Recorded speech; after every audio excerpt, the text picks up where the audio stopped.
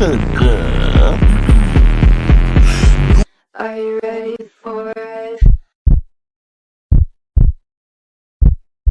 I'm a real tough kid. I can handle my shit. They said fake it, gotta fake it till you make it, and I did.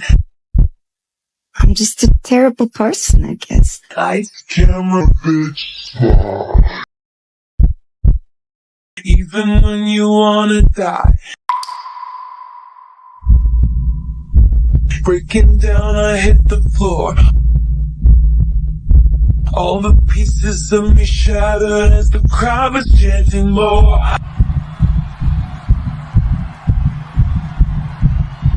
With a broken heart.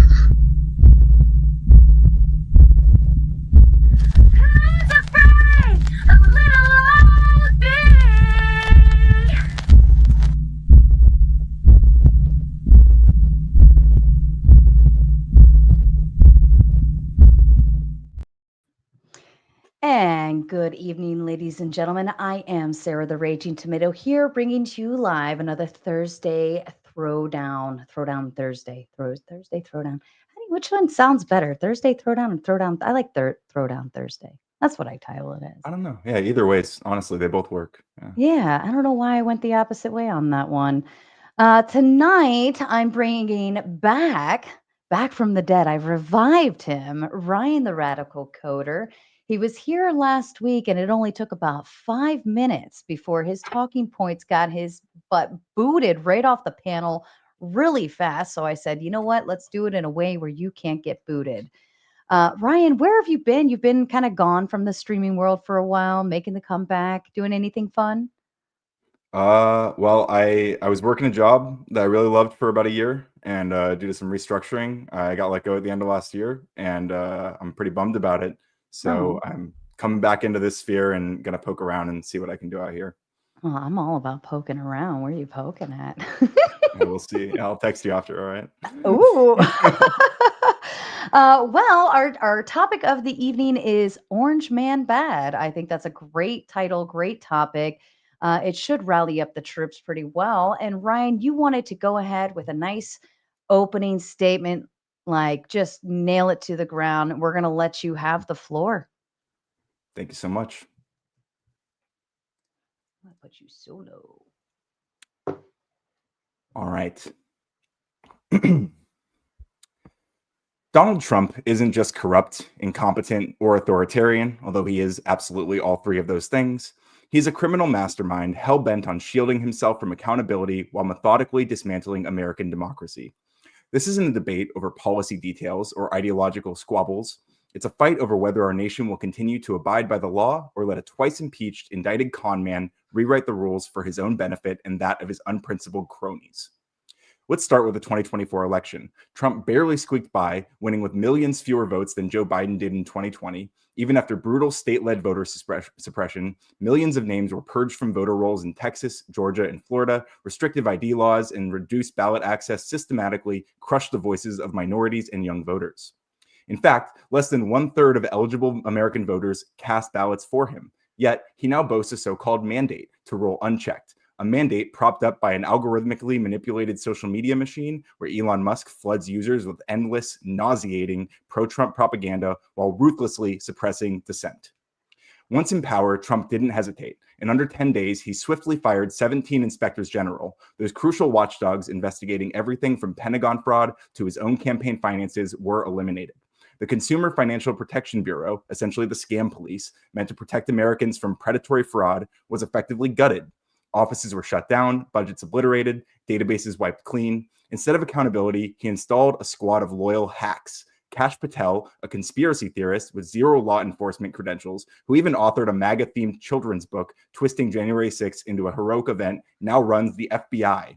Russ Vought, one of the chief architects of his far-right Project 2025, which he pretends doesn't exist, hides behind claims of ignorance while bulldozing civil rights.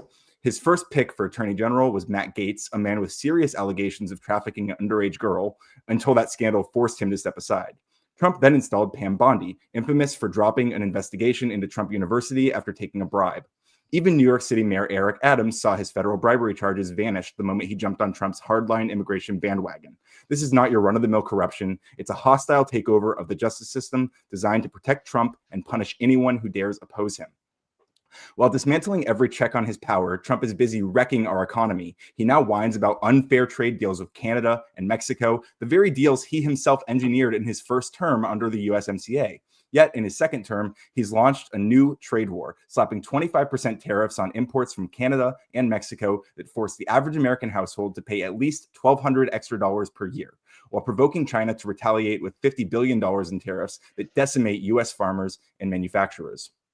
Paired with a GOP budget that only balances by gutting Medicaid and raising the retirement age, effectively slicing Social Security benefits, Trump is extorting the working class to line the pockets of billionaire donors and corporate fat cats, all while lying about saving American jobs.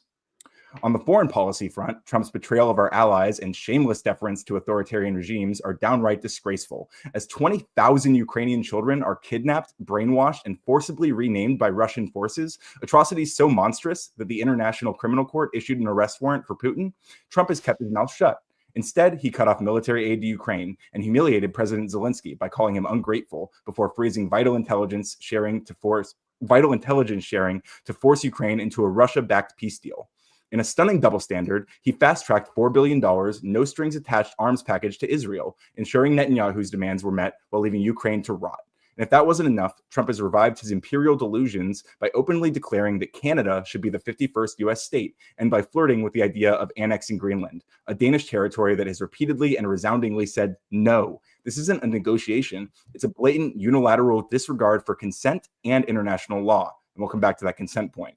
Trump's assault on civil rights cuts to the core of our American values. Under the banner of Project 2025, a radical far-right blueprint that his cronies like Russ Vought are zealously executing, he has systematically rolled back federal protections for LGBTQ Americans. His administration erased recognition of non-binary and transgender identities from official documents, stripped protections for LGBTQ students from the Department of Education, and reinstated policies that allow doctors to deny care to transgender patients. In Texas, his incendiary rhetoric has emboldened lawmakers to attempt to criminalize LGBTQ identities and restrict critical health care for transgender youth. And let's not forget Kash Patel's revisionist children's book that twists January 6th into a tale of heroism, complete with a catchy, disturbing tune meant to indoctrinate the next generation with a warped version of history. The lawlessness doesn't stop there. Trump was found liable last year by a jury for sexually assaulting E. Jean Carroll, proving that grabbing him by the pussy isn't just locker room talk. And a verdict handed him an additional $83 million in defamation damages for his incessant lies. Instead of taking responsibility, he has tried to muzzle the media, threatening to shut down networks that dare expose his crimes. He has repeatedly declared that any judge who rules against him should be impeached, labeling them activist hacks, and pressuring House Republicans to remove officials like Judge Tanya Chutkan, who is enforcing the law against him. Even Chief Justice John Roberts, who once helped grant Trump the immunity he so desperately needed because he's a fucking criminal, has been forced to intervene, though Trump continues to trample on judicial independence with every tweet. Trump's blatant disregard for the Constitution extends to immigration and human rights. On his first day, he signed an order attempting to end birthright citizenship, a brazen violation of the 14th Amendment that guarantees citizenship to everyone born on American soil. Federal judges quickly shut that down as unconstitutional. At the same time, his administration launched the largest deportation campaign in modern U.S. history. In one outrageous case, a 10-year-old U.S. citizen recovering from brain cancer was deported because her family didn't meet his draconian criteria. A chilling example of how his policies trample on basic human decency. Sorry. Wow. Oh, go ahead.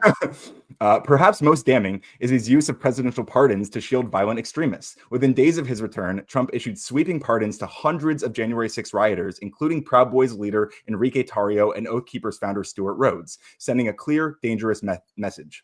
If you commit violence in Trump's name, you'll be rewarded. He also pardoned members of white supremacist groups and militia factions involved in violent acts, all while threatening that any judge or investigator who stands in his way will face swift, punitive action. This isn't political theater. It's an explicit endorsement of political terrorism that emboldens extremists to commit further crimes with impunity. When I say Trump must be stopped, I mean he must be held accountable under the law, through due process, not through vigilante violence or mob justice, which is exactly his playbook, not mine. He must be investigated, indicted, and tried just like any other criminal, facing rigorous, lengthy trials where every single crime he's committed is exposed and punished. He's floated the idea of pardoning himself, purged government watchdogs who dared investigate him, and weaponized his Justice Department to silence his enemies. No one, not even the president, is above the law. This is not about partisanship or political games. It's about defending the very principles of our democracy. We cannot allow a man who disregards consent, rewrites history, and rewards violence to remain unchecked. In short, Trump is monumentally, dangerously bad. And the question isn't whether he is, it's how much worse it will get before he's finally dragged into a court of law and held responsible for every single crime he's committed. Damn. I felt all of that. I meant all of that. Yeah, I could tell. Holy shit. I want to start with the civil rights, the LGBTQ. That one stood out because I know that one is kind of a big deal. I believe Trump came out and said there are only two genders, right? That's kind of a kickoff of it. Yeah. Then we also have the DEI shutdown, like kind of exclusivity going on in that realm, which kind of goes into minorities, both sexist, racist kind of context or something along those lines, I Well, believe. On that note, it's actually DEIA, so it includes accessibility as well. So like wheelchair ramps, for example, would be part of DEIA programs, right? So some of the people who are hit hardest by this stuff are disabled veterans, for example. Obviously, not just veterans who are disabled. All disabled people would be susceptible to this, but disabled veterans would also be affected by those policies being removed. Oh, wow. I didn't know that. Yeah.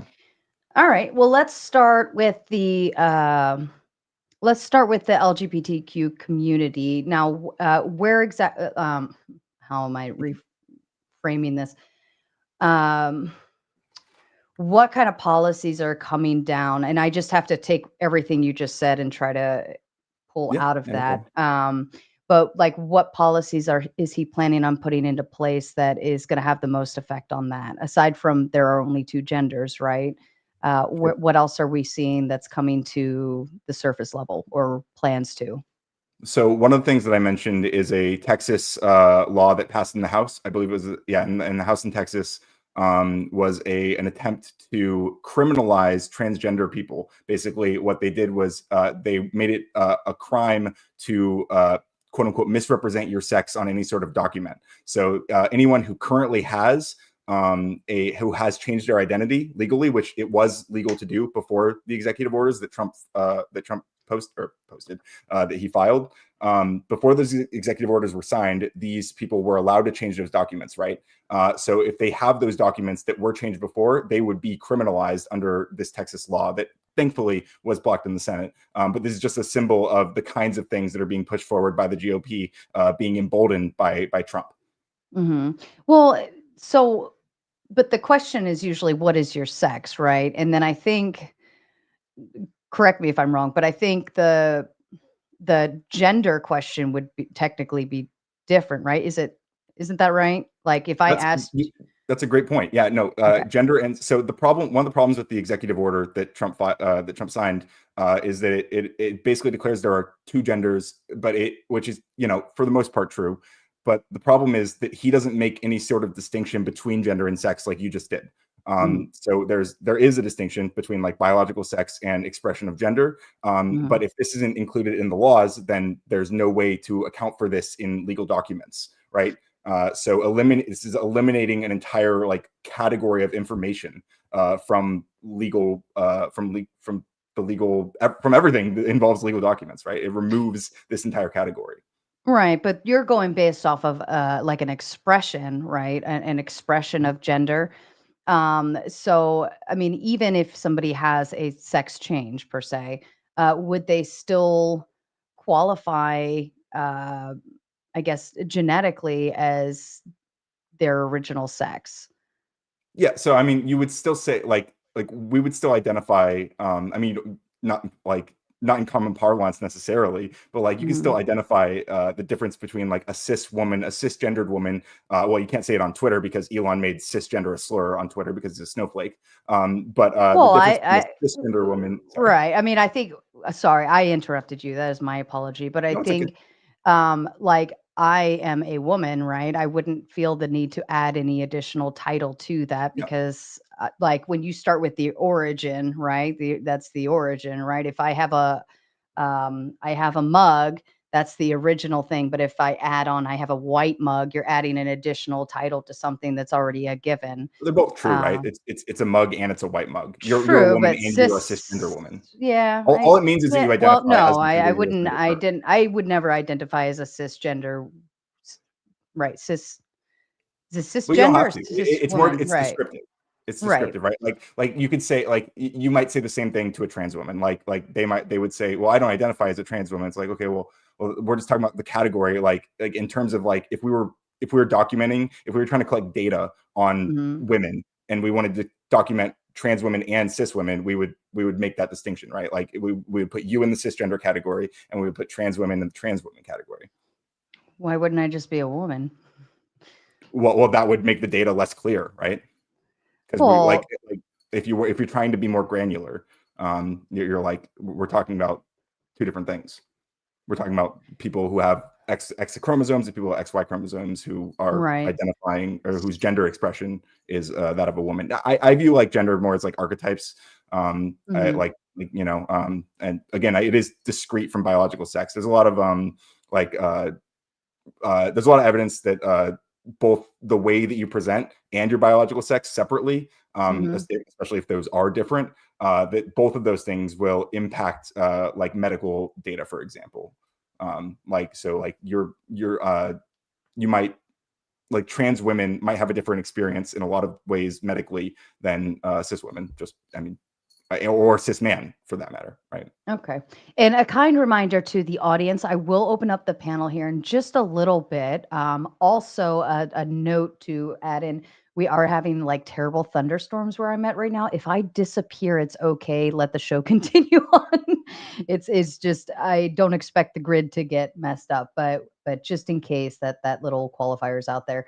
So, all right. So if you're, let's say, uh, let's say I am a woman and I go through trans like operations, right? And I turn into a dude. Like physically, I get something added on and get my breasts removed and all of those things. And you're saying that I would like on paper, I wouldn't if I checked the box as if I was a dude, um, that's now a federal offense, correct? It could have been. Or I it will could say, in, be. at least in that Texas bill was an attempt to that. But the bigger problem with like Trump's executive orders is that it removes that. So you can imagine moving like there have been moves to make there be multiple checkboxes, right? So you Mhm. could say, oh, yes, I'm biologically this, like but my gender expression is this, my sex is this, my gender is this, right? So like those things will now, which is not very efficient. Those things that may have been being put in place are now going to have to change back. Uh, Okay. so it's like it's But kind of if undoing things that but have already you're been still in place. Right? technically like the sex you were born, right? I mean, genetically you are. Physically, you may express Yeah. differently. I could understand that, but I think Well, like that's what I'm saying. Like the I think difference if I is was between sex filling and out gender. like a government document, like my driver's license, I am genetically a woman, and like I need to fill that out on the license. Like I would probably need to put that, right? If there was no other option between male and female. Yeah, but the thing is, before Trump's executive order, you were allowed to change that. Like you were allowed to change it on your driver's license.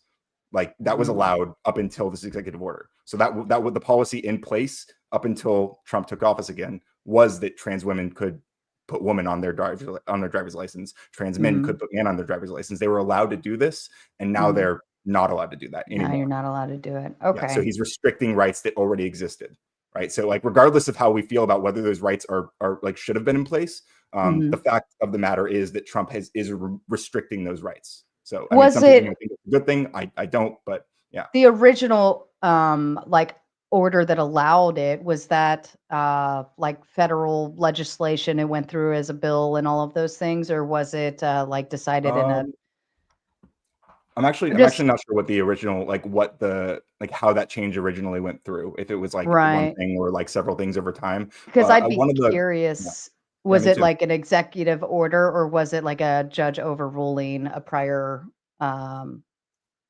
curious. order?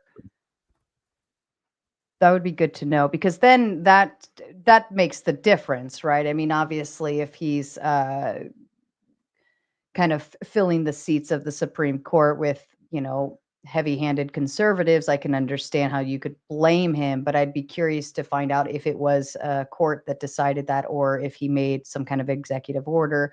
Because even at that, it still would require kind of like a due process in the Well, you legislative would think. process. But one of the problems with Donald Trump is that he doesn't seem to have any regard for that process, right? He does like Mhm. his executive orders are not like for example, the birthright citizenship thing. Like that's blatantly in violation of the 14th Amendment. But Trump is intentionally doing stuff like that because Mhm. he like the whole point of a lot of these orders is like flooding the zone, like putting so many things in front that like they have to all be challenged, and the idea would be that some of them are just going to naturally get by. But like that one in specific, it's clearly outlined in the Constitution. If you're born on Mhm. U.S. soil, you're a U.S. citizen, and Trump with an executive order can't change that. You have to have a constitutional amendment, which is a much more complicated process, right?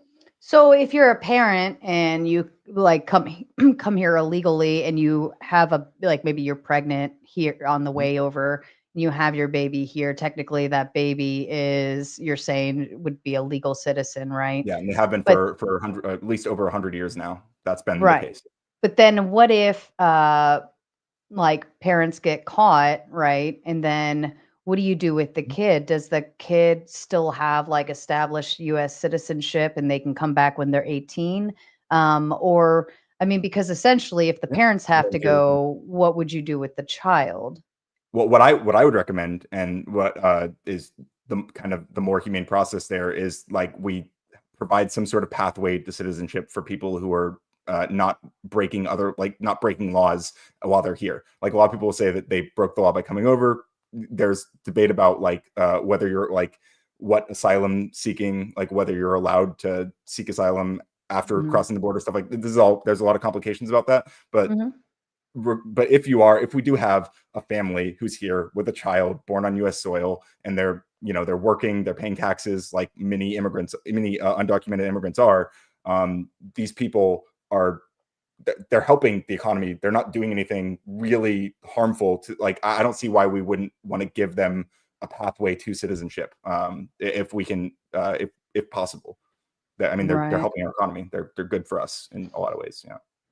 Yeah, I mean, I can understand that side of it. I don't think it's like the worst thing in the world, right? Especially, if they are paying taxes. But then if you like break it down, how they're paying taxes is still kind of fraudulent, right? Are they getting a social security number that was fraudulently created, right? Or identity theft of some to some degree. I mean, like I'm sure you could come up with a bucket list of like illegal things to do. And yeah, you're paying taxes, but then um, you're somehow Well, it's well, the weird to thing is, say you're paying taxes, but well, then you're right. like you're doing it illegally as well. And I would imagine that the only reason I'm not saying it is or isn't, but I'd imagine the only way you would be paying taxes is in order to have proof, in order to get a driver's license, in order to, obtain rent, because you got to have a paycheck in order to prove your income, or, buy a house, or, go about other ways, which then even more so now you're getting into more and more and more kind of identity fraud. Maybe Well, not theft, but fraud. to focus on the fraud part, Mhm. you're right that there is identity fraud taking place, but in a lot of these cases, it's not the individuals who are working, those undocumented immigrants who are committing that fraud. It's companies that are paying them under the table who are Mhm. using these processes to do that illegally, right? And so they're the ones who are actually committing fraud to pay people less. So if those people had a pathway to citizenship, then and they were able to get legal documentation without being like fear of being deported without due process, as we're seeing right now, um, Mhm. then we would be able to make sure that those companies are filing these things correctly, paying them a fair wage, and we'd make sure that they're paying the taxes as well. But in general, if these companies are giving them like stolen social security numbers or whatever, they are generally, I mean, those paychecks are still like income tax is still coming out of those paychecks, right? Wouldn't that be victimizing them then, though? What do you mean? Like now you're and I'm just working around the words, right? Now we're saying that it's the company's fault because they kind of allow this type of access by, working through the red tape in certain ways. Like then that would make them the victim of something that they're doing. And I think you mentioned the asylum thing, but not all categories run under, the asylum seeking. Like you have to be coming from somewhere that actually has an issue going on, and kind of hardship in the way, not just I just don't like my country anymore. And Chris Thompson with the big five says you can't change gender or sex no matter what you cut off Skittles. Fair. Yeah, I mean, I don't agree. You can change your gender. That's why we have the category of transgender. There's I mean, there's over 100 years of literature on this. You definitely can. There is a distinction between gender and sex. We make that distinction for a reason. And yeah, I mean, so yeah, you can change those things. And in fact, again, before Trump's executive order, you could also legally change these things. But now he's restricting the freedom to do that. And again, Chris might think that's a good thing. But all I'm saying is that Trump is restricting freedom with this order, regardless of how you feel about it. If you think that's a good thing, that's different, I mean, again, I could understand on like medical forms or things where that would need to be known. It's very important. But I think if you're doing government documents, um, when we start allowing like a little change here and a little change there, I think we kind of go down the rabbit hole or Pandora's box of some sort where next thing you know, we're going to be able to just mark any and everything. And then there's not going to be any definitive answers anymore. Right. Well, And that's instead kind of of, we can come back to, I mean, that might be worth talking about at some point, but we could at least focus for now on just like most trans people are just going to be men, like, or women, right? Identity wise. So for those people, it's not that complicated, right? There's no Pandora's box. It's just a simple, they're checking a different box, and of course their doctors are aware. Like no trans person is lying to their doctor about their biological sex, or they don't want to. Obviously, if that Texas bill had passed, then that would add all sorts of complications. Maybe someone would be nervous. Maybe someone would be scared to tell their doctor. And also there are other protections that have been removed from other executive orders where now doctors can actually refuse treatment, not just refuse treatment for gender dysphoria, but refuse treatment on the basis of someone being trans because they don't want to treat them, which is really? a whole other problem. Yeah. Absolutely. Yeah. Treat them like like if you were a transgender and you walked into an ER, because you got discrimination, just plain and simple discrimination. Like really? In the same way they would discriminate against someone for being black previously. Like these are civil kind rights of that are being order eroded. went through that did that though? I don't know if you could, find the because I exact mean one. that comes from like the whole HIPAA. What's the whole thing for like doctors like to like you can't turn away. I mean, you couldn't even turn away somebody that's illegal, doesn't have insurance, doesn't even have a driver's license or something. So I'd imagine that would actually be illegal too, to turn away healthcare. Like, and I'm talking regular healthcare, whether it's physician, therapy, emergency room, you're pregnant, things like that. I would imagine that would be illegal to discriminate because that's the whole healthcare policy is to not. And while you're looking, Chris Thompson in with the big two says, we the people voted for this. That's a fair point. That's a fair point. And since you're still looking, Mayo Monkey comes in with the big 10, says, show me one more mental issue where delusion is encouraged and affirming the delusion is treatment. It's going to be a rough night. Well, let me actually engage with that one real quick. So Sure. this is a very common talking point about like transgender issues. But if you actually like understand what's going on like with gender dysphoria, it seems like the problem is not any sort of delusion. It seems like that the problem comes from a full understanding that their body is one way, that they're presenting one way, the people around them identify them one way, and that's the thing that causes them distress because they're like, but that's not who I am. Like in my heart of hearts, like I don't see myself that way. I want to grow my hair out and talk like this or whatever. Like they're not saying, hey, I'm literally in a, like, you know, people say in the wrong body kind of casually, but they're not like literally saying like, oh, I'm actually physically in a different body. Like they understand what body they're in, and that's the thing that's causing them the distress, right? So this isn't encouraging delusion. There's like, even gender affirmation is not about encouraging delusion. No one's telling trans people you should pretend that you don't have a certain biology, right? That's not what's happening. Yeah, I mean, I can kind of see it. I mean, uh like the same as like a woman who's anorexic, right? And clearly she's as skinny as, you know, just skin and bones, and everyone's saying like, no girl, like you're so tiny, you're so tiny, stop it. And then somewhere in their head they don't believe it. Now my question to you is, what if she was anorexic, would you want to affirm that and allow her to continue?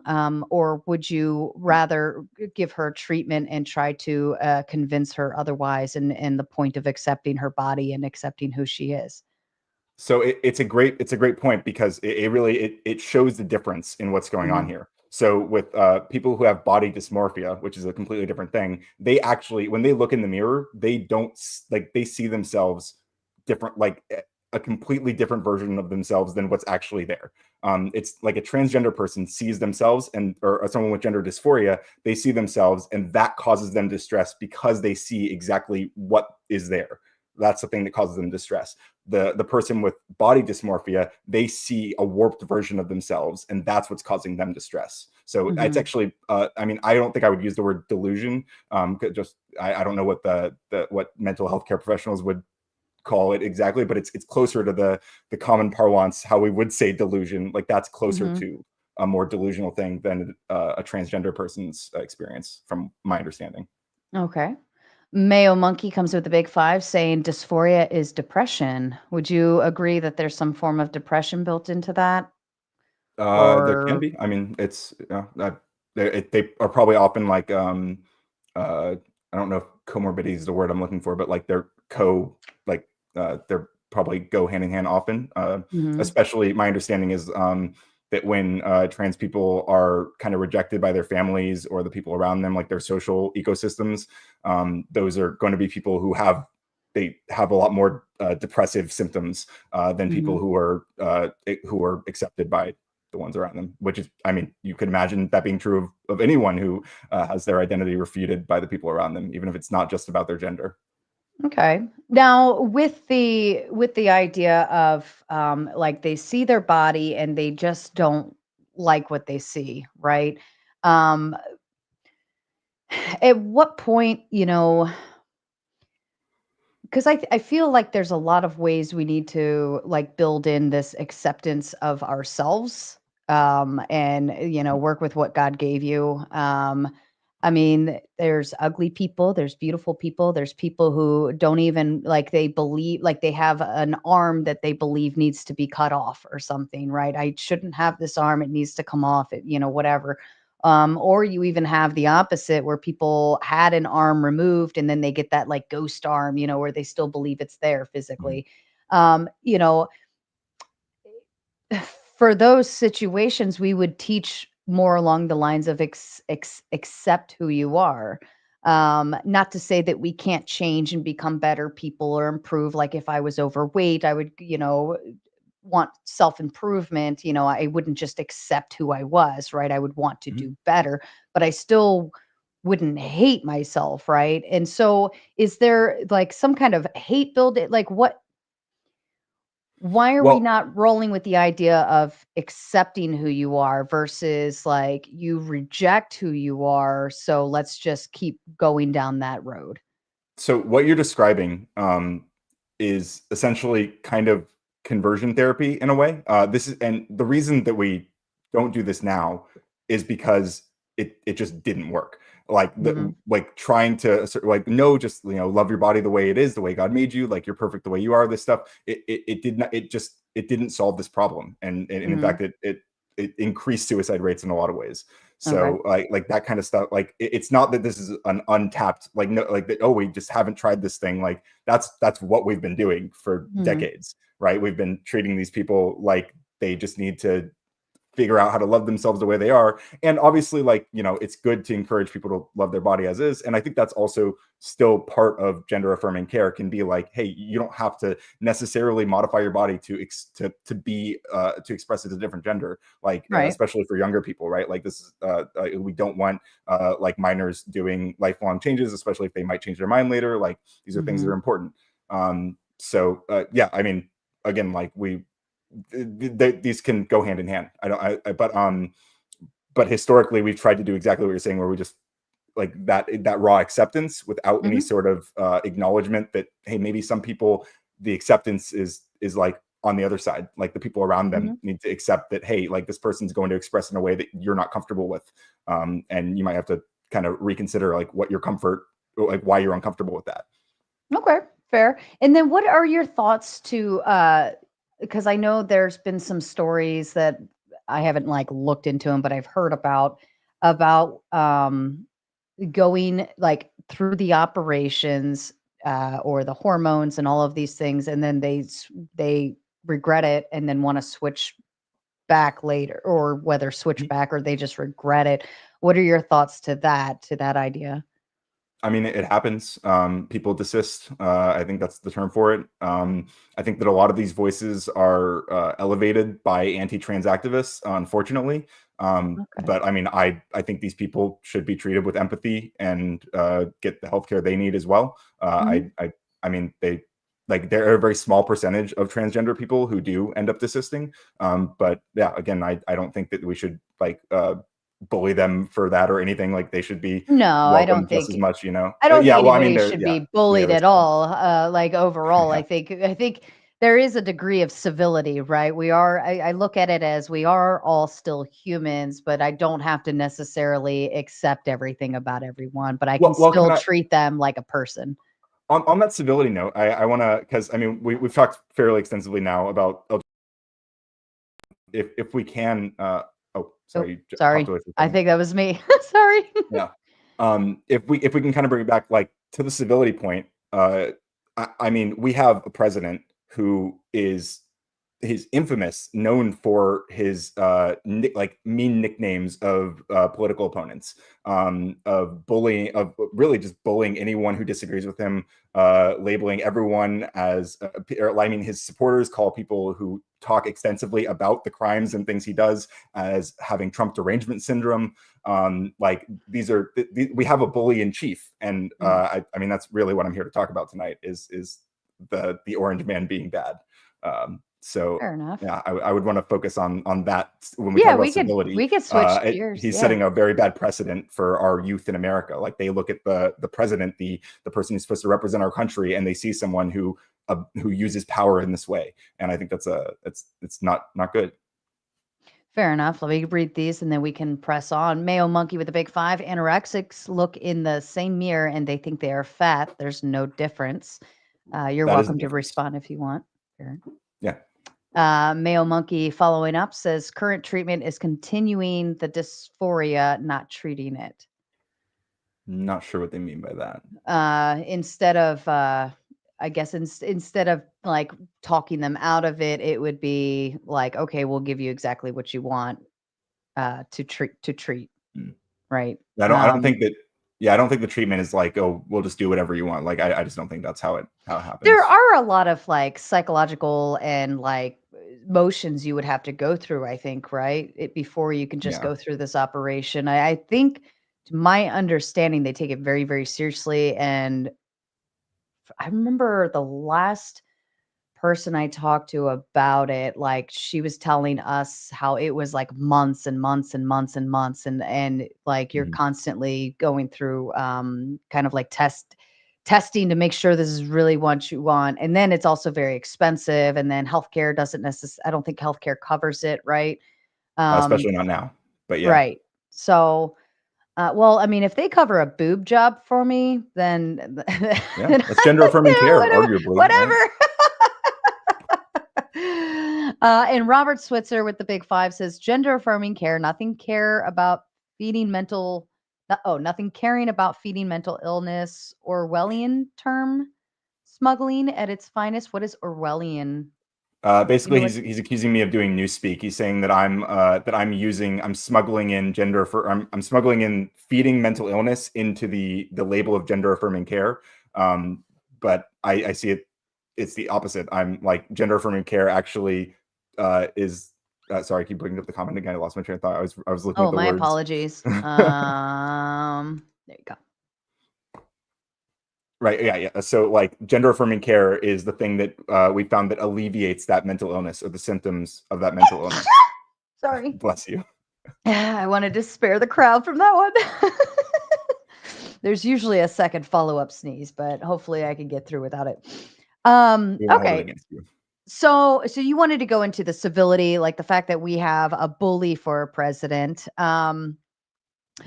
Dive into that. You were talking about kind of the way he kind of bullies himself around. Mhm. Trump deranged. What is it? Trump deranged.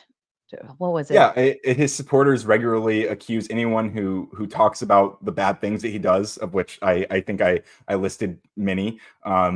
If people talk about these things, even as he's doing them, like day by day, he's doing more and more of these things. I think hours before this debate panel, he's trying to use executive power to eliminate the Department of Education, which is something that is supposed to be done through congressional through the legislature.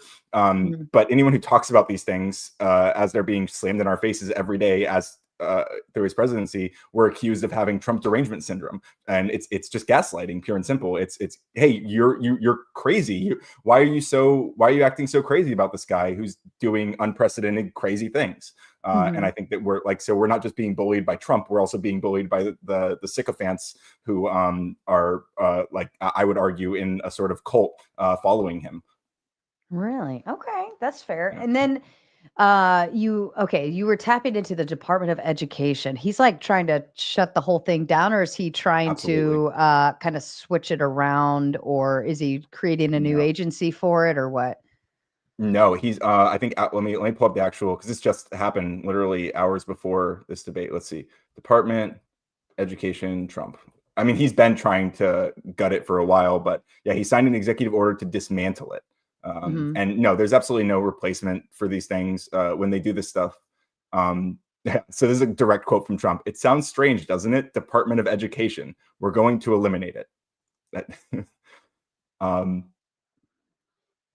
before signing the order, Trump turns to the children and asks, "Should I do this?" I wish we could tell him, no, don't do that. There's a lot of good things the Department of Education does, and even if you don't think the Department of Education does good things, it's not within the power of an executive order to eliminate those departments. It's just not how our country works. Well, if we eliminated the like at a federal level, I'm assuming it would fall back down to the states, right? Well, the To states run. would be able to have their own departments of education, I suppose. Yeah. I mean, so what would be some advantages of the before you actually hold on? If anybody's a member, I went ahead and dropped the link on a community post that is only for members only. You can have early access to that, and if not, in a few minutes, I will drop it to the public. Okay, so Department of Education. What would be the downfall of getting rid of the Department of Education? Like, where would we lack? So one of the things it does is federal student aid and college access. It manages Pell Grants. I just plugged this in, so I'm looking at like direct things right now. But Pell Grants, student loans, oversees FAFSA, student enforces regulations to prevent student loan fraud and predatory lending by for-profit colleges, protects student rights like enforcing Title IX, ensuring gender equality. Implements IDEA, so Individuals with Disabilities Education Act, which guarantees special education services for students with disabilities, enforces civil rights to ensure that all students, regardless of race, ethnicity, or disability, have equal access to education, K through 12 support. So, I mean, we could keep going through these, but I guess what I would ask is, for anyone who supports getting rid of it, like, do you have a replacement? It doesn't seem like Trump has a replacement for it, and it seems like a lot of these things. Okay. Yeah. Awesome. Cool. Hey, Grid. Hey, how are you? Good. How are you? I'm just fucking with my lights. I'm sorry. I got a thing here in a minute, but yeah. So first of all, the history of the Department of Education is fucking nuts. It was, you know who established the Department of Education by any chance? I believe there was an initial version of it where it wasn't actually like a department. It was there's an earlier version of it that was established like 200 years ago, and then there's the more recent Well, it wasn't one 200 years ago, like, but, what, 150 years ago, something like that. I'm sorry. Yeah. But there was one in like the 80s that the robber barons. Okay, yeah, sure. Robber barons, yeah. Who's that? Okay. Yeah, like the guys who are in Katie office right now. Rockefeller, Carnegie, Vanderbilt, J.P. Morgan. They needed to. And actually, there's a whole cool thing about how the modern school system is so fucked up that that what they wanted was they needed better factory workers. But the problem is people have very comfortable lives on farms and in rural areas. So what they did is they established a public school system. They spent about $180,000 in like 1920s dollars. And Rockefeller was just a really ridiculous guy. And he did this, and he searched the world looking for the perfect model. Do you know what model our school system is based on, sir? Pray tell. It's really interesting that you stand for something like you know Russian? nothing about. Prussian. PR. Well, I know you say I know nothing about it, but Yeah. I just listed a few things that the Department of Education does very clearly. But they don't do it. But you don't understand the history, and without understanding the history and origin of a thing, it's you're championing something you don't actually understand why it exists. And the reason it exists is to indoctrinate humans and turn them into factory workers, and it does it very well. How does it do that currently? What are the How do ways they do that that the Department currently? of Education currently does that? You show up at 8 o'clock, correct? What time do you go to work? 8 o'clock. So you don't think that you have a bell to tell you when to not every move school, from class 8 to o'clock, it's class, different just like you do in a factory job or most jobs. You eat lunch at a very specific time. You do everything at a very specific time. The previous schools, the previous school system used a more Socratic method, which challenged young minds. And actually, most people didn't go to school because they didn't need to go to school. And we see the results of that today in that people come out of the public school system not even reading at a third grade level because they've never had to actually do anything but follow directions, and barely at that. And they go to college where they rack up hundreds of thousands of dollars in student loans and don't pay them back. I literally was on a panel the other day with a guy who literally said he pays $100 a month on $100,000 of student debt, and he has absolutely no intention of ever actually paying the debt off. Well, people with degrees tend to make more money, so they're in a better position to pay that. I will say I do think that is problematic. Like I used my military to help pay for my university. I actually, when I went to community college, and I like that about you, Sarah. I paid my way through community college. Then when I switched over, transferred to 4-year, that's when I tapped into the GI benefits, and that took me all the way to the master's. But like, to me, I think if you're going to go to college and take a loan out, like why not just take as many classes as you can afford, right? So when I started at community college, I could only take 2 or 3 classes because that's all I could afford. Right. You know, you can. I paid for my own school. I paid for my own college. It was the worst investment I've ever made. Well, I'm so glad I got my degree. I love it. I mean, I consider it a bachelor's degree in facts and logic. I got a computer science degree. It helped me land an odd job right out of college, or before I even graduated college. I was able to work at Lockheed Martin right out the gate for like 3 years. I feel like I've been able to. Did you go massively into debt to go to school? No, I was very lucky. I didn't have to. Okay. Through scholarships and family and various things, I was blessed. Okay, good for you. Most people don't. Most people lucky for me, right? Not good for me. I didn't. It's not like I'm going to say I was very lucky to be born in that situation. I don't. Luck has jack shit to do with it. Luck has everything to do with it. For me, at least, I didn't like. I mean, from the man with a clover on his hat, I'm telling you, luck is vastly overrated. At any rate, so the public school system should be returned to the states, if at all. The federal government has absolutely no business doing any of it. And you can't point to where in the Constitution of the United States where it says that you're owed an education. You can't do that. Oh, wait.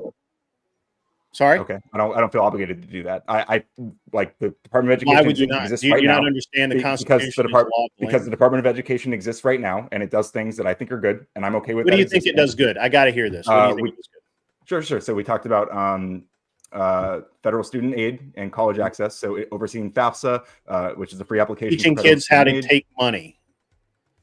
Well, how is that good? For college. How does that? How is that they can pay for college to get degrees where they can make more money and pay those bills. Learning. FAFSA is only like small grants, right? They won't pay for all of it. They might give you some book stipends and maybe cover like a class or two here or there. But it also manages. How's that a positive and work study programs? I'm not saying it's positive. I'm just saying I'm not a little. Look. People can't do math. They can't write. They can't write. They can't. A little bit. They can't do. Literally cannot fucking read, bro. I mean, there is a problem with do you know what? And the problem exists because of the public education system. That literally we spend. You know how much money we spend on the education system, Department of Education. I know I'm in a hurry. I'm sorry. I'm not giving a lot. $800 billion, sir. $800 billion. Okay. I mean, we're investing in our future. We're investing in 11 years. Hold on. For the past 11 years, they've not been able to account for anywhere between $8 and $12 billion a year. They just literally don't know what happened to it. I mean, I'd have to see that specific thing, but I mean, I'm sure that there are various offsets of things. They haven't had a balanced budget in the past 10 years, at least 10, maybe 12 years. Okay. It's an organization that needs to go, sir. Well, okay. You haven't really made a case for it to disappear. You've just said that it spends a lot of money. It can't balance its budget. It's not doing its job of education. According to you, the Department of Education and the average person graduating high school, sir, can't read at a third grade level, sir. Well, I will say, I will add into, we do offer a free college plan for everyone. You just have to dedicate 4 years of service to the military and they'll pay for it. That's why I never understood that as an argument, for your mic. I don't know if you're talking close enough to your mic or not. Can you hear me? I can hear you, but you sound like you're underwater. Where's your mic at? Oh, wait, you're coming in better. Is that better? Okay, sorry. I think it might be a lag thing. Could be. Can you hear me? Can you hear me clean now? Yeah, we got you. Yeah. Okay. So what I wanted to say to Buddy up in top screen right there. Sorry, I don't know your name. It's all good. One of the benefits of defunding public schooling would be all these student debts cannot be forcefully reclaimed. That people don't have to live with a hammer over their head, even though they made a mistake because they were told that it was a wise investment. They won't no longer have $30,000 of debt hanging over their head. Like everyone with their graduate degree, they're in debt, severely in debt, and sticking to something that they don't even believe in anymore. So maybe like it would probably be good if there were ways to relieve some of that student loan debt, right? No, not at all, because then that would just be forgiveness, but not the stopping of the process of accumulating debt. It has nothing to do with student loans. The Department of Education is K through 12, sir. K through 12. It also involves student loans. I think they do run FAFSA and they run these minor organizations, but I'm talking about people can't read, and you're talking about fucking college. Well, let's why talk do about they that. deserve to go to college if they can't fucking read? You're assuming that I'm not assuming. I'm using data, sir. No, I'm sorry. Listen, let me finish the sentence. You're assuming that if we get rid of the Department of Education, hang on, please. Hold on. If we remove the Department of Education, that it's going to help these literacy rates. I think the opposite will happen. I think we're going to see those literacy rates go down. We have much higher literacy rates when there was no Department of Education, sir. We had higher literacy rates in like the 70s and 80s before we do now. Yeah, absolutely, 100%. 100%. I can write calligraphy, and people going into college can't read calligraphy now. And they knew how to balance a fucking budget. No. You lose this argument because you're all about feelings. You don't care about results. And Well, you're I'm talking literally about looking it college. up. Sir, you're talking about college like people deserve to go to college, and they fucking don't. Nobody deserves shit. You earn your way through life. Period. College doesn't allow you the motivation to create a company. Currently, and I couldn't hear you. I'm sorry. He was go speaking. Go ahead, God, Guns, and Glory. Yeah. We didn't hear you, guys. Can I say something? I couldn't hear you, Ryan. I'm sorry. What'd you say? I want to let God's Go ahead, God, Guns, God. and Glory go. He's been. So education doesn't generally allow you the ability to create a company. Almost every uneducated, undegreed person are the people creating jobs for every single Western country. Show me a guy who has 10 degrees that is supplying 100 jobs to the economy. Well-paying jobs. Well, hold on. Do you think that go ahead. Real quick, do you think that someone who is a successful businessman is more or less likely to send their children to college? I'm saying by the standards of debt-based education. I am. Under debt-based education, the more debt-based education you have, the less likely you are to create a company that can actually supply jobs to the everyman. Well-paying jobs at that. So first of all, I do own companies. Okay. Do you send your children to college? I send my children to a private school. If he wants to go to college, he will go to college. His dream right now is to go to West Point. I can do nothing to help him get there. He has to do that on his own merit, which is the way it should fucking work for everyone, sir. What if that merit involves getting scholarships from federal students? No, there's no scholarships. Military college, like you have to get there on your merit alone. Yeah, and then you're signing a 6-year, I think it's 6-year contract if you go military. I believe it's 5 or 6. Yeah. And you know the reason that he does so let me this is how based my kid is. My kid, before we talked about West Point, he literally he kept talking about going into military. My wife's like, why is he talking about going into the military? Is this you? And I'm like, no, I'm telling him not to go in the military. And so we were talking one day and I'm like, why is it that you want to go in the military so bad? And he's like, well, because I'll get the GI Bill and then you and mom don't have to pay for my college. I don't want to be a burden to you. Mm-hmm. That is a proper attitude. That's a young man that's going to succeed at West Point because he doesn't want anything given to him. And that's a problem with our society. Everything that you said in your opening is gimme, gimme, gimme, gimme, gimme. So. There's zero accountability, zero earning shit. It's all about what you think you deserve. It's all about what you think people should give you. And the problem is that the American taxpayer is a person giving that, and the American taxpayer is fucking tired of it. And with that, I'm sorry. I'll listen to your rebuttal, and then I've got to go. I've got to get ready for my own show. I'm sorry. I wasn't even going to do this, but I couldn't help myself. Go ahead. I just don't agree with your characterization of my opening as being all about entitlements. It literally was nothing but a 10-minute railing of entitlement. You can ask the entire chat. I think it was a railing of Donald Trump and his actions specifically, and the things that he's done, the power grabs, the way that he restricts rights that exist currently. The way look, businessman that'll fire your news from NBC. I understand it. It's okay. I'm telling you that literally everybody. All I heard was Donald Trump is wanting to make people earn their way, and I don't fucking like it. I don't think Kash Patel earned his way to be the FBI director. He has absolutely no experience in criminal justice because he's a conspiracy theorist with no law enforcement credentials. We're all conspiracy theorists. Can I point out something quickly? Yeah, maybe you are, but Kash Patel has no law enforcement experience. I used to be the director of the FBI. Conspiracy theory, but I was literally talking. I was in a chat the other night, and I'm like, "You guys are all a bunch of fucking conspiracy theories." And he's like, "It's only a conspiracy until it's revealed as the truth." And I'm like, well, I can't fucking argue against that. Well, you can't argue against that. I'm sorry. I have to go. I got to go get cleaned up and everything. Hey, Grid One, sorry for over talking you there a few times, buddy. Much respect. I hope you have a great show. I don't take anything. I'm sorry. Yeah, don't take anything personally, Ryan. It's just the whole entitlement thing's got to go, man.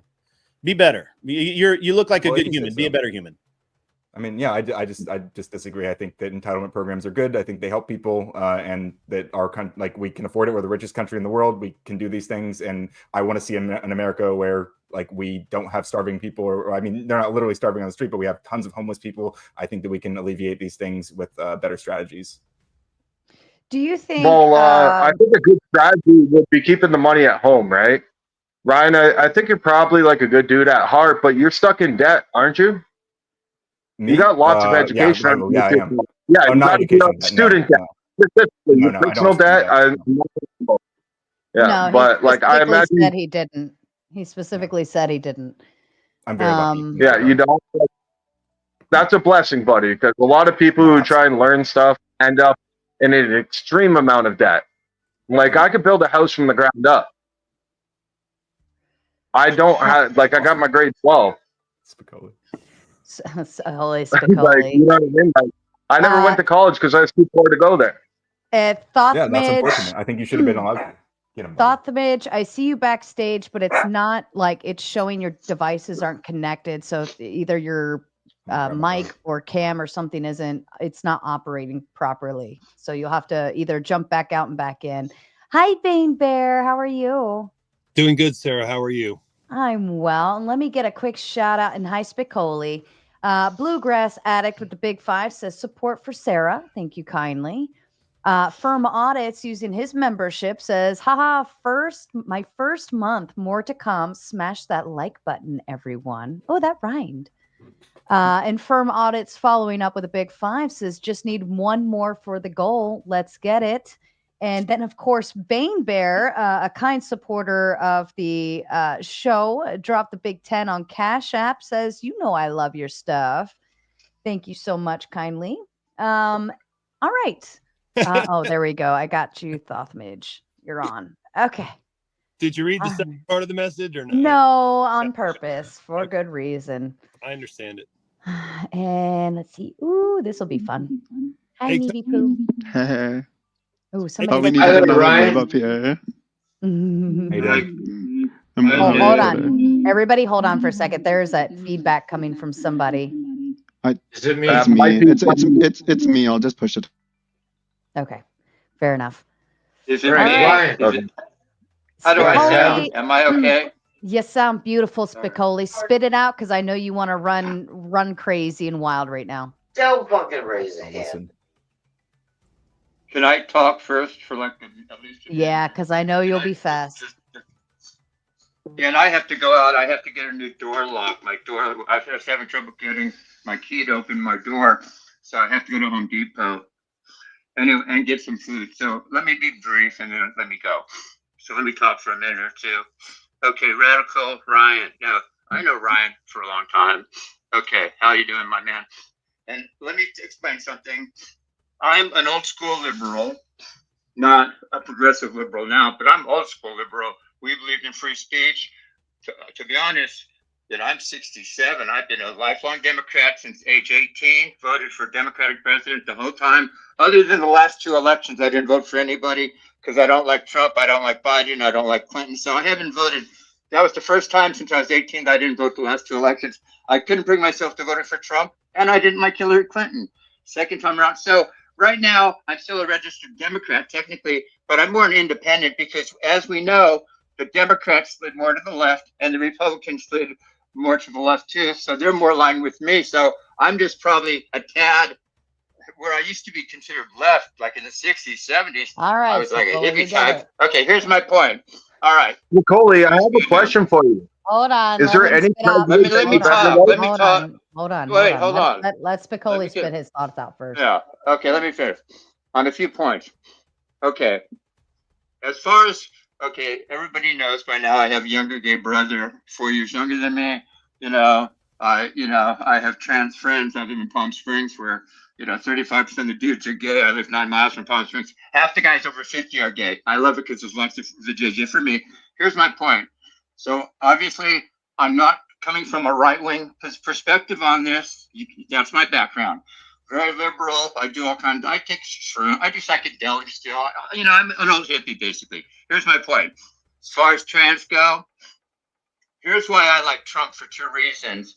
And I didn't vote. I'm in California, so my vote didn't matter anyway. It was going to go to Biden no matter what. But if I was in a border state, I would have voted for Trump for two reasons.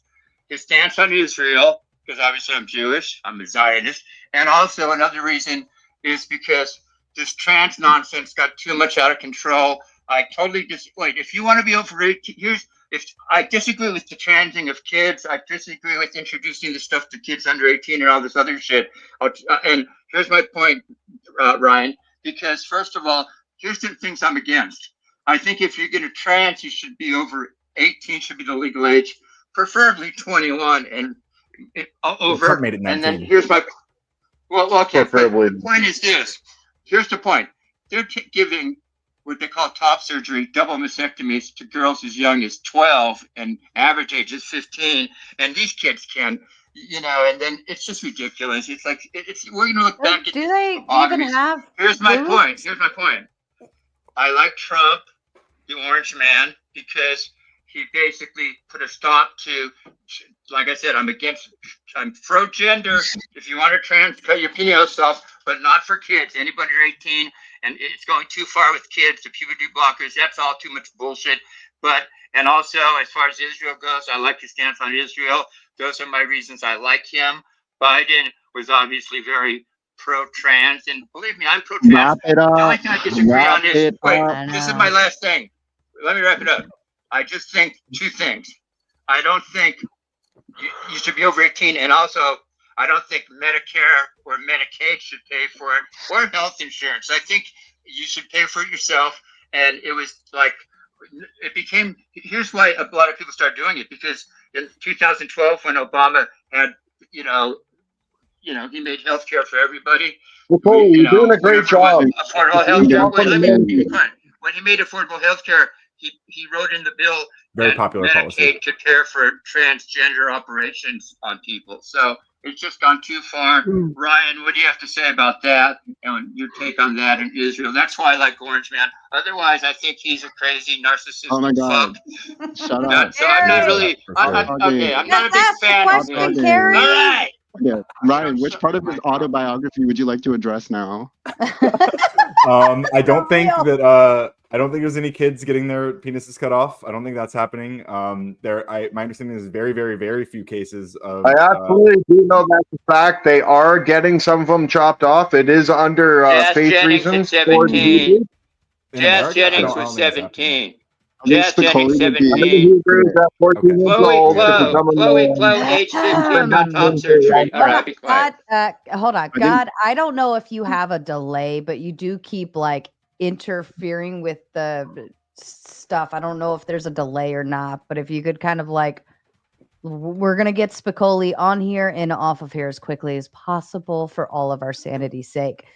All right. Ryan, did you want to discuss back with Spicoli? I think I'll let him have his piece. I mean, I don't know what to say. I think I can address a piece of it. I think that Spicoli would be relieved to know that the guidelines that are set out for a lot of the quote unquote gender affirming care also concur with his conclusion that it should be done at age 18. The WPATH standard for care has quite a few requirements for what they mean being what they would regard as consent. One of those is screening for comorbidities, and another one is having your age be a particular age. Now, we can talk about puberty blockers, and I'm also under the impression that mastectomies could be a unique circumstance. But also, I would add that mastectomies are already provided for females at all ages, because there are circumstances and situation where bust and breast development actually leads to significant back pain. So those reductions can actually happen at almost past a point in development. Those can actually happen at all different times. So what you're doing actually in that instance, I mean, I'm not maybe there's a likelihood that this loophole is being exploited, in which case I would say they should look at it. But for the reality of the situation is that there's more than just trans health that exists for. So. Oh, you're talking about like when women like naturally have double D's and stuff, and they're getting the like breast reduction. Are you talking about that? Yeah, so I knew somebody in early high school who had a similar circumstance, right? And I know it's not a full mastectomy, but again, it would be under a similar classification. And I remember this distinctly because, being at that age, being dumb and naive, like you always hear a lot of people saying, well, why would you want to like reduce that area of your body? Like, is there not some perceived social benefit? And just seeing like all, not so much like the disdain, but actually seeing like the physical impact on her body, and like she was constantly in pain. She moved around like an 80-year-old woman, and she wasn't even, what I'm saying, like she wasn't even an adult yet. So Right.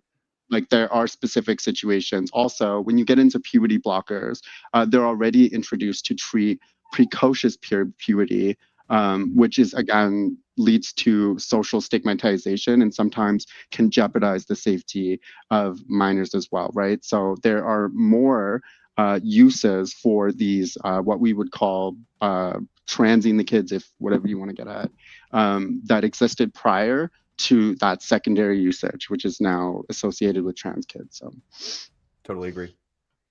Spicoli, what say you? Spicoli. I was Mike. Can you hear me? Now we hear can. me? All right. This is my last thing, then I'm leaving. No, Nev and I are in agreement. I like Nev. Nev, you're looking good. We've always been in agreement, Nev and I. But I think, Nev, I'm not sure. I thought you lived in South America or Central America versus the States. Out here, where I live in California, are you live in America? But out here in California, you live in Canada. Let me put a point. Dude, I'll just close out by this the next minute. Okay, Chloe Clow. She's from the Central Valley in Sacramento, this what we call the San Joaquin Valley, Bakersfield, Fresno area. She was 15 when she started wearing a binder at age 12. She was 15 when she got top surgery, which is really a double mastectomy. And then at like 18, she like took some kind of class and realized she started regretting the top surgery because she was starting to want to. Uh-oh. Spicoli, are you still with us? Spicoli! Oh, darn, did we lose him? Oh man, I will address the point that he was meandering around. I would agree in doing something that would improve. So a lot of trans people are really against the idea of gatekeeping, and what I mean by gatekeeping is I mean that sometimes having arbitrary standards and distinctions in a medical context that prevent people from getting what we would call gender affirming care, right? But I'm not necessarily opposed to the elements of the gatekeeping, and I actually think that there are additional steps and precaution things that can be taken and implemented, like screening more for comorbidities. For example, having like borderline personality disorder or having autism spectrum disorder, like those are both characterized by a shifting sense of self and self-identity. So like if you look at autism spectrum disorder, for example, somebody on the spectrum could conflate the idea of being like non-binary and trans with an internal feeling of like, I cannot actually attribute what it means to be a man or be a woman, but that they're not being able to say that I know what it likes to be feel a man, like feel like a man or whatever. In their head, they can be conflating that with gender identity, which to each their own. But I think that increasing screening for comorbidities like ASD and other things, I think is actually not a bad idea. And I think I know a lot of trans people would support that as well. That actually makes a lot of sense that, kind of like isolate, like kind of in almost like in testing, you want to isolate down and process of elimination for, could it be other things? That would actually make a lot of sense to do that first, Yeah, you want to make sure that the people who are getting the care are the people who need it the most and who are least likely to desist later, right? Like that's, I guess like one of the problems that we run into now is the movement kind of like steamroll against these things makes all of that data so much harder to collect, so much harder to understand, because we're removing a lot of the terms that we use to understand this data. So this is why we go back to that executive order that making just male and female, there's nothing else, just like this is, we're making a 2D version of 4D data, and we're removing like variables that we need to look at to understand these things, to be able to approach them rationally. So yeah. They're also nebulous, and I think very much dictated by detransitioners that are, first of all, worthy of sympathy, love, and care and attention by everyone. They fall into this weird limbo where, by nature of having been trans, they're kind of ostracized, by the right, even if they're not they're being weaponized against the left. But they're also, I think, standing in opposition to like a lot of left-leaning ideologies, and I think that's something they could improve on. So they're worthy of sympathy, but I would also add that using the a small example of what detransition actually even means, like it's actually quite more nebulous than a lot of people think. So there are some characterizations and tracking that would actually classify somebody as detransitioning if they stop picking up their transgender like medication. And so there being restrictions on healthcare in, say, like the state of Texas, where these medications cannot even be given to trans adults. Overnight, you would have like thousands and thousands of people, quote unquote, detransitioning on paper because they can't actually access that care. So just being, like we can look at like medical malpractice. That's why I think I'm so open to looking at gatekeeping, but I absolutely wouldn't be against, I absolutely would be against like full blown restrictions, because I think that you're obviously restricting the rights and freedoms of, you would hope to like consenting adults. Action's not a right. Just a quick test.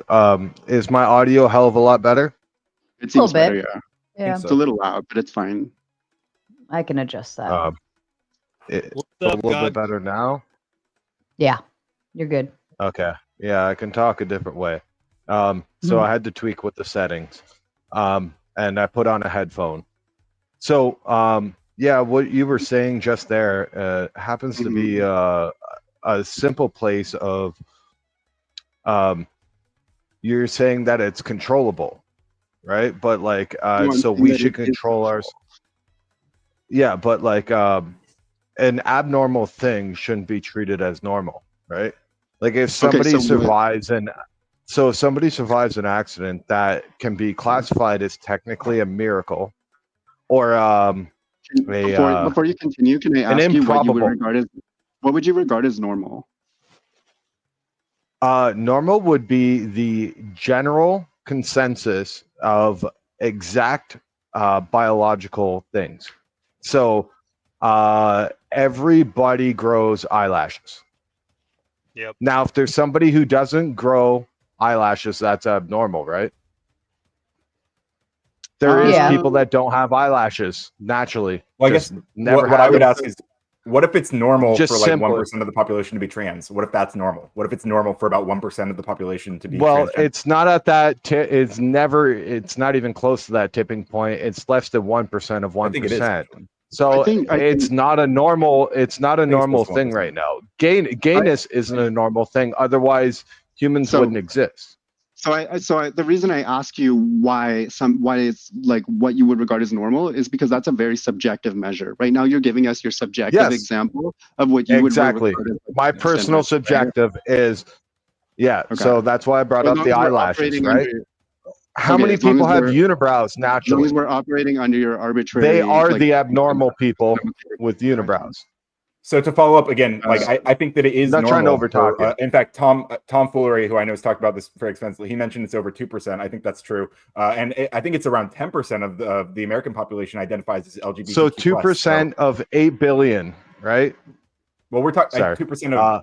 We're saying 2% of 8 billion in total of all humans, LGBTQ. Right? We're not counting dolphins that are hairless. It would be normal for about that percent of the humans to be trans, is what we're saying, right? What's the suicide rate of? You can't. Okay, now you're talking about segregation. You're talking about think segregation now. You're No. So Normal is are you not- saying getting a lot of really weird ideas? Absolutely right not. now. it's Hang on, normal to hang on. expect? Okay. Sorry. Ryan doesn't understand the suicide rate of conversion. Yeah, but that's too in depth. That's too many steps beyond the basic of normal, right? So the majority of humans on this earth smoke some form of tobacco leaves. Oil. One way or Oil is- another, whether you hang on. Well, okay, Oil- smoking's a bad word. Ingesting nicotine and caffeine is a normal thing for all humans. Tars Because can be the majority of humans, caffeine's in your pop, caffeine's in your coffee. These are actually. Does it occur? This is to create a majority. Here. Stop. I pulled up just the dictionary of normal. Tars Hold can be on. diluted. Hold on, please. Oils. I want to hear tomato. Hold on, please. Sorry. Okay, the definition of normal, it says conforming to a standard, usual, typical, or expected. Right beneath that is normal of a person, physically and mentally healthy. So If I may. if we go with normal, and let me just throw it out there, if we're going with normal, but you're telling me that these like transgenders have a mental, you said dysphoria, right? Dysphoria, right. And you, I believe you said that was like that's kind of normal. a mental illness. That is not normal. That is abnormal to be mentally unhealthy, Exactly. right? And it's already confirmed that dysphoria is mental illness. Hold on just a second. Let me finish. Sorry. If I had bipolar, then I would not be of normal standing, right? If I had You get a ADHD, disability check for it. God damn it! Sorry, Shut the tomato. fuck I'm up. sorry. Is nobody hearing Flash when me. I say let me finish? So like to be based on like the normal, right? And that's just utilizing the definition based on what you're telling me, okay, and piecing the two together. Even if I was a schizophrenic, I would not be normal, right? So if I was missing an eyeball, I would not be normal. All right, Ryan, to you. Okay. So I want to point to one of the words that you mentioned in the definition, the word expected, right? So the word expected is part of this normal definition. So if we're looking at a population, then we would expect a certain population or a certain percentage of that population to have BPD, to be trans, to be gay, to have a majority, whatever, to be schizophrenic. Not a majority, but some percentage, and it would be normal for that percentage to exist in a general in a random population. So now you support segregation. God damn it! Shut the that fuck has nothing to do with up. segregation. Shut up! Really But it's really shut stupid up! to call that segregation. I'm sorry. Let him land his plane. Jesus Christ! Everybody, shut up, or else I'm just gonna drop everyone and call it a day and go home. I hear what you're saying on that, but what I said was right below that. It said in parentheses of a person, so normal of a person, physically and mentally healthy. Right. So that's the piece that I was caveating off of, was the definition of a normal of a person. I also want to clear up the mental illness distinction. So mental illness, like addictions, is actually characterized by your inability to function and do the day-to-day things necessary that are required of the person. So are you interacting with your friends? Are you participating in life with your family? Are you creating family? Are you seeking opportunities for family? Are you working? Are you meeting all your ends? Generally productive, sure. So this characterization that it's a mental illness, I think, like, if you see trans people existing in society, like if they're whatever gender is affirmed, if they get the gender affirming care that they need, what you'll find is that their actual ability to function in society improves dramatically, and to where you start to see those negative feelings, emotions, and behaviors is when that is like reversed, like kind of like right now where their rights and their liberties are being stripped away arbitrarily for, I would say, mostly non-factual information and misnomers. I personally don't have anything against alternative lifestyles. It's just when they push it on others. Okay, well, I would say it's just not normal. Okay, so there is a faction it's not natural. In the political. Okay, again, another subjective measure. So there is a portion of the political sphere in the United States that has this overwhelming obsession with gender identity and the expression of like a really small minority of the people. And maybe you think I'm about to say liberals, but I'm not. Unfortunately, it is the Republican Party. It is Republicans who are working and have I agree with you. I do have an overwhelming obsession. Oh my God. God, guns, and glory. You have a very big problem with interrupting everybody. Please wait until people finish their statement, because your mic is just coming in weird. And so every time you do that, we cannot hear what the other person is saying. I'm assuming you're on your phone. Yeah, you're redlining, sir. Okay, so political capital, as it relates to getting things done and like the will of the people to support support any particular government.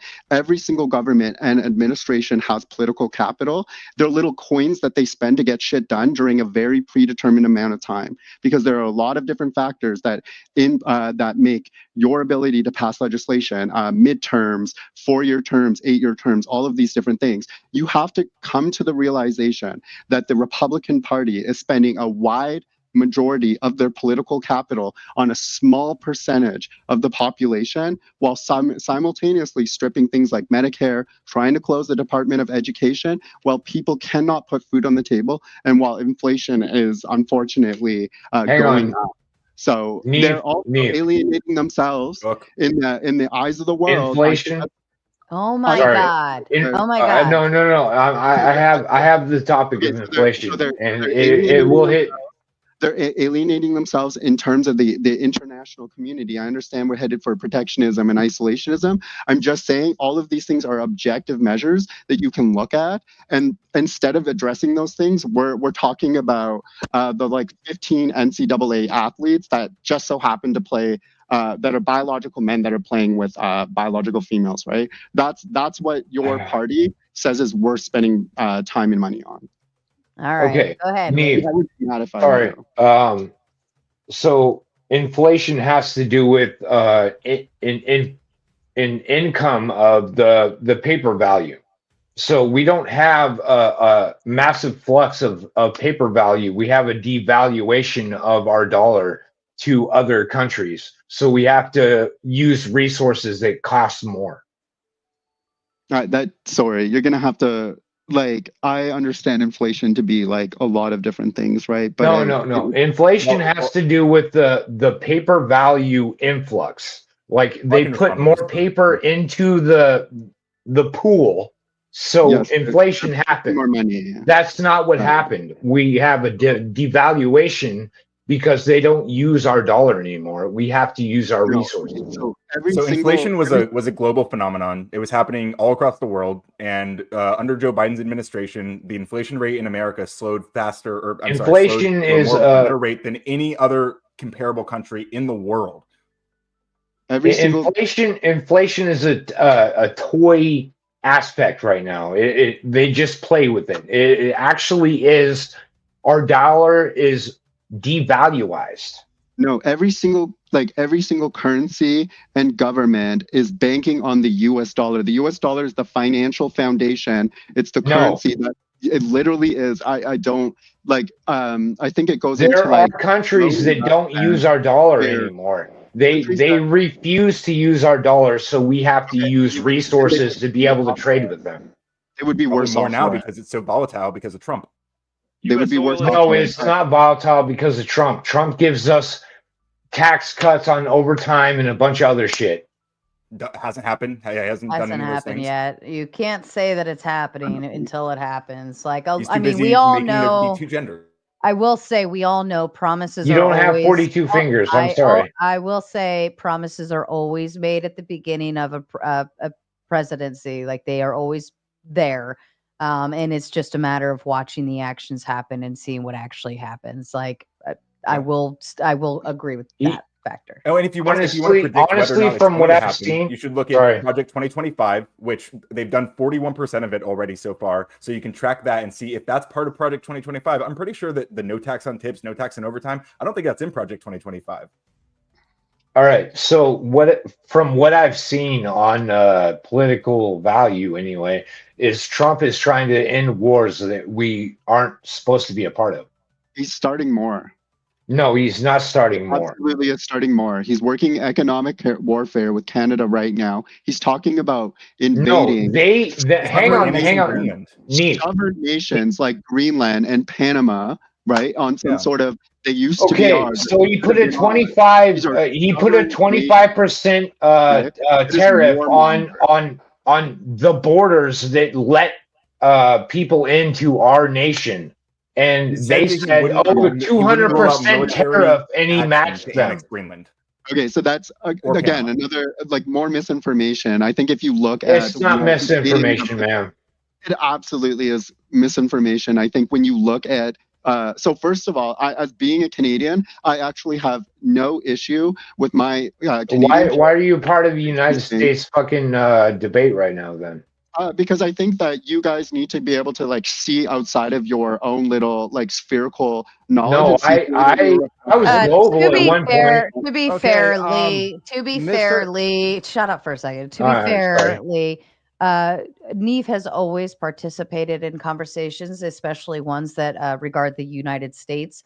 Nobody has really had an issue with that. She knows when to back away, and she also knows when to engage. She's very wise about where she stands on that, but also recognizes that there are global impacts coming from the U.S., and she can speak on it. I have no issue with that. I apologize. It's just a woke nation. So, okay, you're just I just wanted to make add that I'm a Canadian that stands with America. Can I just add that? You're a traitor. You're a traitor. Okay. I'm a traitor. Big Brother America has been keeping overseas, man. I'm not a fucking traitor. All right. You're a treasonous traitor.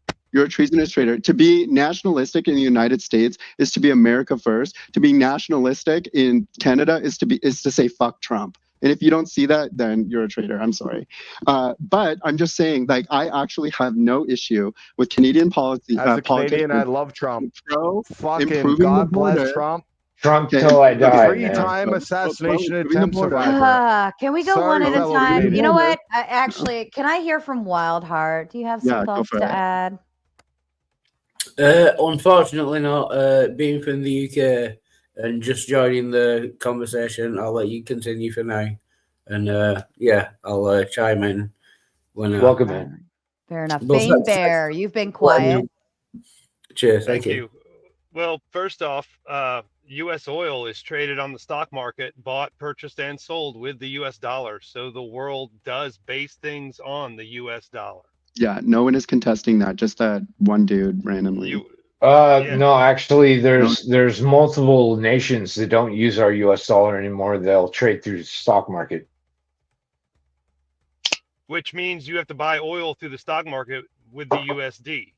Nope. Even if you're trading in yen and euros and stuff like that. Like, I'm gonna butcher this, but essentially the risk for a smaller nation to take a loan from like a third party, let's say like China, versus taking like loan treasury bonds from the United States on like massive infrastructure projects in their own countries. The United States, like the $1 trillion debt and their ability to pay that off is actually what provides stability to the rest of the world. So their ability to buy those bonds and to have a consistent like interest rate is what actually makes the US dollar so strong. It's like this actual worldwide dependence. And it's like on paper, if we were to look at like what the world like language would be, if there was a world currency, it would be the US dollar. Faith-based. For that reason. That's fair. And let me I could be wrong on little details there, but that's generally it. I think that's fair. Firm coming in with a big 5 saying, LOL for Trump, 100%, and the goal for sure. Ha ha ha ha ha. And I did start another goal for you folks. You know you're enjoying this, so do what you're supposed to do. All right, back to you. So do you guys control the rain at all? Like, do you guys ever like decide if it's going to rain or not? Back to the Philadelphia. You seem to be worried about tons of stuff you can't control. Yeah, so it's actually ironic that you say that. We actually have the technology now. I'm talking about you personally. When you're not taking antidepressants, can you control the rain? Literal. Okay, we're talking. Well, actually, if I was what is that job called? I can't remember. Like a meteorologist, whatever. And I had the chemicals and the planes to do it. We're not talking about chemtrails. In areas with high humidity, you Geologist? can actually. You're a retard. We're talking about in the air, not on the ground. Okay, so you can actually improve the conditions for rain and actually improve the amount of rain that is actually felt in certain situations. But you I think you cannot. missed the point. You missed the point completely. Okay, well, you're making some sort of like stupid metaphor or something that is just like factually not. How's your relationship You're giving with your Canadians dad? a bad name, buddy. My dad is a wonderful person. He's involved in my life, and I look forward to hanging out with him this weekend. Nice try, though. Do you take antidepressants? I'm just curious. No, let's not go No, there. I'm That's no. We're not going to tap into people's mental health, especially if they're not. I'm saying the whole trans anything thing, to avoid talking about Trump, right? I'm happy to be a well-adjusted, family-oriented person with liberal values, and I'm happy to discuss those values like openly. But it seems to me that you'd rather talk I wish about much me love instead of and like luck your on country you. with I don't hate Canadians. you, buddy.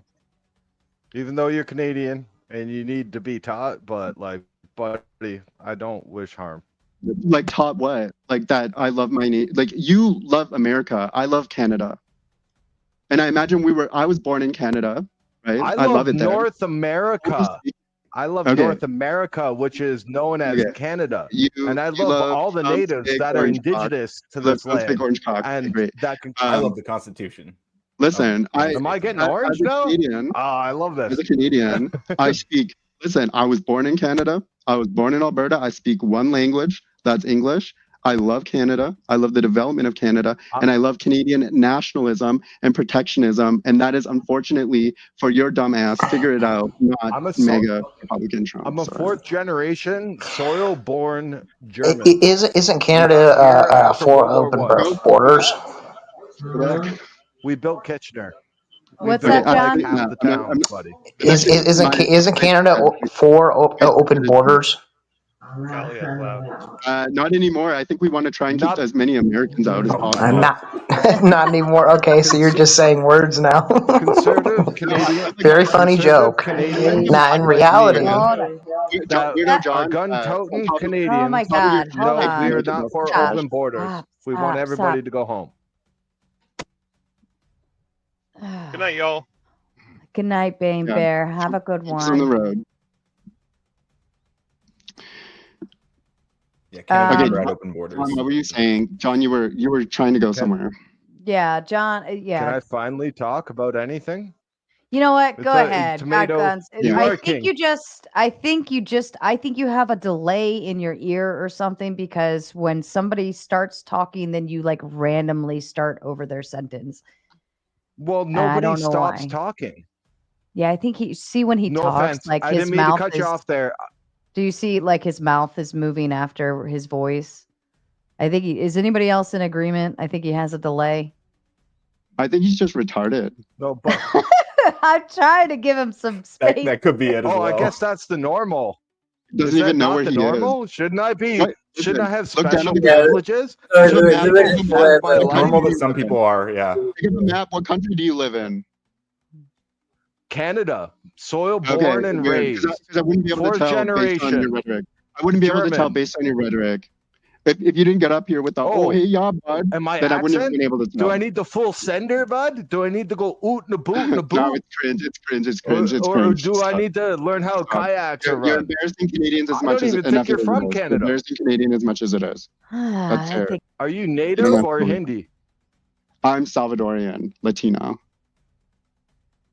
Oh, okay. So yeah. So you're not native to this land. Salvadorian Latino. I was born in Canada. Yeah.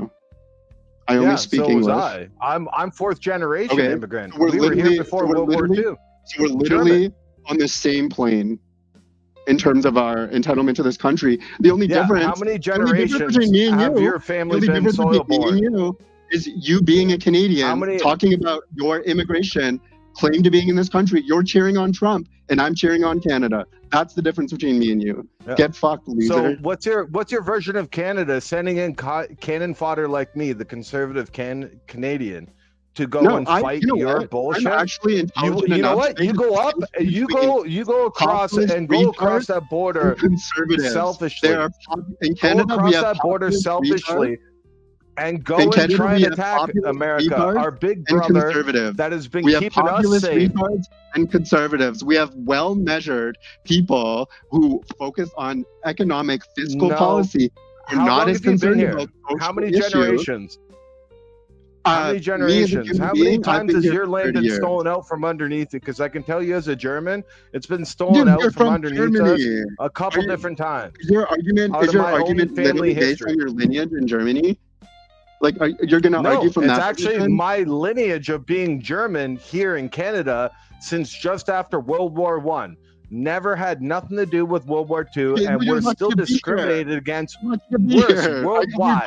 As far as I'm concerned. The worst, everyone's allowed to hate us, right? I'm a Nazi, ain't I? Even though we came here after World War I. I have people in my family that are German. We're Do you biracial. use the word Nazi? Because the word Nazi applies to me and my blood, and my lineage, and my ancestry. Yeah, only when we're talking. Oh, sorry. So you do you condone the behavior of your ancestors? Do you think they were righteous? Which ones? Because my ancestors left. You're seemingly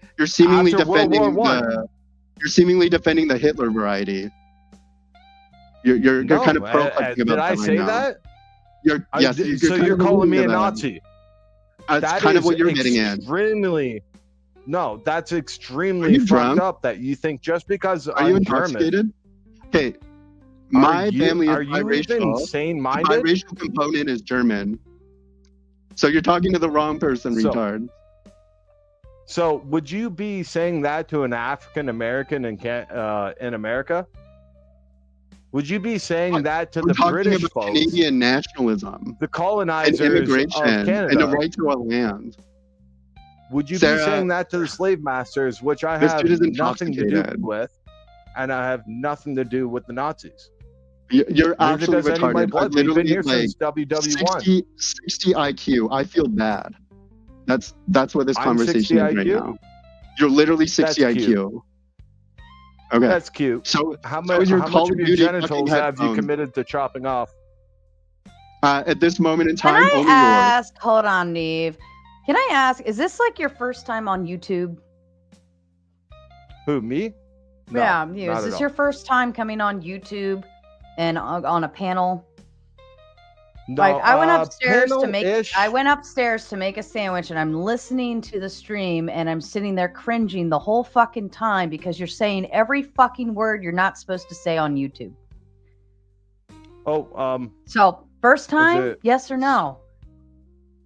No, absolutely not. I've been on Jim Bob's. Well, I want you to, I want you to learn about using words that we shouldn't be using on YouTube. It has to do with a dude that has a funny mustache back in the 1940s that did really bad things. We don't use those words. It's dumb. Yeah, he did do bad things. And we don't use those words. They're buzzwords on YouTube. It's stupid. This is how people get canceled. All right. That's your lesson. Go learn it and know that you shouldn't be using shit. I couldn't even fucking make a sandwich. I thought I'd leave the two of you alone, give you a moment to let it all air out. And instead, you're over here saying stupid shit that shouldn't be said.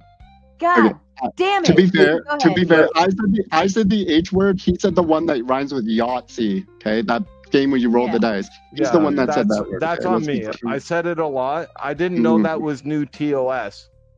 I have my own channel myself. Sorry, can I just say it's a sad day when a woman can't make a sandwich. I know. I couldn't even fucking make a sandwich in peace. It's even sadder when I'm very sorry, Tomato.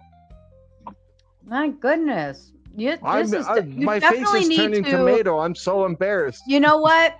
Flow State has a really great stream about like the 8 things you shouldn't do as a panelist.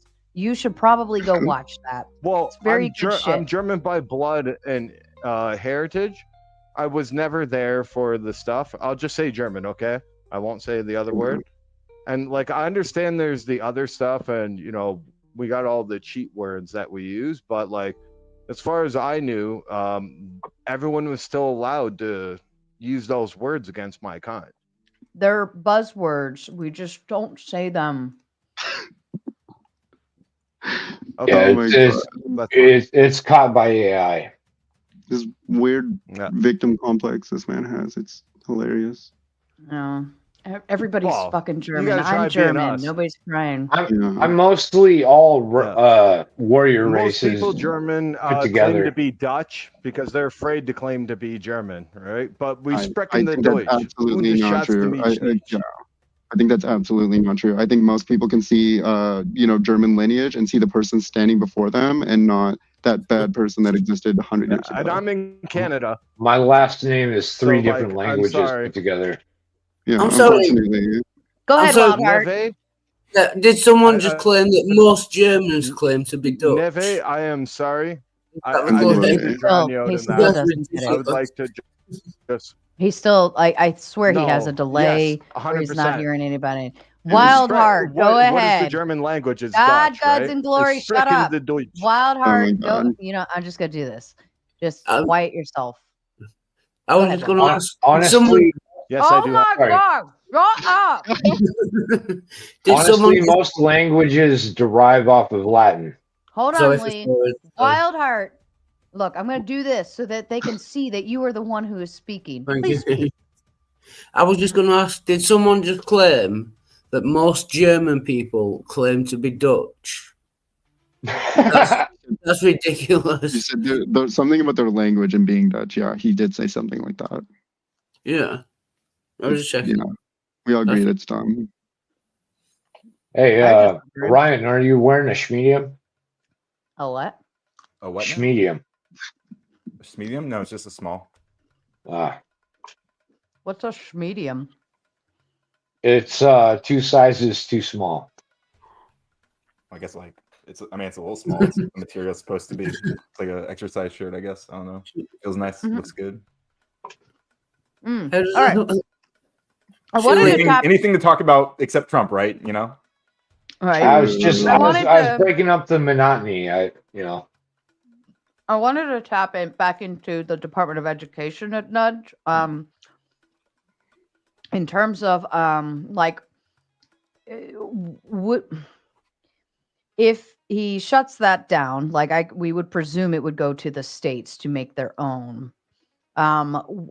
I know you mentioned the college education being a problem with FAFSA, financial aid, all of those things. You mentioned Title IX as well, but doesn't Title IX sit separately? I don't know the exact. I know it's Title IX. I think it's enforced by the Department of Education. It's my understanding. Something like that. I don't know this either. personally, I think sex ed should be an adult. Yeah, I think that's stupid. Yeah, it's stupid. You think that Sorry, you that is know ridiculous. about sex and intercourse and all that. When was the first time? Yeah, okay, probably, so yeah. when was the first time? Like, how old do you think you were when you first had the urge to like have sex with someone? How Probably old do under you think 18. I would but guess. what is the consensual age? Okay, so Yeah, but we're not talking about the age where you're allowed to give consent. We're talking about the age where you learn about what sex is so that you can even identify it or tell someone if someone violates your consent, right? You need to understand what's going on. When So someone's violating your it's consent. okay if you're both under the age, right? Lee, can you That's not what answer we're the talking question? about. I don't. And also not necessarily. We're talking also about not sex ed. necessarily. That's like saying that You maths just burned your own discourse. conversation, man. That's stupid. Okay, What? I mean, Lee, we'll make it very simple. Okay, you as an adult male, I'm assuming, at what point in your life do you first remember wanting to have Before sex? 3. Someone else your age. Before 3. Okay. And you know what? I'm irregular. I'm not like most people. I Okay, I think we should bring it back to the That is theory. strange. Listen, that's not for me to fucking say, but the understanding here is that like that act, right? There are a lot of different elements that come into doing that. Obviously, things like pregnancy, STIs. What Coder said, which I think is a really big point, is being understanding what it means to have bodily integrity, what is okay, what is not okay. All of those things come through sex ed. Also, and this is just in my school, but the females were separated from the males to have, things taught to them about menstruation and those sorts of things. Yeah, hygiene and sex ed could be completely different in my opinion. Because some single parents are fathers, right? And so, unfortunately, men will do what they need to do. But I think sometimes it's nice to have like a registered nurse who is more than likely a woman in that position as like some medical authority explaining that to females along the way, especially if they come from male-dominated spaces. So I have no objection against people that have been exposed before their age. I'm saying there is a threshold that people should not go beyond. Okay, what is that threshold?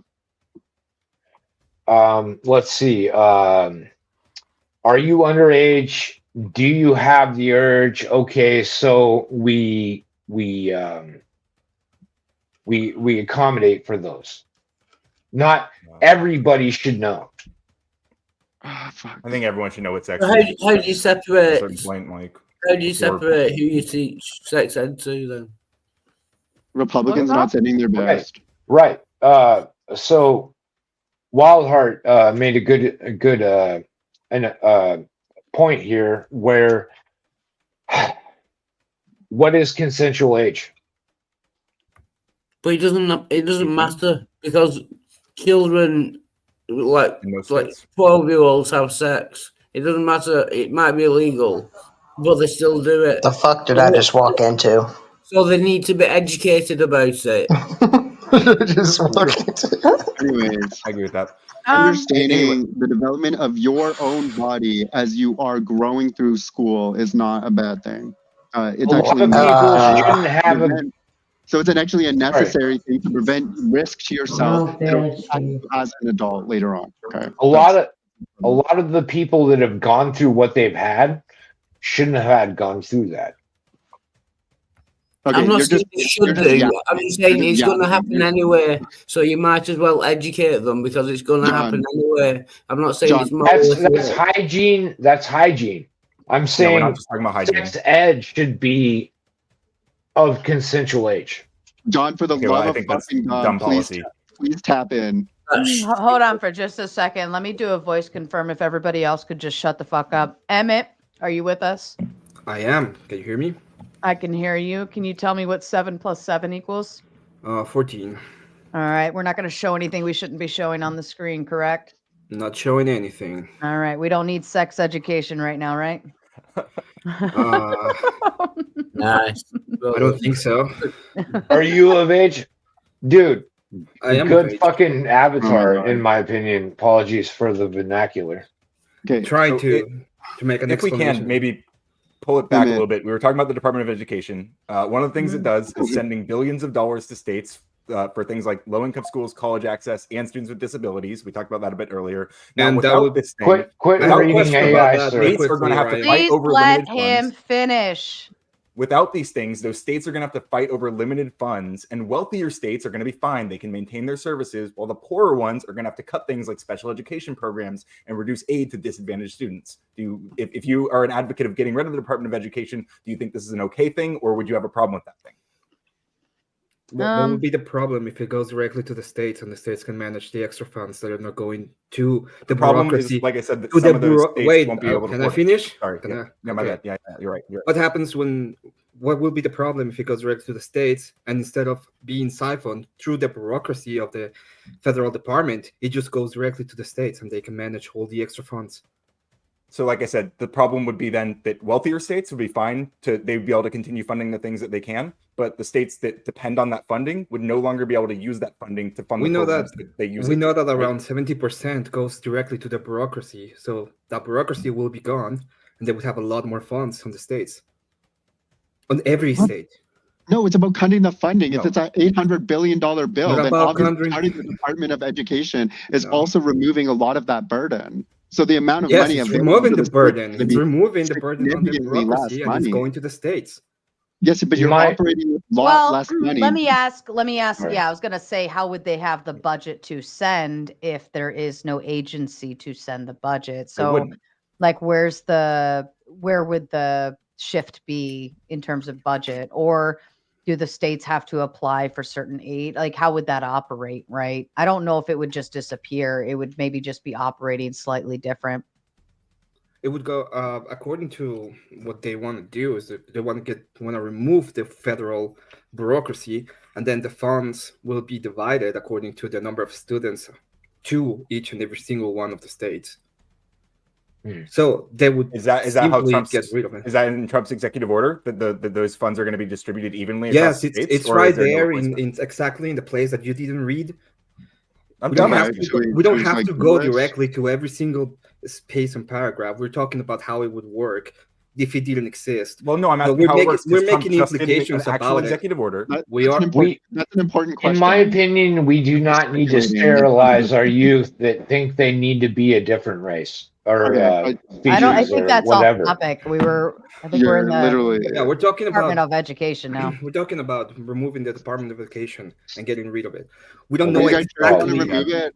Are you We sure don't you want to know. remove it? There's people like Lee out there right now. Just Yes, keep that we in want mind. to Oh yeah, there's people like me out there that explain how gravity There's works. people like I you out there. apologize. We want to remove it. All The right, content of the children. conversation All right. Could be a lot better if we, kept that funding in place, but it's going to get a lot worse if. It's gonna get get away. better when we have you in the panel, right?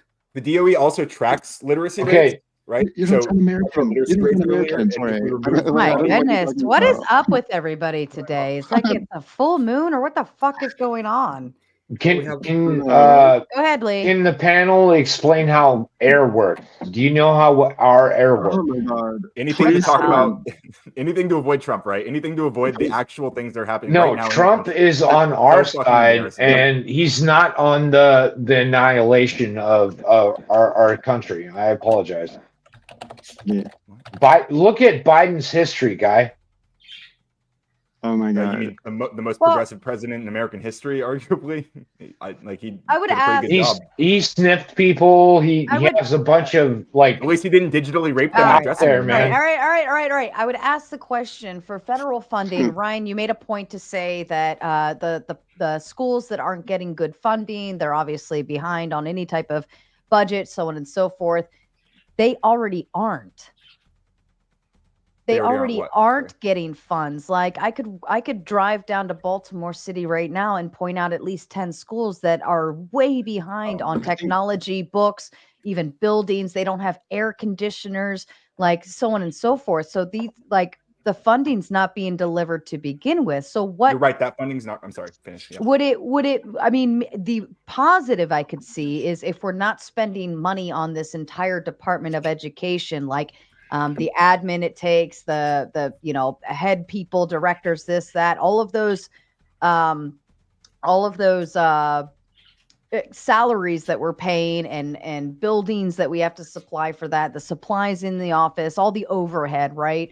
All of those things are no longer being needed, right? If we just get rid of it and minimize down to maybe a person that just sends out funding, then maybe I could see an actual positive in terms of funding being distributed, but I don't see it happening now.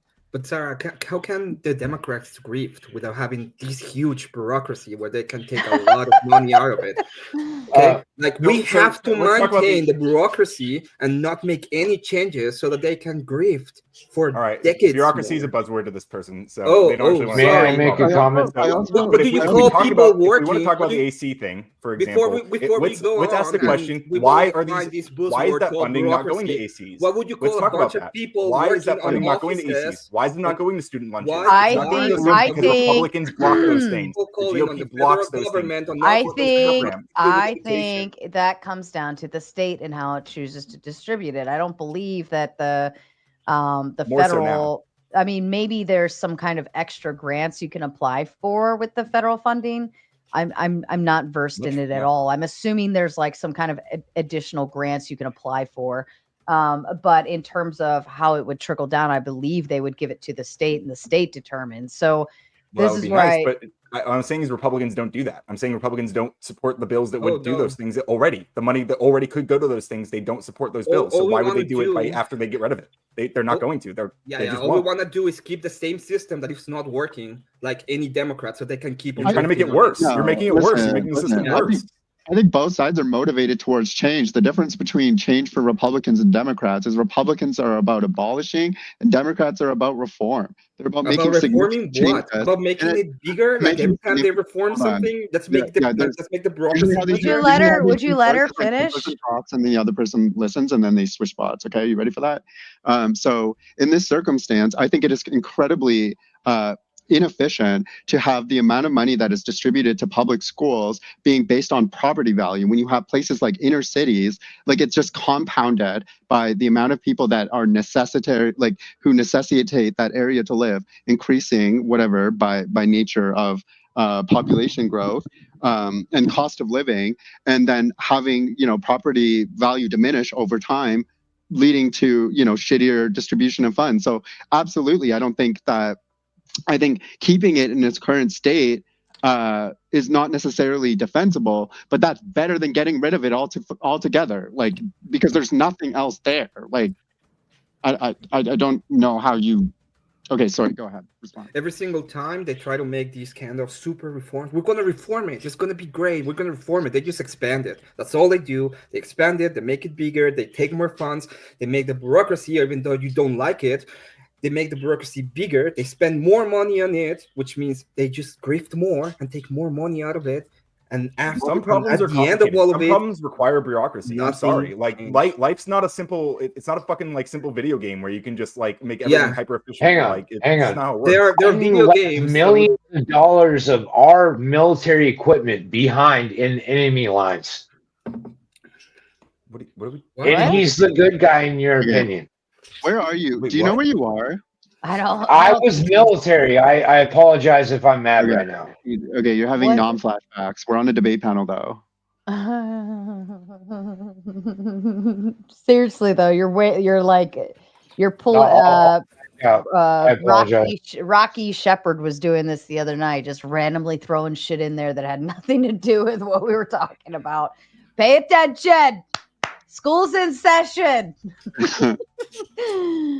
I mean, I think that sometimes expansion isn't always good, right? Sometimes keep it simple, stupid.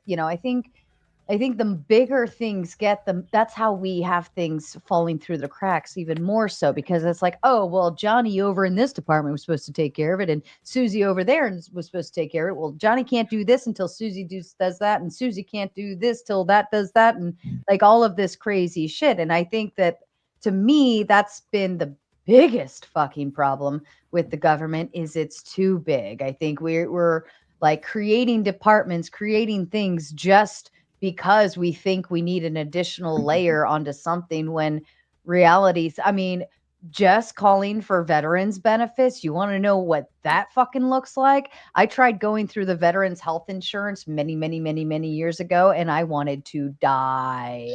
It was so uphill, like this turn, that turn, call this, do that. And nobody fucking knew what to do next. Every time I had to keep calling random people. I showed up at a base to get my ID and all of this shit. And that was like, well, you're at the wrong place. I'm like, but this is the place they told me to go.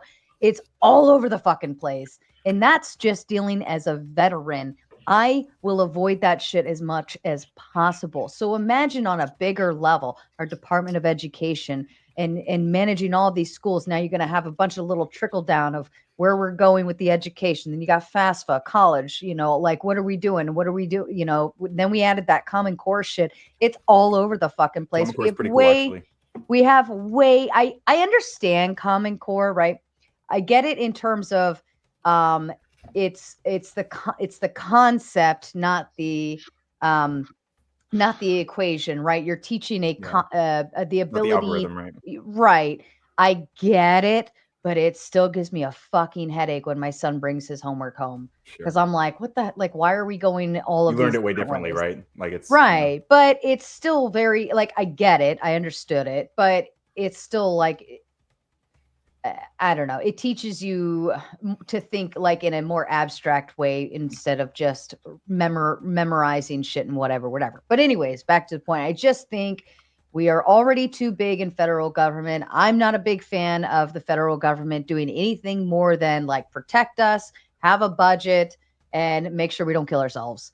That's kind of where I stand. And all of this other shit is just hocus pocus bullshit. Can you just say I've got to go, but thank you, sir, for letting me on, and it's great to see everyone inside the chat. But you're very welcome. Well, I appreciate having you on. I guess I would challenge that, Sarah, because I think that a lot of the things that the government does, we kind of don't think about on a daily basis, and we want the government doing things that benefit, upholding a stable society that we can all live in, right? And so the best, when we don't think about, or when we're like, we go through our day-to-day processes and we don't have to think about these things, it's because they are being taken care of by these bureaucrats who are doing all, like, these things are being taken care of. The Department of Education is working perfectly. That's why we want to reform it. Never said that. Never said the Department of Education is perfect. That is what he's, never said that's there's no problems. That's what you're implying. I never said that. You'll never find a quote of that. That's your right now where I'm implication. saying what I didn't say. Oh, we don't think about education because let's take a potty break, Neve. Let's let these. So what you're arguing for is completely removing the Department of Education instead of improving it, which is like, why? It's like Sarah was talking earlier about the inefficiencies of an office. You wouldn't get rid of the office. Like, you would try to improve the inefficiencies. Not you do get rid of offices. Yes. If you have a company and the company has an office that doesn't work and it's costing you more than what you can sustain, what you do is close that office and you take those funds and you put them in the things that are giving you money. Like what? What are they going to put what are the funds going to? You have a warehouse and the office costs are way more than you are creating. What are the funds from the Department of Education going to? What is Trump moving them to? They're getting rid of the bureaucracy they don't have a plan. They don't have a plan to move it. They don't have a plan to do anything. They have a plan to move it to the states. So cutting Medicaid also. The states. Why? Yes, Medicaid. That's exactly what we're talking about. I'm sorry. The last time they tried to make any kind of reform, if I remember, it was Biden and it was infrastructure. Okay, how much of the Wi-Fi he's supposed to make for everybody was built? Those things take time, right? It doesn't happen overnight. Yes, Wi-Fi take a lot of time to build. You have to create this big thing called air, and you send waves through air. Wow, it's incredible. Well, what specific infrastructure are you saying was not built, or is not being built? Right? The processes are now stopped. The processes are now canceled because Trump has canceled them all, right? But the processes were going through. And even if we talk about the delays, which there were delays in those things, but they were delays because they were actually being done. They were happening. He had 4 years to build it. How much of it was built? You tell me. 4 years. None. Do you know? Yes, none. I don't think that's true. I don't believe it. I don't believe anything you have to say anyway. Wi-Fi infrastructure for rural America. Biden's infrastructure bill was built. Let's find out. Why not? Learning is radical. That's what I like to say. I know. Except for the Department of Education, which takes like $1 million. There was delayed deployment. Like I assume this is what you're referring to. Despite the substantial funding, progress has been slower than anticipated. So it's slower than anticipated. That doesn't mean it's not happening. Right? Just to be clear, if it's slow, that means it is happening. We're looking at it. You say how much. I don't care about this. Just before we go on, do you understand that the fact that it's slowed down means that it is still happening? I don't care about the palliatives of liars called journalists. Okay, when they use whatever. Words like, it's been slower, and then they tell you. Do you agree that if it's happening slower, okay. Nothing has been built, but it's been slower. We were doing it, I assure you, but it was just slower, and we haven't done anything in reality. But it was slower than what we anticipated, which was nothing at the end of the day. Well, the anticipation was not that nothing would happen, right? Because otherwise we couldn't even measure progress. You can say I didn't do it, and I can come to you and tell you, it was slower than I anticipated, and I did nothing. But if it's being delayed, that's because there were things in progress to be delayed. Or you can tell me how much was built. It doesn't look like we've gotten to that point because of the delays, right? So zero. Okay, thank you. Okay. That's amazing. You finally conceded the point. Well, no, I don't think I did. I don't think I conceded anything. Oh, yeah. It was slower. How much of it was built? Well, nothing, but it was slower. Okay, thank you. You conceded. Thank you. Amazing. Yeah, it would have been built. It will be. So the Yes, progress it would will be continue. built. We In would 4 be years, building it if Trump build a didn't sell house, it. and instead of that, I'm gonna go ahead and say, "Oh, I was gonna go ahead and build a house, but it was just slower. I didn't build anything, but it was just slower than the house that I would have built." You have to initiate processes to build houses. You have to go through a Oh, whole bunch yeah. of red tape to build houses. Yes, Yeah, building yeah. housing is complicated. Yeah, it's in 4 not years, like I you can't can't just run build a outside house. and You're build a right. house. You can't do it in 4 years. It's impossible. I think it's both governments are obviously pretty infamous for providing solutions and then like delaying those solutions. I actually would agree that the rural broadband access has by and large been a failure from what I've read. However, I think that proposing it in the first place instead of actually addressing it as an issue, I think is better than nothing. I would say proposing an alternative to the gap leave that would be left were the Republicans to be able to like repeal like Obamacare. That's something that Americans have been waiting for like over 10 years. It's like what would the federal Republicans do with Obamacare were to go? Like where would that what would exist to provide coverage to Americans obviously that don't have that. And I think a lot of people have been exactly, that's what I'm saying. Like a lot of like people have been waiting for something coherent for like 1.5 administrations now. I'm rounding up for this one, but like I'm just saying like this is just a government thing. It's not partisan issue.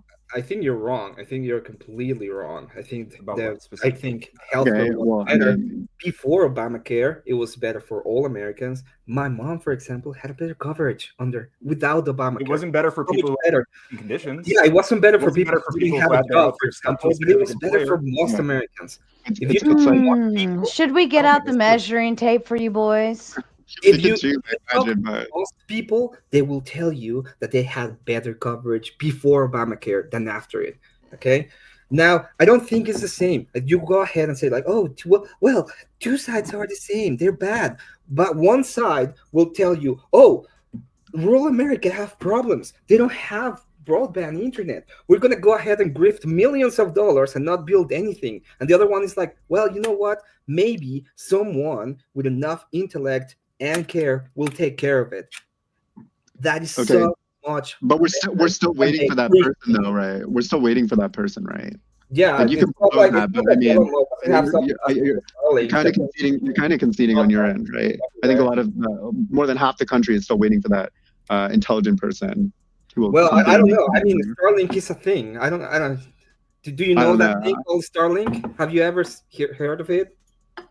Yeah, I think like thousands of satellites all over the world. I think they have like, I don't know, like I think it's like, I don't want to say like 2,000 or 10,000 because that's a big disparity, but quite a few. I've seen the maps; they're kind of impressive. Yeah, and that was done by the government. It was done by a person that was able to get. It was done by Elon Musk taking government subsidies, I would imagine. Okay, so it was done by. I mean, am I lying? Am I lying? Like, let's put it this way. Let's say that you have a government and it gives them money to some person and they deliver the thing. That's one government. And you have another government that creates these shadow agencies between the government and they deliver absolutely nothing. Which one of the governments is better? I mean, you're just, they're not shadow agencies. No, they're just there. Can you actually just like state something plainly without all these like loaded buzzwords? Like when you say like shadow industry, government given money. Can you lay out a premise without using a deep state? Is that possible? Goods, or one that is creating. What do you mean by grift? Sorry, that's a good question. I think a lot of your points here have been tied into democratic grift. What is a democratic grift? Grift, or the idea of the grift, is they will go ahead and take the money and pocket it into their own.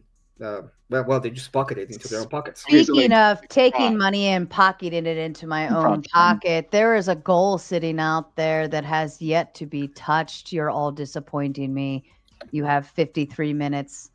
You should all agree. Okay, so like corruption, like firing people that are investigating your shitty actions. Like things you should be 17 of them. Things you should be held accountable for. Go ahead and get rid of the grifting agencies. Would you say that? Would you say that? Would you concede that that's corruption though? If you're being But you're being like the Department of Education, so I don't have Maybe to. they need a speed date. Your mics are canceling each other out, just so you know. Okay, sorry. Say hypothetically, Emmett, you live in a world where you could hypothetically commit a murder, but you also are like the king of that whole land, and you could fire the people who would investigate your murder, which would ultimately mean that you wouldn't get persecuted for that murder. You would be able to live your life free. If you fired the persecutors or the prosecutors, would that be corrupt? I know you don't understand what a king is, but the king would not can be able to kill anybody and would not have any kind of moral retribution because he would be king. Hypothetical. Engage with the hypothetical. The hypothetical is if I am king and I kill one of my serfs, I am entitled to it. Okay, you are the president. Okay, you have executive authority. You could kill whoever you want.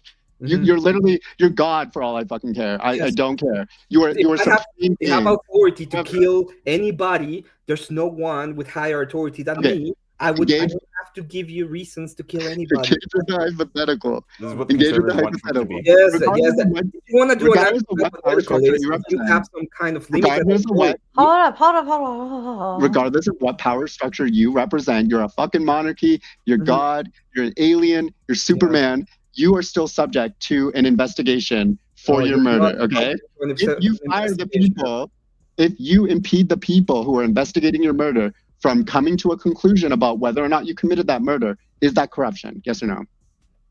It depends on the kind of system that you have. If I am God, all right, buddy.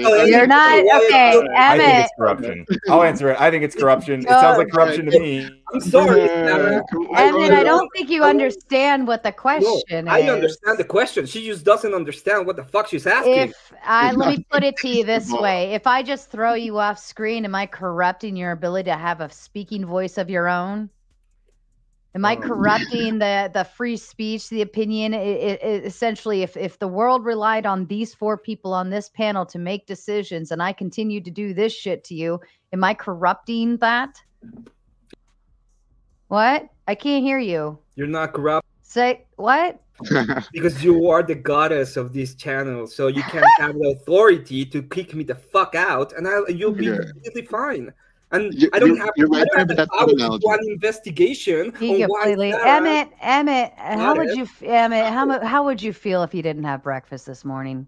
I would feel hungry. Okay, so he gets the hypothetical concept. He just is refusing to play in this one. End of story.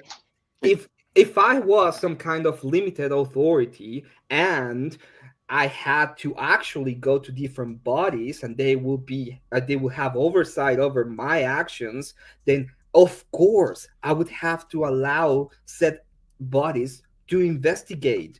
That is completely different, and there would be corruption if I got rid of them. That is completely different to if you were God and you kill somebody, what would you do? It's like, I don't have to do anything. I'm God. I don't have to do shit. Thank you for the concession. Okay, and all to make the point that I don't think that any one party has a monopoly on corruption and inefficiency, right? It just so happens that the administration right now, again, is headed, a big component of it, by an unelected bureaucrat who is actively firing and defunding a variety of different organizational administrative positions. Okay, sorry, can I continue? That are investigating. If you lie and I have to correct your lies. Sorry, can I continue? Well, sorry, can I continue? She's right. At least let her finish before you come back. Okay, so they're investigating the actions that he did as a private citizen, right? Like me or you, right? Okay, are we clear there? Elon Musk doesn't have the power to fire anybody. He's just investigating where the funds are going. Yeah, he literally did. Trump fired them, which is completely Trump fired them for Elon then. So some of the things they were investigating, because I've been very quiet for a minute. Like, what was going on? If something to Trump and Trump has the authority decided to fire them. So think about one of the people he fired was investigating SpaceX for failing I would be perfectly fine with investigating SpaceX. I don't care. Okay, well, you would be fine with it, but Elon and Trump fired the people who were investigating it. They were investigating Tesla and Neuralink and SpaceX, all for various violations, and the people who were investigating them were fired by Elon. There are other ways to investigate it. You know who can do it. But they're not going to happen now because these guys don't want it to happen. How? Like, it's so obvious. It's so obvious they don't want to be investigated that they fired the specific people who were investigating them. And you're like, well, maybe they'll still get investigated. Like maybe they will get investigated. There's a lot of things that can happen, and they can get investigated. Even if it's not right now, they can get investigated in the future. It depends on what you're saying. Okay, well, we'll all pray. Everyone pray that someone who investigates Elon. Everyone pray for it. Do you know Please investigate him? Do you know what would be the best thing that could happen if Elon gets investigated and locked up? If you don't have to, if instead of giving them a lot of fucking money that you have to investigate, you don't give them money at all. That would be incredible. You don't have to investigate it and spend a ton of money on that. You know what would be great? If you have an agency that is supposed to be corrupt and you don't know where the fuck the money is going, don't have the damn agency. That would be great. Or investigate the agency. No, you just don't get it. You just get rid of it. Like the Department of fucking Education. All you had to concede here that I think is government is like inherently can be corrupt and inefficient. Can you hear me? Can you hear me? Oh my God! Go away, God.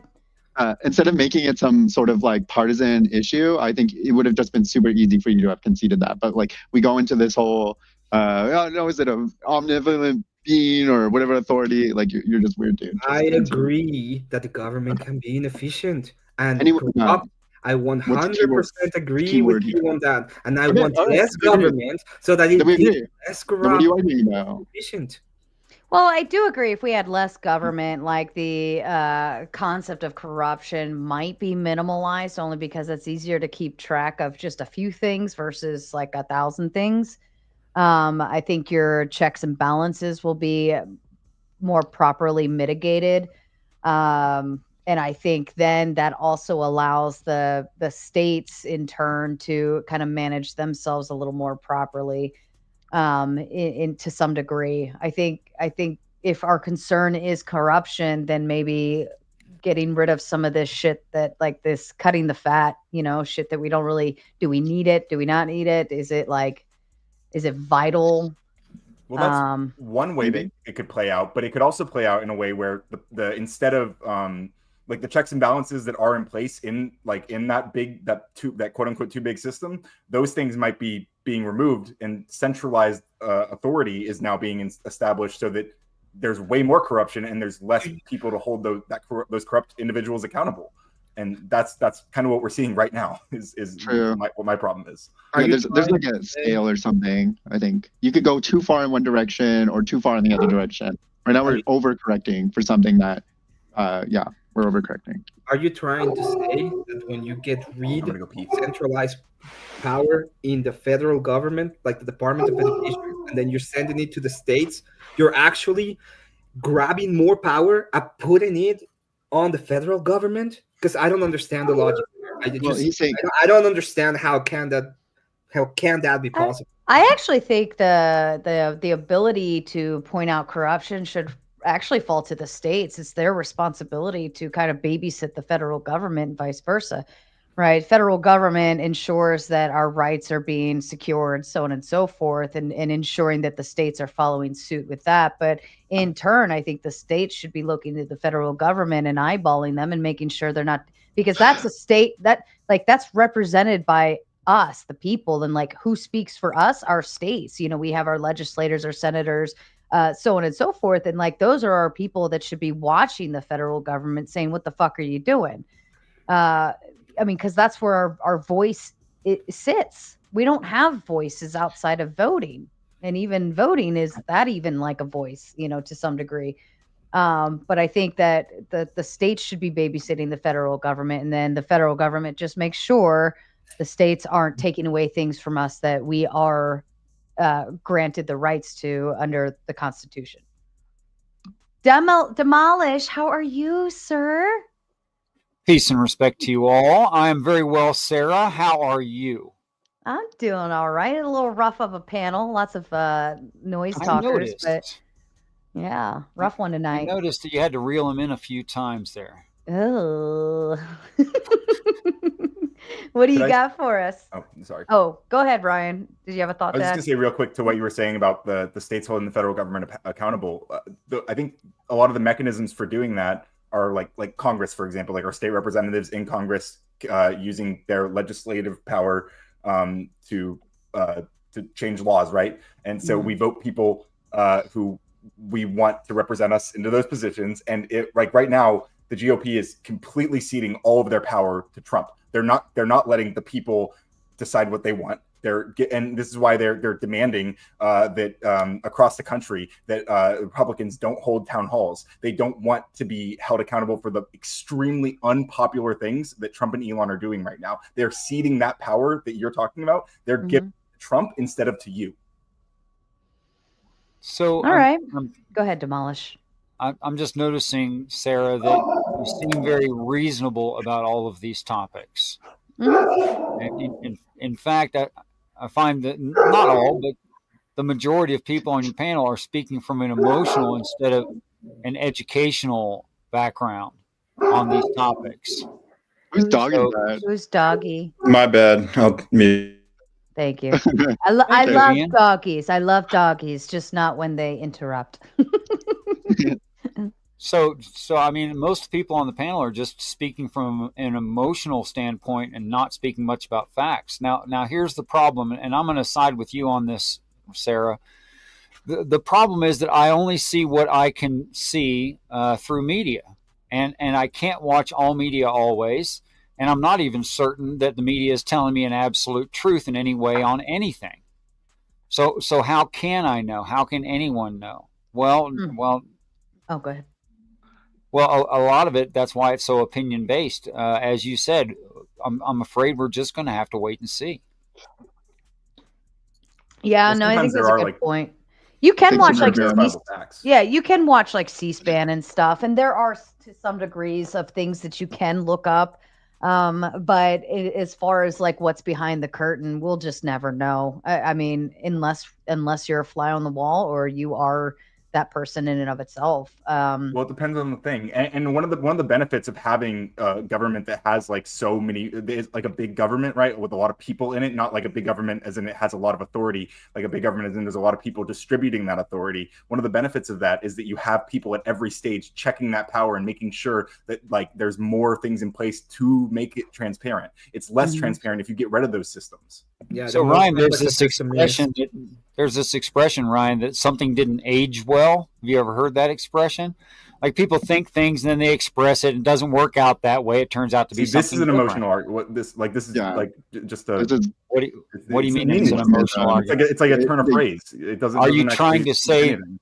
So you're trying to assess me before I finish the point? Well, the euphemism package as an argument, right? Like we can all ascertain where you're going with this. You're just arguing from emotion, then. Okay. You don't even know what I was going to say. None of you do. Get him, Richard. Okay, sorry. Yeah, you're right. Continue. Thank you. Okay, so did we already have these regulations and these regulatory people in place during the last several administrations? Some of them? Some of them, yes. And some no, not, I assume. Well, what kind of regulation are you hoping for? That wasn't covered. Right now. You're talking in very broad strokes. Can you be more specific? At the beginning of a conversation, Nev, I'm afraid that's how conversations start. Is broad and they get narrower as they go. I would think you'd be aware of that.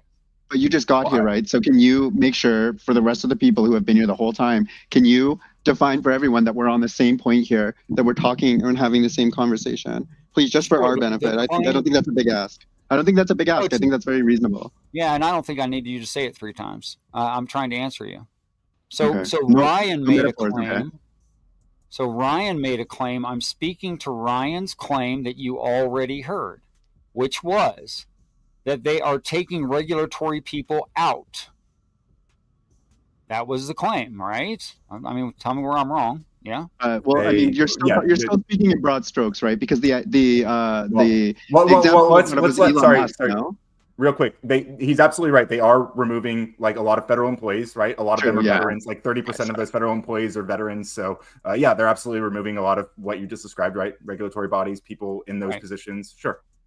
Okay, so how successful was the way we were doing it if preservation is a good idea?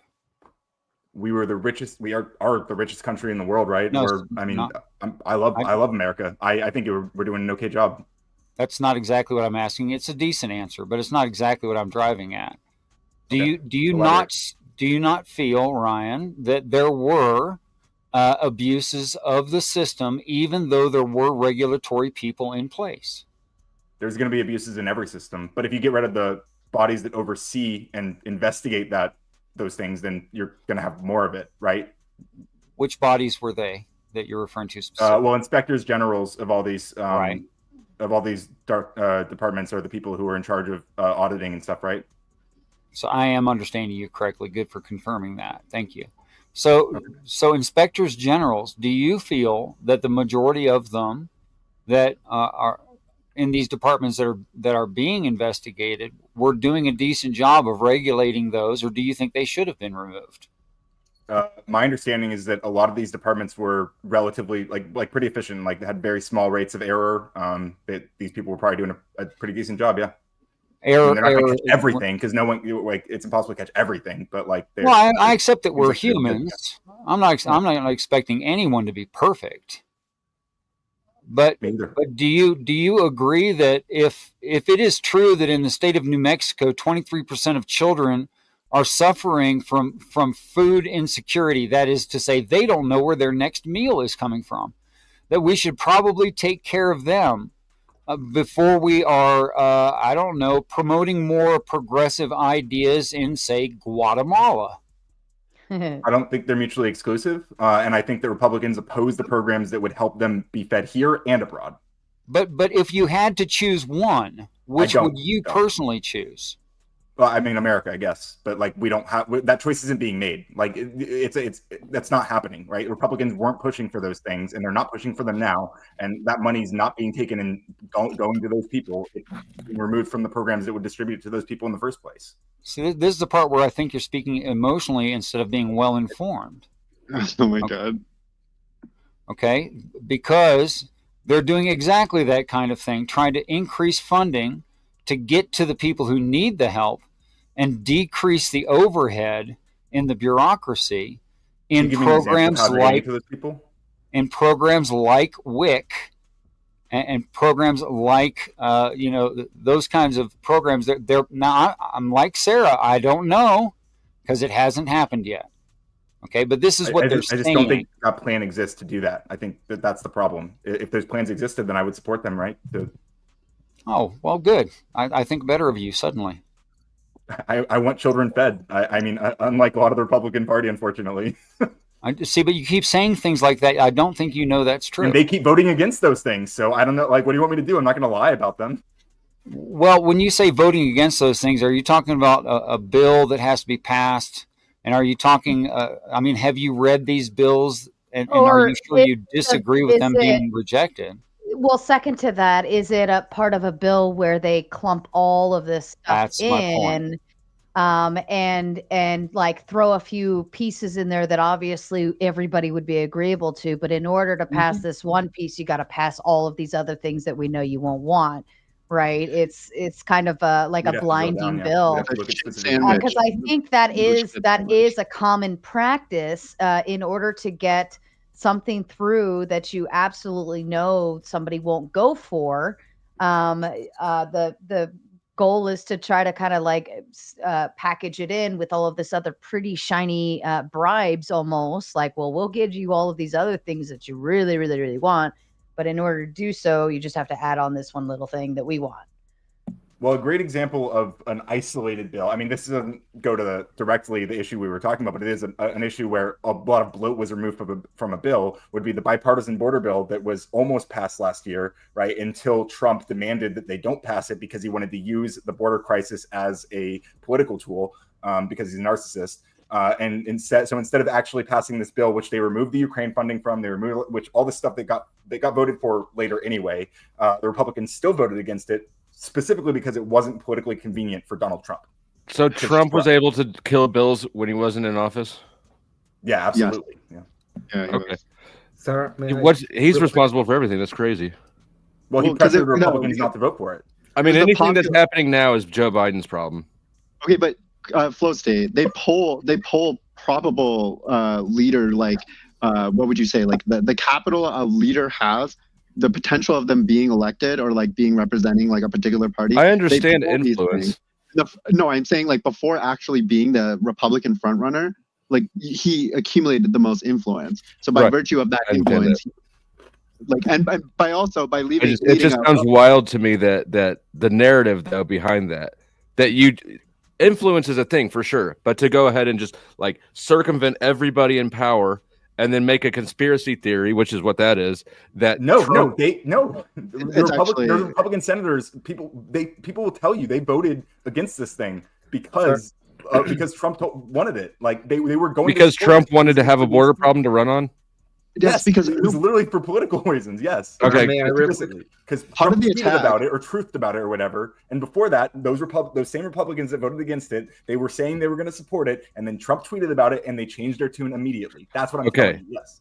Okay, so it's Trump's tweet. They didn't actually talk to Trump specifically. They were influenced by. I don't know if he called. He might have called some of them individually. So like I'm back to I want the power to put a tweet out and everybody listens to me. I think the issue I don't think any American should have that power, but it would feel good. Yeah, but yeah.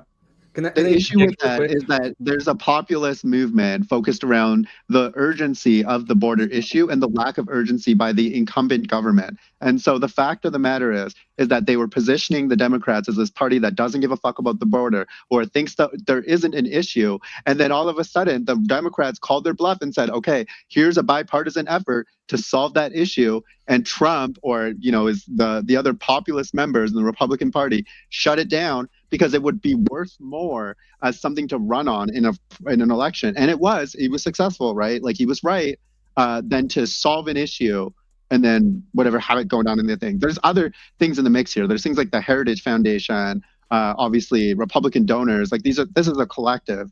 It's not on that last topic of control over the border as a bill. When was that you're saying that Republican? I'm assuming it's close to re-election. It's close to the election race. Yeah, is when that happened. I think it was like first quarter of 2024, something like that. Okay, so what about the other 3 years? It was urgent. Who cares? That's a good thing. Yeah, we're talking about a specific thing that was happening. Yeah, like it was an urgent problem, and they were trying to expand the amount of judges that would be there to oversee these cases. They were trying to expand the amount of people who were able to process these people, and Trump didn't want them to do that because they would make Democrats look good. Can I get in? Yeah, go ahead. Okay, so the border bill was stopped not because of Trump. It was stopped because no bill in 4 years that the Democrats ran did not have Ukraine funding in it. Not one. That's the reason why. Right now, had Ukraine funding removed from it? Absolutely, it did. No, it didn't. It had. It allowed for 5,000 people to cross through a day. Okay. And Ghost 1978 with the big five, the bipartisan border bill was voted down because it included more funding for Ukraine, Israel, and Taiwan. Look it up. Crotch Canyon. Are you fucking kidding me, Anson? I've never seen a Trump fan, by the way, care about like funding to Ukraine or anything like that, except when it's to oppose democratic legislation. Pardon me for just a second. Can you at least change the avatar because it could cause issue? Yeah, I'll change it. It is funny. Okay, so I tried to get in at the time when you guys were talking about corruption and why he's going after the government. By the way, the end of tax season, 200,000 federal employees are going to be fired, and rightfully so. I'm going to give you examples real quick, okay? Hunter Biden walks out on I don't really care. Hunter Biden walks out on a congressional subpoena, which nothing happens. Clapper lies under oath.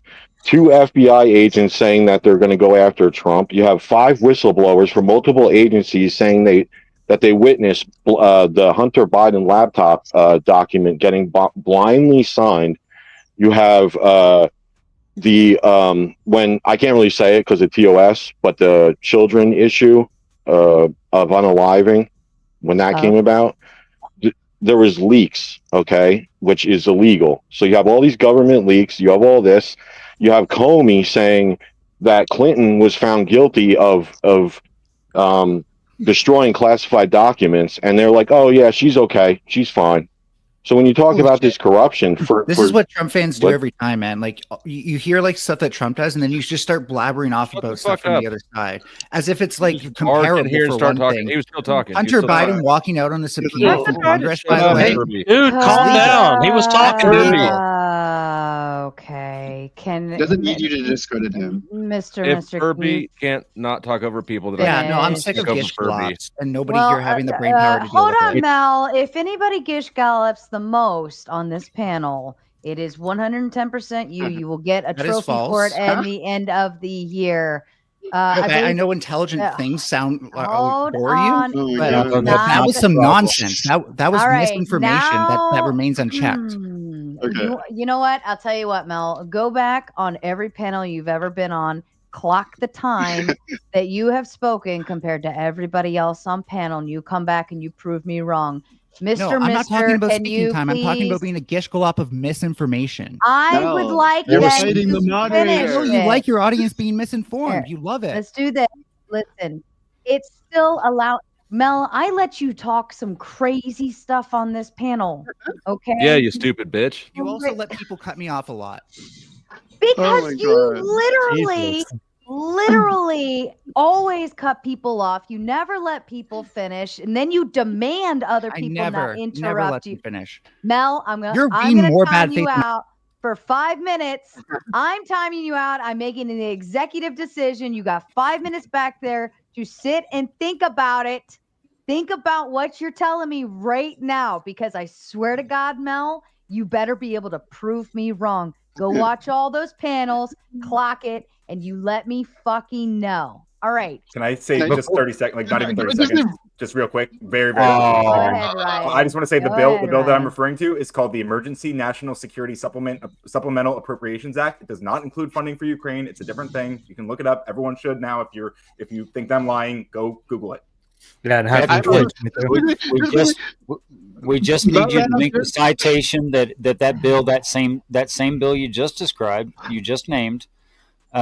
If you would just show citation that it was turned down for the reasons you claimed. Okay. I just want to say Mel ran up here to discredit somebody whose government critique started with the words Hunter Biden. Okay. Not needed, Mel. Not needed. Actually, I will say Marathon Kev sent the big 5 to put you in timeout. So I will utilize the time I've put you back there to honor. It looks like it came in right at the same time. Wait a second. So you're revoking your... You're revoking I'm going to go ahead and let you basically just canceled out Kev. I'm letting Marathon Kev sponsor my. You're just deleting Kev's. You need to do it to 10 minutes now. You no, can't. It literally came in at the same time. Man, that's. I think. Kev, I'm sorry. All right. Well, I have a question for Melanie. I have a small question for Melanie. You're going to have to. Melonie's backstage. Melonie's backstage, not gone, and is probably listening. But there's 9 people on stage. Yeah, Can you address who that, cares? please? It's going to be super quick if you just allow me. Okay. Horses So go to do the not. Horses Call do her. not go up. Just call Horses her. This never could be an go email. up. This could be an email. Call her. Oh, gish be an galloping. Galop. Address somebody on panel. Address somebody on panel. So There's does- so many people does here border waiting. bill that you just described. Nev, I'll address you. You're rude for overspeaking. It was Okay, just you're an a idiot for joke. addressing somebody who's not here. It was It just was- a simple let me joke. ask. You could have let it go. Was Mr. the one that was talking? Yes, Mr. was talking. Okay, Mr. I would like you to finish, please. Thank you. On mute. Okay, so, and to be honest, like, I don't hate Ryan, I don't hate Mel, I don't hate Nev. My issue and the right-wing populace is not with them, okay? It's not about identity. It's about what they let in the door. It's about who they associate themselves with in their groups, okay?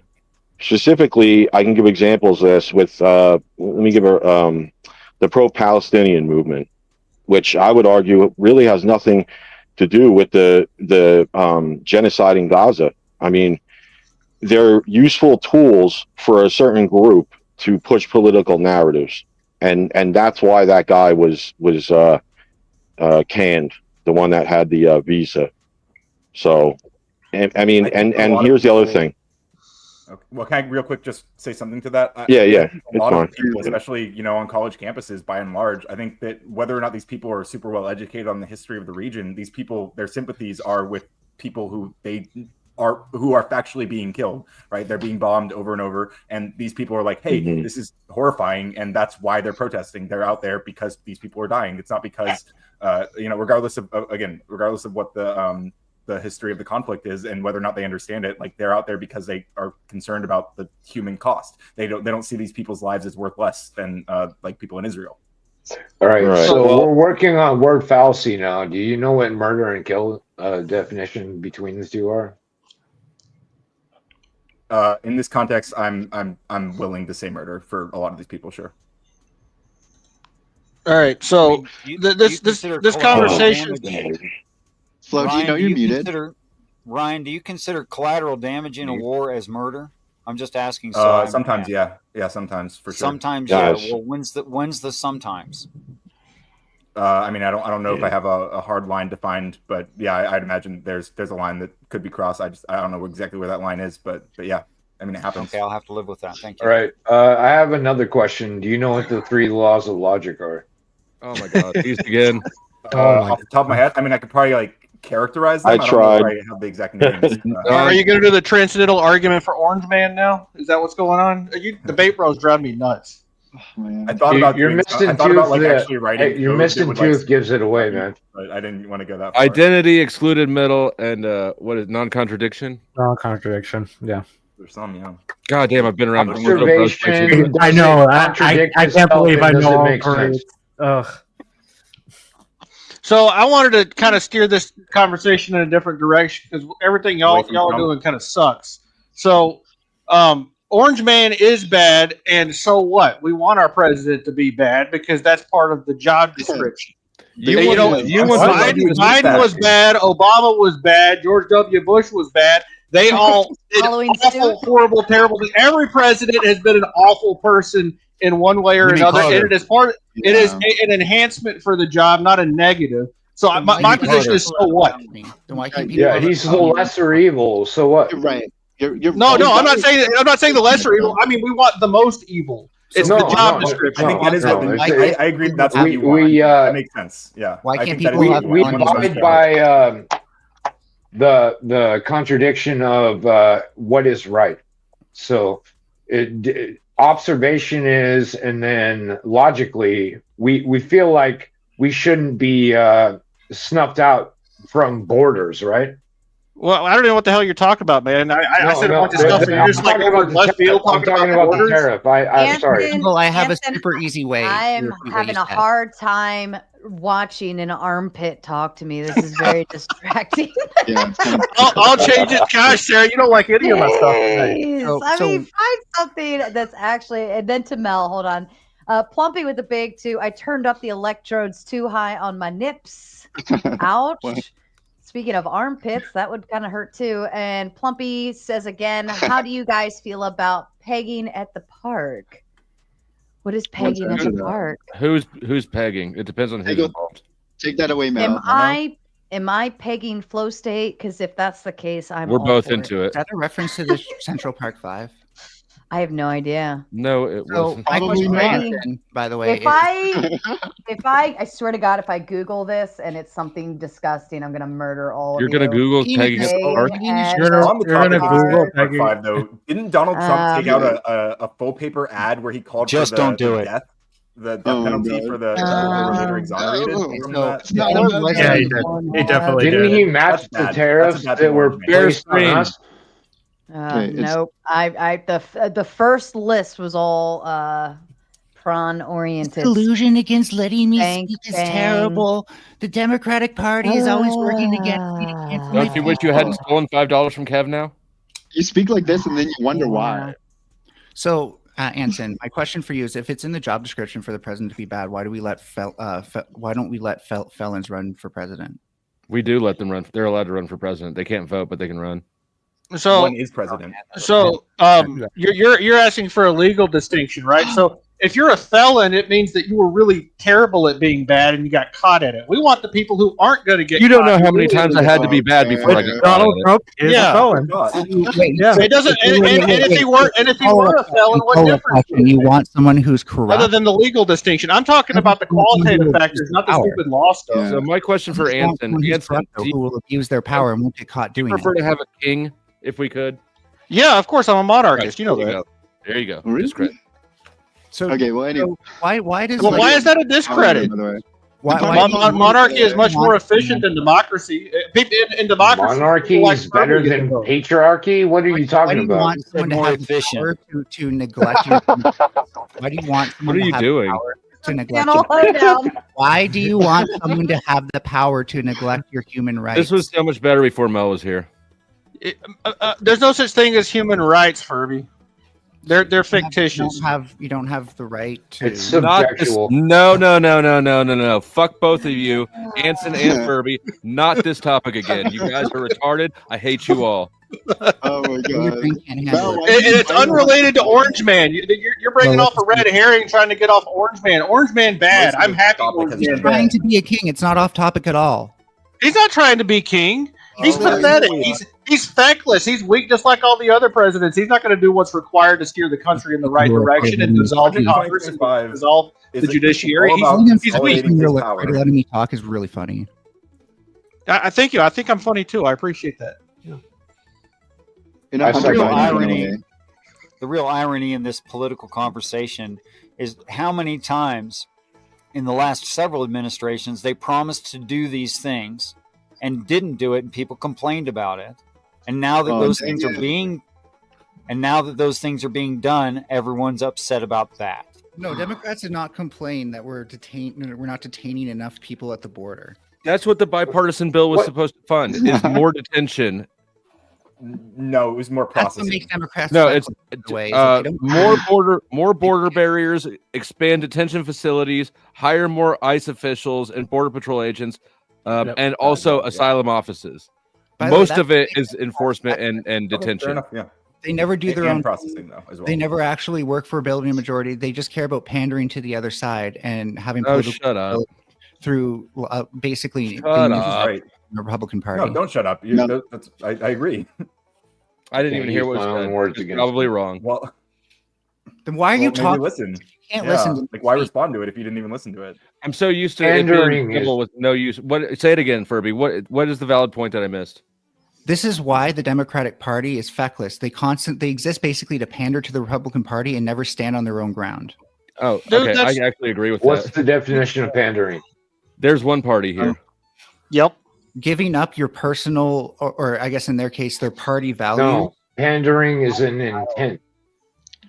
Wow. Both parties have a power sharing arrangement. The illusion that you have is that you have a choice between the parties, that they actually do something different. Trump's just a performative difference. He's an abomination. He'll be gone in a few years, and then things will go back to the normal power sharing arrangement.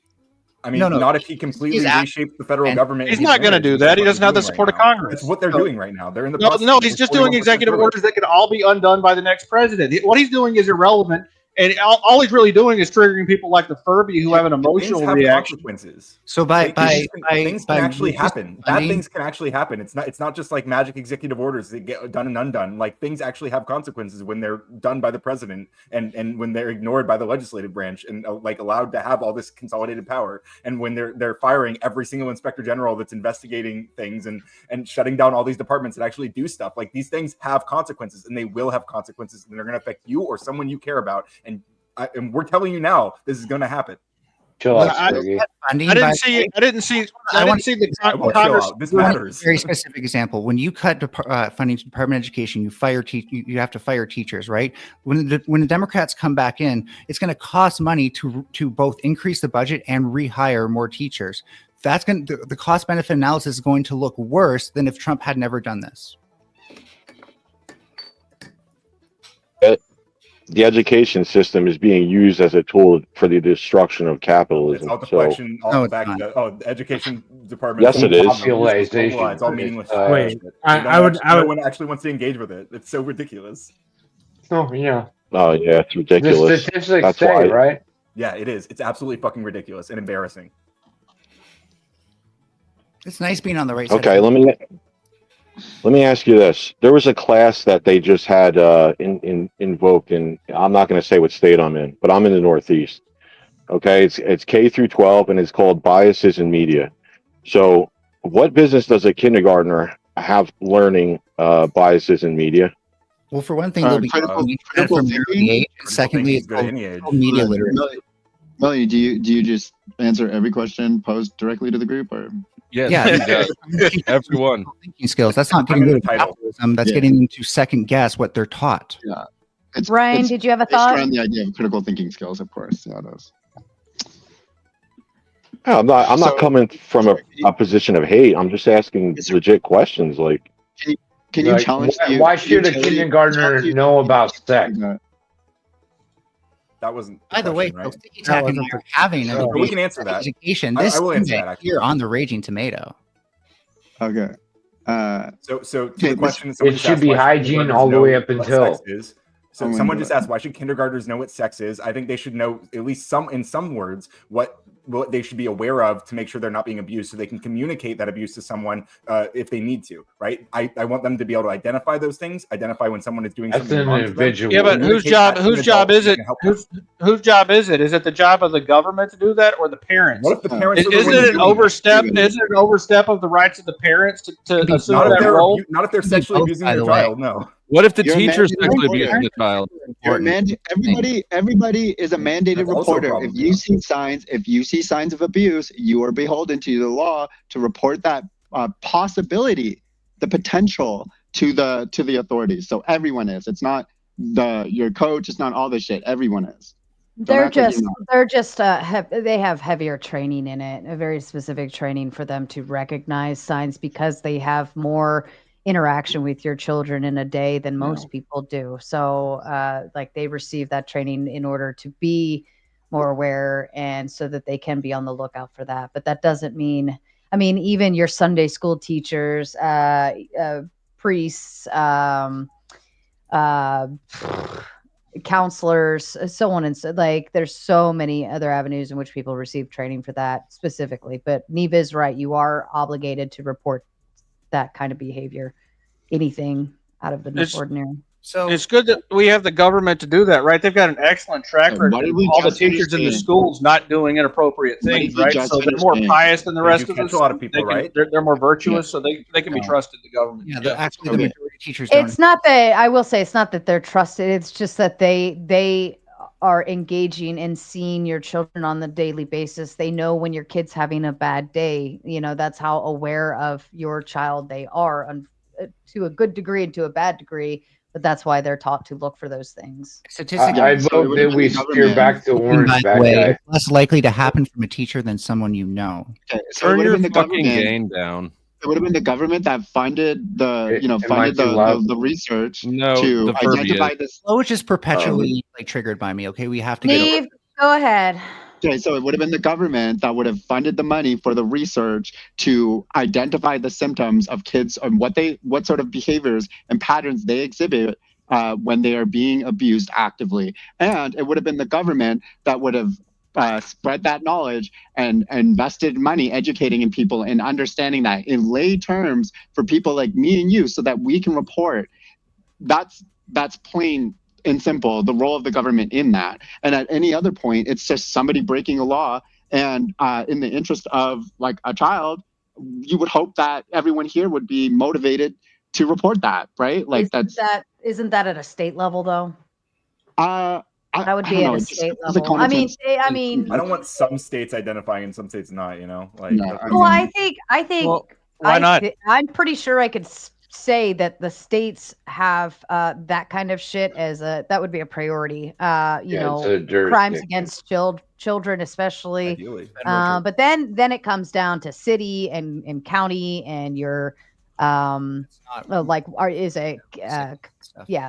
state, all of that. It's, I mean, how they continue with the process, but I don't. It's not a. it's not a federal crime, right? No, it is. It's federally SA? mandated that you have to have legislation against this, so it is federally mandated. But the state agencies are the ones that deal with it. Okay. That makes sense. What? Right. But the crime is still at the state level, right? I think it's so normal that we all want to protect children and whatever innocent. We want to protect dogs, to be honest about it. So I don't think this sort of thing really needs mandated. No, not yet. I think certainly every state would have such a majority vote on what is normal, like protecting children, that this shouldn't even be something that has to be federally mandated. Okay, I just demonstrated to you that by the role of the government, like being heavy-handed initially, has spread that responsibility to the will of the people, and I think we can all agree that to some degree, some people more motivated than others, we would like to stop, the abuse of children, right? That was a word salad. Okay, so by your own words, we shouldn't sterilize children, right?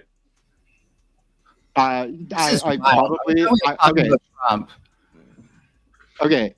Orange man good. If what you're asking me is that, yes, of course, we shouldn't sterilize children. Absolutely.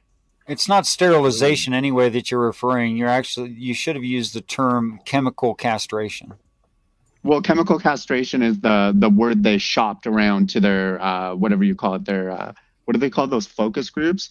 The people that describe things accurately? Is that what you're talking about? Yeah, focus groups. Yeah, for sure. So the focus groups. No, seriously, this is what they shopped around to the focus groups, focused around their voter base, to make the plight of a small percentage of the population a compelling argument for everyone to get behind, right? Like, look, I agree with chemical castration, and I'm not too offended by the harshness that you're pointing out of the term when it comes to someone who's abusing children sexually. I am for that kind of thing. Okay, so going back to like cutting stuff in like the Department of Education and stuff like that. That sounds good. When are they going to start doing that? Does anyone haven't done that disagree yet? that like Trump's I think they're proposed at the moment, but it's probably going to happen. Proposed cuts to the Department of Education would be just objectively harmful. Why? We didn't have a Department of Education before the 1970s. The cuts have already happened. They have. Today, he signed an executive order dismantling it today, wasn't it? Yeah. Okay. Which he doesn't have the authority to do. Super illegal. He does not have that. He doesn't have the authority to do that. That's Melanie, even if you agree, in fact, real quick, even if you agree that the Department of Education should be dismantled, Donald Trump signing an executive order is not the way to do that, because that's not how our Constitution works. That's not how our government works. Yeah. And Donald Trump would rather have that authority because he's a fascist. Yeah, one more argument for a king instead of our system. Thank you for helping. Do you know what fascist is? Isn't it though? Do agencies have to go through like Congress and all to be created? Yeah. Funded, I think. To be funded, yeah. That's why it's unconstitutional to dismantle them through executive order. To be funded, right? So if we're relinquishing the funds, then that means there's no funding. So is he just cutting the funding? He can't even do that. He's not in charge of the purse. The Congress is. That's not the question. Yeah. But she already recognized that Congress is in charge of the purse, has the power of the purse, as they say. Well, she already said that. But what I'm saying is that he can't dismantle it as well. Like he can't cut funding and he can't dismantle it. That all that power is in Congress. Unless he just fires everybody, right? Hornet, that's the thing. That's I'm asking because I'm trying to configure exactly how if he just fires everybody and doesn't fill the roles or gets rid of those positions. I mean, isn't he the hail to the chief kind of thing, and everybody in the departments fall below him, right? So essentially, that's the boss, and bosses can create new positions, get rid of positions, so on and so forth, fire people, hire people. So essentially, isn't that what he's doing then? He could conceivably fire people, but his justifications for doing so are fallacious, and that's what's being. Wait, let Coder. Sorry, Coder. Coder. Yeah, real quick. I'll try to be quick. My understanding is that Congress is the sole body that has the authority to restructure these sorts of departments. Like they create them, or because they were created by Congress, they are also the sole authority to restructure them. Contradict. So the problem would be that that Donald Trump, or the argument, right, the legal argument would be that Donald Trump defunding them or firing everyone from them by whatever means he can would be unconstitutional because he's not following the established, the precedent for what's the way they're supposed to be restructured. The argument would be that he's doing it in a backwards way that bypasses the rule of law, aka doing it illegally, which is why it's going to be challenged in court and it's going to be overturned. But right now it's going to cause chaos. Well, isn't that just an argument to abolish the courts then? Only if you think Trump should be king. Yeah. Go ahead, Mr. We're in a democracy, not a patriarchy at the moment. Coder, let me ask you a question. I think he's listening. Yeah. Okay. So go ahead. if government employees leak information, that you do realize that's illegal, right? You can't leak classified information or government stuff to the press, right? Yeah, that's whistleblower. So well, that also has to be done through proper. That's not whistleblowing. It has to be done through proper channels. So if you have all these people that leak information and not supposed to, should they be fired? Yeah, if you have people who are leaking information and you identify them, I think that's grounds to fire them. Sure. Okay, that's all I wanted to know.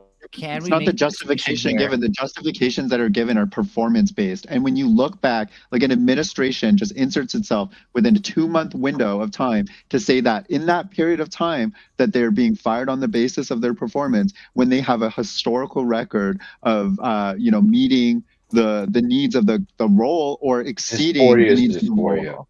So, no, I'm just saying that in a lot of these court cases, that is the premise for this obviously being a partisan push to illegally fire a lot of civil servants. So yes, he can conceivably fire them, but he also has to adhere to a real justification as to why they shouldn't hold the roles. It can't just be because I think they're bad or because I think they're bad at their jobs. You have to argue that. What Trump doesn't understand is that, if you want change, this is not how you do it. You don't get it from a corporate oligarch who installs loyalists into power like Putin does. Well, we've had corporate oligarchs ever since FDR. That's the bureaucratic fascism system that he set up. This is just rolling back the fascism that's been set up by the Democrats. I'd like to justify Nev's point by saying, thanks for letting me on your show, Sarah, and you guys have a great night. I love you, Blessed day, sir. I'm so glad you're here. Thank you. I'm going to drop down, but I want to pay $100 for a topic change if I can. Would you allow that, Miss Tomato? Absolutely. I'm going to blow it up right now, but for all you guys, and listen, I respect all your opinions, whether you're on whatever side. I'm interested in more the facts, not what we think is. But me too. As I drop down, I want to know what you guys think about the JFK files dump. I didn't even. I still haven't. I still haven't. Yeah, I don't know anything about it. Does anybody know anything about it? Yeah. Well, it was confirmed that there was following the disclosure personally. It was confirmed pretty much that there was a second shooter, and the CIA had involvement with a group that was anti-Castro Cuban. That was associated with the mob, and that a lot of the conspiracy theories related to Jack Ruby were actually true because the CIA confirmed that he was hanging out with Lee Harvey Oswald in the weeks prior to the shooting. Sounds like a tangle of webs. I don't know if that's true. No, that's all. I got that from a reputable news source. One of the lefty. I didn't say you're wrong. All right, hey, before we continue down the JFK, is that what you want us to talk about, Mister? Since half of us don't seem to know anything about it, or do you want to choose something else? You do the Epstein files well, I just want to. We should talk about Epstein. That's a good idea. Epstein files instead. Yeah, go for it. Yeah, that's fine. I'm gonna drop down. I'm gonna donate. Thanks for having me up, guys. Respect to everyone on the panel. Like I said, I don't hate you. I just really wish we could just push facts instead of the other shit. So arbitrary facts. So here's the fact. Donald Trump once referred to Jeffrey Epstein as a terrific guy who loves beautiful women almost as much as he does. Some of them on the younger side. Conveniently, the money, man, the money. No, he wasn't getting it. Busting off the top. Dusty, he's gonna change his mind. Flow State, would you like to say thank you. Thank you, Mike23, for the 10 gifted memberships. And congratulations to those who won them. And maybe we could play the horse booty clip for him. I think I can grant that. Only if you say pretty please with the cherry on top. You're such a bitch. Pretty please.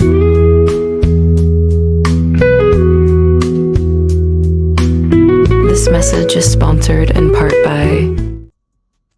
There you I said go. it. And you cut me off. I said I it. heard you. That's why I Mm. cut you off. And just a big shout out to everyone out there. There's about 200 of you watching. You have a couple jobs as a viewer, as a chatter, as some random person out there in cyber world. Number one, did you hit the fucking like button? Did you do Right. that? Did you rub the like button? Did you lick the like button? Did you press it with your big toe? That's easy. Anywhere you're watching from, Ryan's also restreaming. Powder Dusty is also restreaming. So go hit that little It's the button. white button. Fucking Crispy Treat was gifted a membership. I literally God was just damn looking at it. that. I was going to send that to you. Fucking cunt. Can't even get away with it. Okay, and Still then taking money. addition to that, outside of hitting the like button, because that one's free, you could also share the stream out. You should hit the subscribe button of wherever you're watching from, and maybe go check out all of the other kind, amazing, wonderful, beautiful panelists who come here every fucking day or at another person's show and do all of this hard work for you. And speaking of hard work, you failed to meet the goal. Oh. So, wow. Anson, you finally made me laugh, by the way. Oh, I did? Awesome. While you guys fail to meet the goal, I'm going to make you sit through a 3-minute potty break, granny slut commercial while I go take a little tinkle and think about what I want to do with you now. 3 minutes. Enjoy your 3 minutes. Oh, actually, I'm going to put you on. 3 I'm minutes gonna you're put pooping. you- I'm going to like take my time. I'm going to like wipe and then think about Yeah, you're pooping. That's everything. cool. I And could for poop now, since Hoover. you guys have failed, I'm Hoover. going to put it on. Actually, let's do this. I'm going to put you on members only, and I'm going to set another goal. And if you guys meet that goal, I'll take it off members only on the chat. I'm So- streaming into the subscribers Radical only. Coder on mine. Chat is not Powder donut. You So there are you go. the You have failed. I'm going to set A another lot of goal. goalposts getting moved tonight. Meet the goal or fill in the blank. A lot of goalpost seeding being Shit. seeded by you Yeah. with Hunter Biden. Because you bid on that for some reason. Hunter Biden is the national hero. Who else do you know that filmed himself getting a foot job while smoking crack? That's my president. Only a crackhead would do that. That's awesome. There you go. And I've A seen it. new- I looked for it. It's there. It's real. A new goal has been created, and Fun in because Iran. since I When turned it we on weren't members, supposed to be there. Sorry. since I turned it on members only, I'm not going to make you sit for 3 minutes, but I'm going to go tinkle, enjoy, and then when I come back, we'll go over Mister's topic of whatever. he How many wants to talk hundreds about. of people are thinking about you pooping right now? Okay, wait. What's Wait, something so this thing up. something that emerged as an important question in the last little bit here? Do we all support democracy? Because I assume Nope. that would be the case, but I actually Nope. don't think we all do. So Nope. Okay, you do not. What do you support? Vote on it. Monarchy. Okay, you Yeah, vote monarchy. Ryan would poop on it. And Flow State, do you support democracy? I support Mr. who also sent me $100. Thank you, sir. Shout out to Mr. salute to Who here votes? That's a better question. I don't vote intentionally. If I vote, it's against you. I think it's important. Look, voting is a placebo activity. Yeah, so I vote Nev. So even though I theoretically support monarchy because it's a more efficient system. Monarchy, you want your women Let him to finish. lead your way. Let him finish. That doesn't make Let him any finish. sense. Doesn't make any sense. Lead your way. I want Monarchy. Matriarchy. It doesn't make That's any a- sense, that's but a it's matriarchy. monarchy. Monarchy means a single ruler. That's a man. Okay, so but No, you're we'll saying say patriarchy is I think a what you're saying single right up ruler until that is not a man. Bro, just That- go Google the word first and let Anson finish. Lee, you're totally wrong here. Oh yeah, okay. Give it to me, and tell me how I made you laugh too, because I like making everybody laugh. I don't know, something about lick the smash button, the wordplay there, and then the peach with the slap marks. Hey Nev, what's up? I think what you're saying is that you're a dreamer, but you're still productive. Like you're still practical. Yeah. You know you still have to vote. Okay. Yeah, I'm a Machiavellian. Anything that's practical, I'm in favor of. A Machiavellian? What that the wasn't fuck very is massive. that? Nobody Man, who's actually Machiavellian would who admit is that that's This is how talking? I Is that know you're Lick? trolling. You're so Lick trolling the smash now. button. We don't. Is It's it? not our fault if you don't know what words mean, but we can't carry you through every one. Google it. Okay, Mr. has spoken, and he would like us to speak of the Epstein files topic. Yes, let's go. Okay, Coder, go. I haven't heard anybody so excited for SA since. Thank you, Mr. Neve, say thank you. Thank you, Mr. for talking about something that actually might matter. I got so There you excited go. for this topic, I yawned. This one's on your side. You touched Des, yourself, right? If you want to read why it. does Trump only half-assed release the Epstein files? Why did he only release the call logs that were already out, and he gave them in a super performative way to all these right-wing influencers who were suddenly pretty disappointed after their big showing where they're dancing with a list of allegedly a list of sexual assault victims? And so why doesn't Trump want this information out there? What's going on with that? What are they hiding? Yeah, Thank what are you, they hiding? Angela. Hold on, we gotta. Angela says, "I rub my nipples on the like button." Go Flo. That is the correct way to like videos on my channel. If you're even if you're a dude, I don't give a fuck. But especially if you're a chick. So I appreciate you rubbing your nipples for me. I appreciate it too, Angela. Hey, Flo. Okay. Exactly. Anyone want to answer that question, Anson? I couldn't hear a question. There's so much prattling going on I here. can It's repeat all it. over the place. Prattle and pander. Speaking of The question taking is up why space, won't Donald Trump release the actual Epstein files? Why did he only release a call log that was already out that had his name on it, by the way, and instead of actually releasing the files that he Well, said he I'd imagine that it doesn't serve as political power goals. Yeah, I bet it doesn't. Yeah, like most presidents make decisions that are selfish based on their political power goals, and that Joe Biden did, Obama did, all presidents do that. It's the logical explanation. Well, I mean, I would put myself in that position, and I would think if I had the ability to release something, would I release it or would I utilize it more as an option to get things done the way I want them? I think it depends. Leverage. Leverage. Like some presidents actually had like almost a manifesto for how they thought the world should be run, and you can call that selfish, but I think they truly believed in it, and they thought that they would help other people through that. Yeah, that's called propaganda. So you consume propaganda that makes you think that presidents are good people. Propaganda. Okay, so yes. Yeah, it is propaganda. It's a paranoid delusion. I apologize. It's not a paranoid delusion that some presidents had a world vision. Oh my God, you're literally okay, Anson. Of course, it does not suit his political interest to release the entirety of the Epstein files. Yeah, but the problem is we don't know why, right? You can speculate. Didn't Epstein die under Trump's watch? Wasn't Trump president? Wasn't he the one who would have had final authority over if anything happened? If that guy had died under Joe Biden, wouldn't conservatives? Yeah, everybody that passes away in prison under a president, it's their fault. I agree. If they're best friends with the guy before, that's not a huge leap. That's not a huge leap. Everybody who passes away in prison is the fault of the president. If it's the Biden administration, anything is possible. But if it's the Trump one, there's a logical explanation, or just like major gap. Yeah, or just all you've got is speculation. All you've got is speculation. As far as we know, he doesn't want to release it. He doesn't want to release it because he's going to play good cop, bad cop against his AG and throw out his AG in a couple of years or something like that. You don't know what his reasons are. I can see that. I'm asking you to speculate.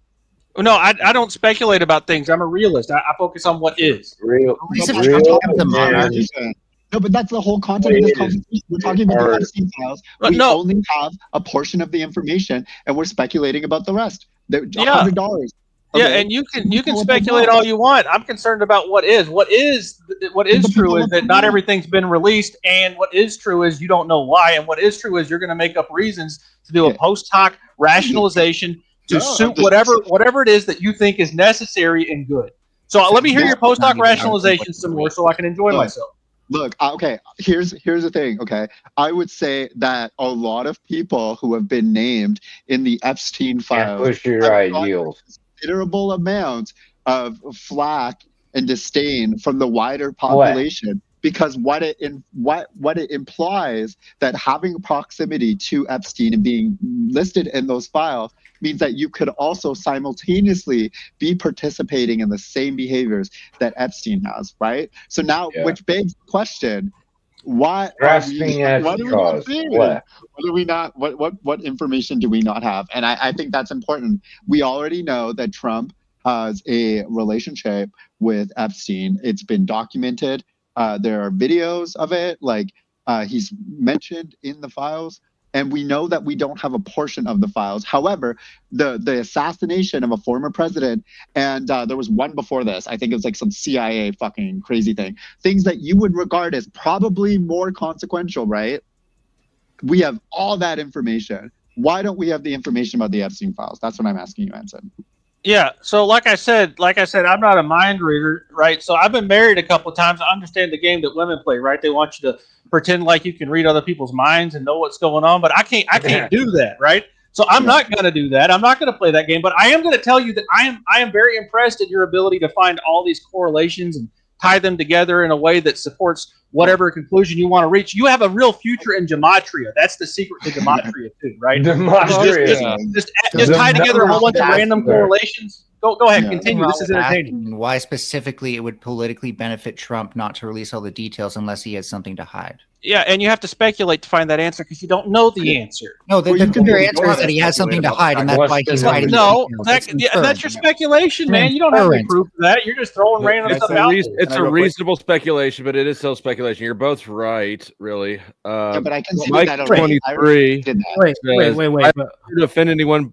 The president may at his own discretion remove an inferior officer does not require congressional approval. That's true.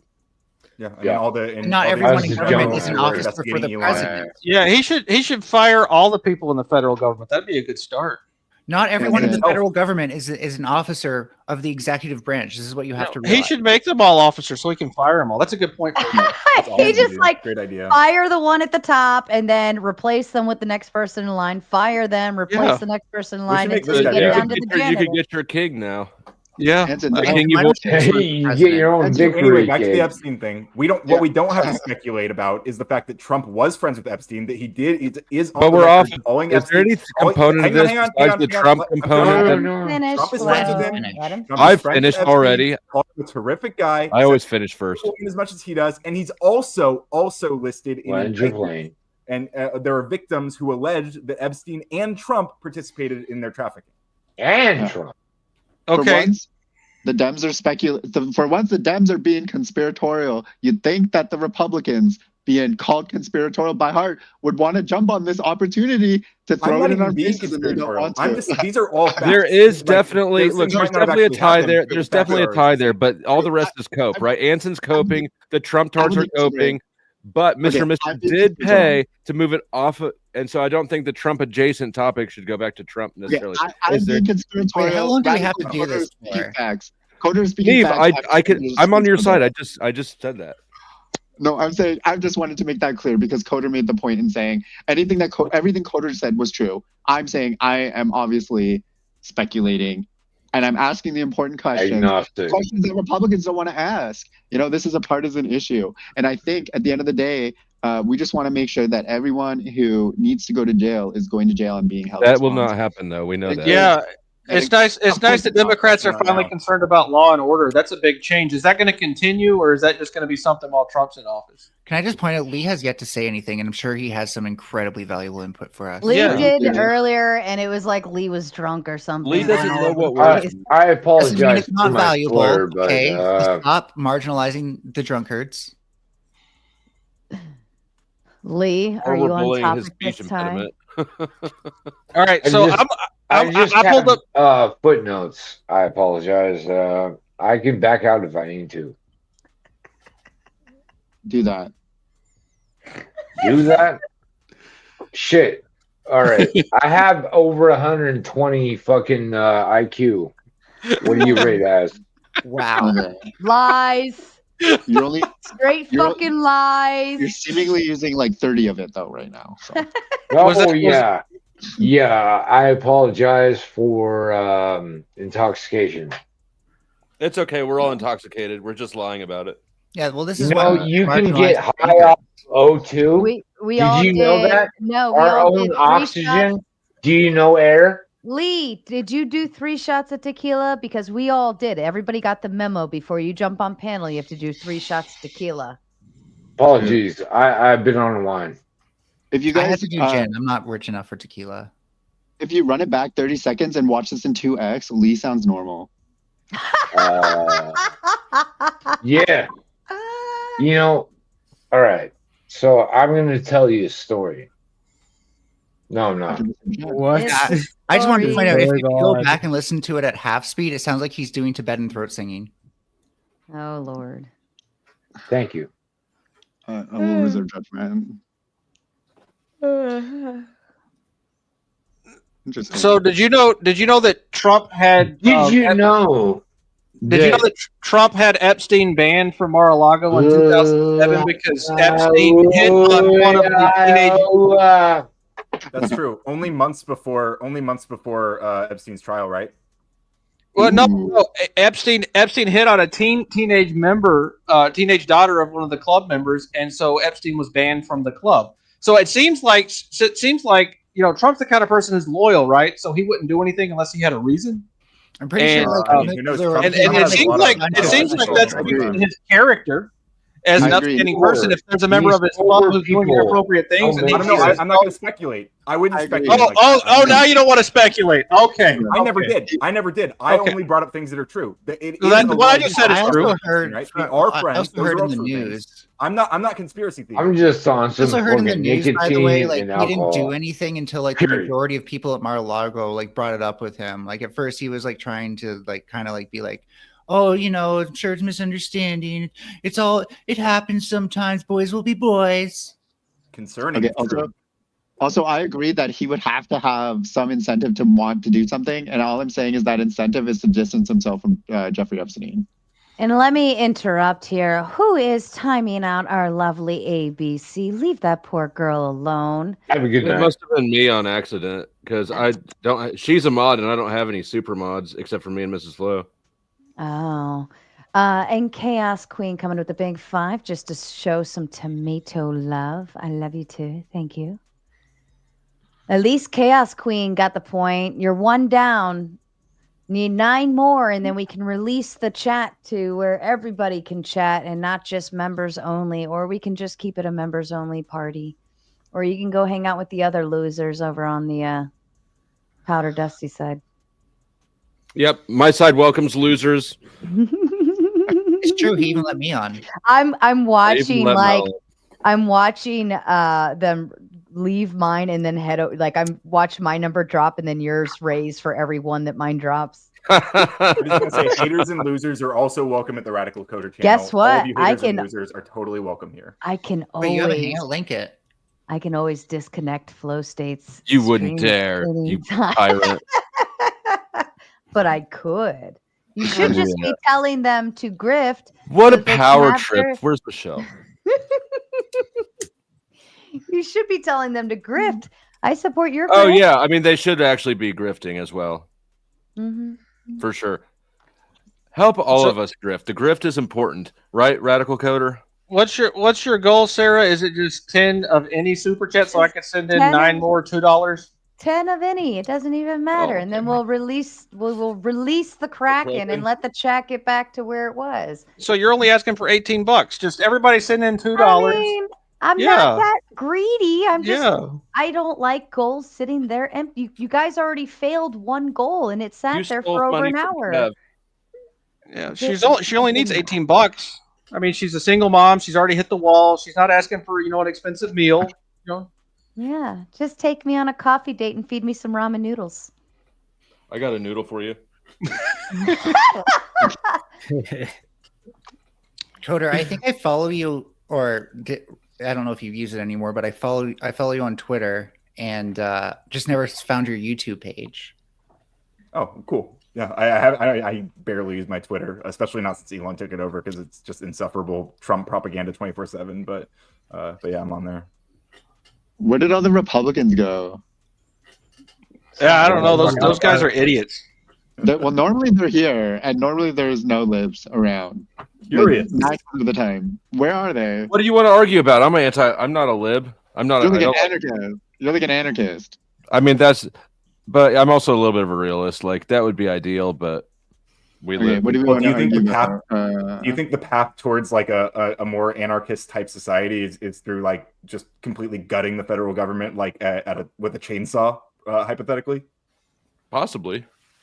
No, I don't. I'm not a fan of. I'm not a fan of Trump. The thing about Trump is that he's a Pied Piper for all the conservatives, and he says the right things, but then he does the opposite things, and so and it's just it's good marketing. So now you've got all the conservatives, my freedoms crowd, all of them running around going, yeah, it's wanting to send Gestapo in to look for people who are not documented, right? Like checking their papers. They want Big Brother in effect, is how it looks to me. So good job, Trump tards. You got duped into being useful idiots. But that's not, don't mistake that as me saying like the libs are right. The libs are obviously also retarded and wrong.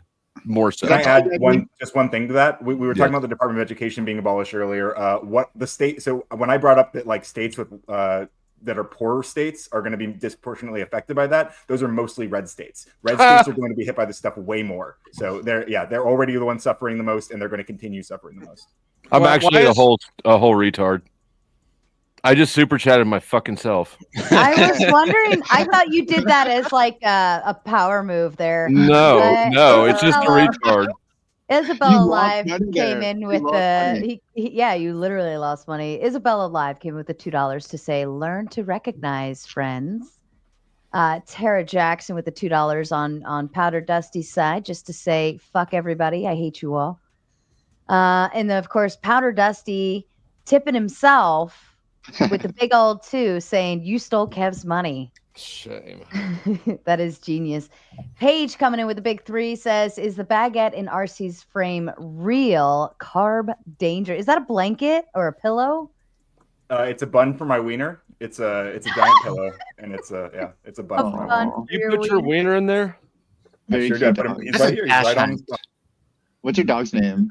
He's a dachshund. Umbreon, like the Pokemon. I would not put my wiener in a dog. I don't advise you put your wiener in a dog. It's very cute. That is funny, though. So, and then Mandy coming in with the big 3 super sticker just to tell everybody to fuck off for a very long time. Thank you, Mandy. All right, you got 2 down.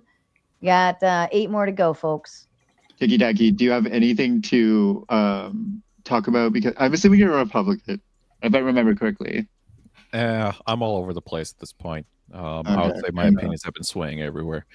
But I guess Epstein files, I don't know. I don't really have much to say other than, there was a lot of philanthropists on that flight log, between like Bill Gates, Hillary Clinton, Bill Clinton, and they were flying all over the world together. So it's like, Trump's only on there once. He's only on the flight log once. Too many times. Yeah, but it was. I'm on there 0 times, by the way. Yeah, I'm on there 0 times. But I'm just saying. You should be on there, though, Mel. You deserve a spot on that list. Trump was on the flight log 7 times, not once. He never went to the Lolita Island, but he was on there a bunch more. But that's irrelevant because lots of different people were on those flights. I will contest that because did you read this directly from the flight logs, or are you just using some news article that claims that he was flying that much? I read it in a news article, but I'll have to. Yeah, I'm telling you, I went through those the raw flight logs, and Trump is only listed once, and that was from NYC back to Palm Beach International, when Trump was like holding an event in NYC. So I'm looking at a People article about this right now, and it says that he's mentioned on page 24, on page 27. It says 7 times, like they said. Go ahead and a look few it up other on the flight instances. logs and give me the flight logs. I don't care what news articles have to say. I mean, I told you 2 pages already, right? So I happen to Yeah, know a lot about and I flight already logs. told you I read the flight logs and I only seen them there once. Okay, so go back. You need to go back to happen to page know- 24 and page 27, and you should see 2 separate instances, so that your initial statement was wrong, So right? you're gonna say that the person who looked at the flight logs is wrong and this news article? Yeah, I think you're is lying. right. I think you either didn't read them or you're just lying about it. Yeah. No, it's neither. I have flight them in logs front of me. in This black is box? maybe you just missed that part. Like I don't know. Are Maybe you these didn't flight read it very logs well. from maybe you never read the flight logs, and you should go read the flight logs. Where are your flight logs from? Where are they from? They're just they're from the government. It's like, what is it? Those are published flight logs. Here's the problem: you can still get away with flights that do not have flight logs if you know what you're doing.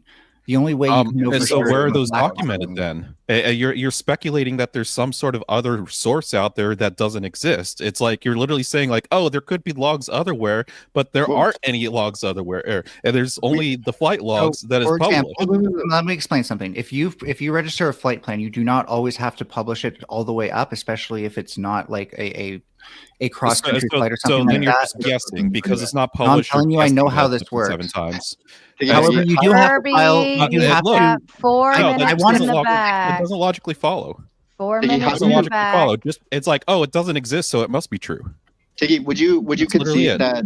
Would you concede? Okay, are you under the impression that we have the entirety of the Epstein files at this moment in time? No.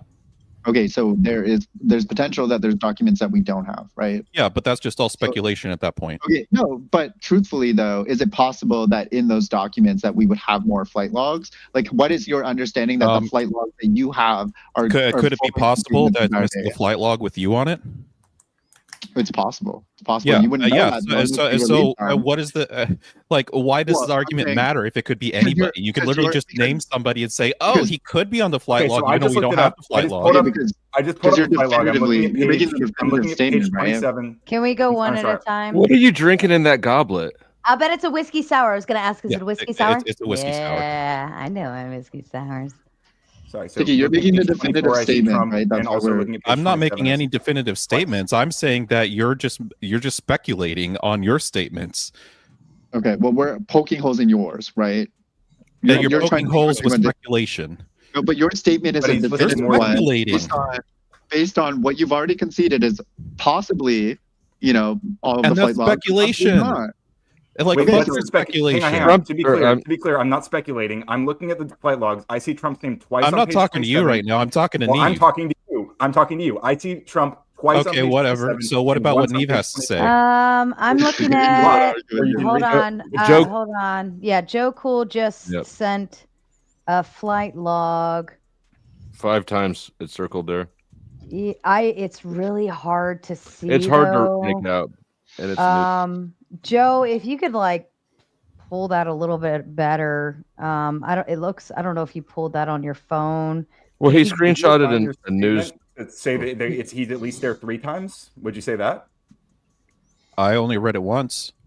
Oh, Unless you okay. can show me otherwise. Why don't you pull it up right now? Why don't If you- he's I there have it one up time right or now. 5 times, I have doesn't it. matter. I have it up right now. I've had it up this entire time. Does it matter if he's there 1 time or 5 times? Would be my question. Well, the Not argument. necessarily. I'm just saying he was. What I'm saying is that this guy lied about it being only there once, or he only read it once and he just didn't know that it was there more times. And I'm just saying that he was wrong about that. Yeah, but all you're saying is just saying stuff. That's it. I'm saying I posted the documents as well in the chat so people can verify it for themselves. Yeah, But I'm looking at that same exact link right now. I'm saying stuff all that's you're verified. doing I'm is saying just that you're publishing the lying. link. That's it. You're not actually like substantiating anything. And you haven't spent any time combing through any of this. You're literally just on a whim. On a whim. On the log just now. Will you look at it? Okay, twice. Okay, twice. Okay, Over the what link. pages? 3 times. 3 times. 3 times. Okay, what pages? 24 and 27. 24 and 27. 24 once, 27 twice.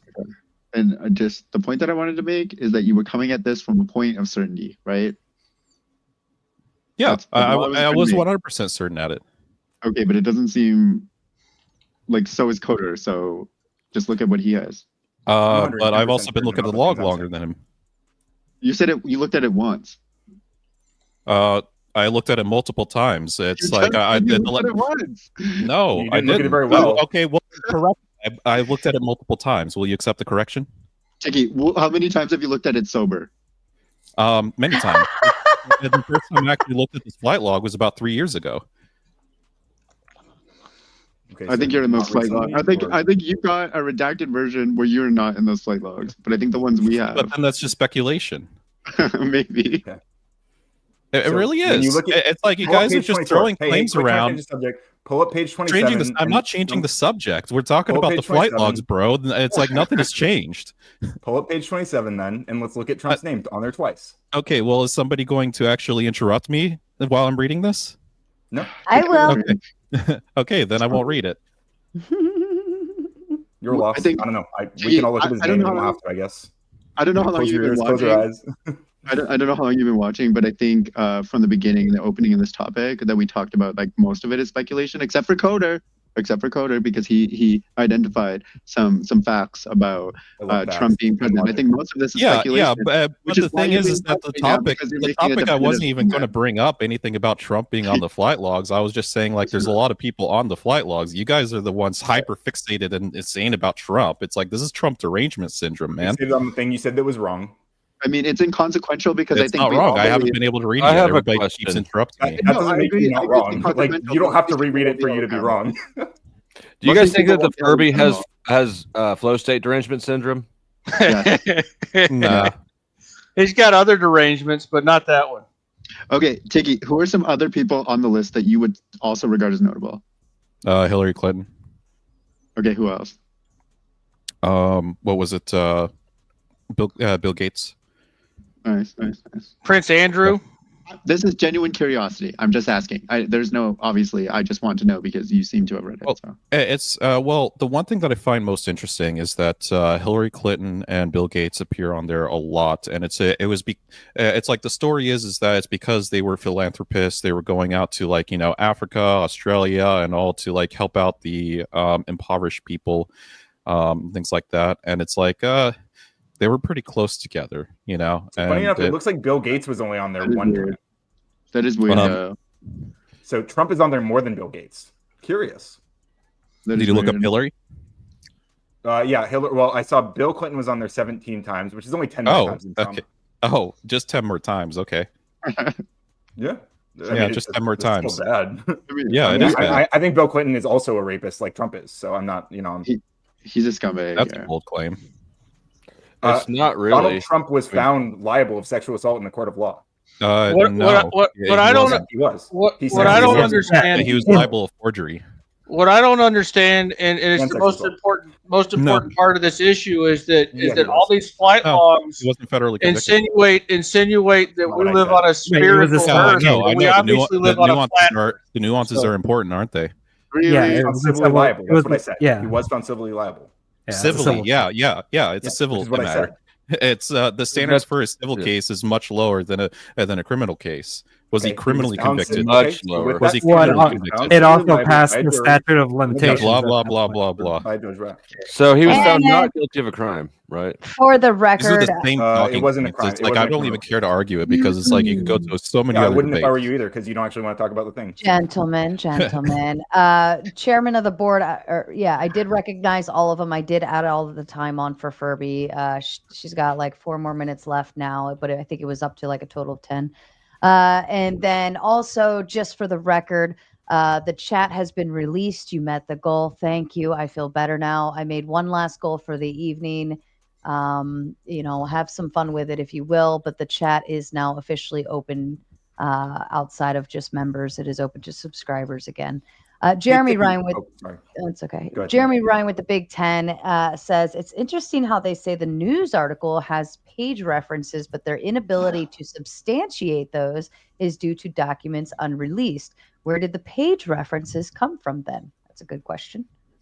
No, we're talking about the logs published. The amount of documents they released would obviously have pages, like a page number, right? Like, let's just speculate wildly. What page Hillary Clinton's name shows up on. Yeah, for sure. You came up here to make a flat Earth argument, so. I was joking. I was making fun of flat Earth. I made fun of gematria people earlier too, because those people are wackadoodle also. You were the one using gematria logic, not me. It was funny. How many times does Hillary Clinton appear in the flight logs? I don't know. I know that she flew along with Bill Clinton. It's there's usually the initials on there of the people who are guests. According to the flight log, according to what I'm looking at, the flight logs are 0 for him. Oh yeah, you totally did not scan through all those pages within just like about 10 minutes. Well, you tell me, like, help me figure it out. How can I told you, I don't know. I assume you're relying on news articles again. Lie about it.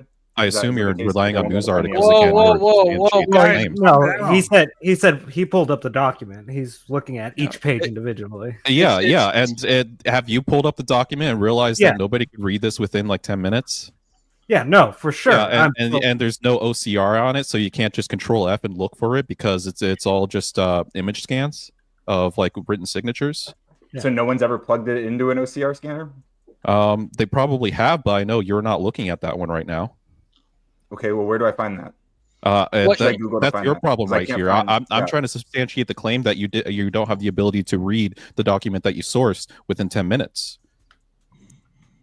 So you're just shifting the goalposts. No, I'm not shifting the goalpost. I'm telling you. Yeah, you're shifting the goalpost that there's some sort of other source that its existence, and it's like, oh, that's going to substantiate. Okay, sorry, let me be clear. What I'm saying is you're saying that you read all the flight logs immediately. You lied about how many times Trump was on the flight logs. You're just a liar. You lied about. No, I'm not lying. I'm not lying. No one should ever take anything seriously. You're a fucking liar. And you're a liberal. Nobody should take you seriously. You shifted it twice. You literally said he's on there once, and then you conceded that he was on there. Wait. Y'all need to argue in good faith. Can't he just be wrong and it not be nefarious and a lie? I mean, it's obvious. This is like an Obama with a stingy liberal. This is like an Obama birth certificate. Right? Obviously, the liberals have they literally want to be pedantic about like the count numbers on the flight logs. Yeah, but I haven't even gotten to my original point of what I actually wanted to do. You guys just wanted to nitpick at the frickin' Trump thing because you have Trump derangement syndrome. Nitpick about the lies you told. Sorry. You're the ones obsessed with Trump. You're the ones who will go point at Trump on the flight logs when Bill Clinton's on there 17 times.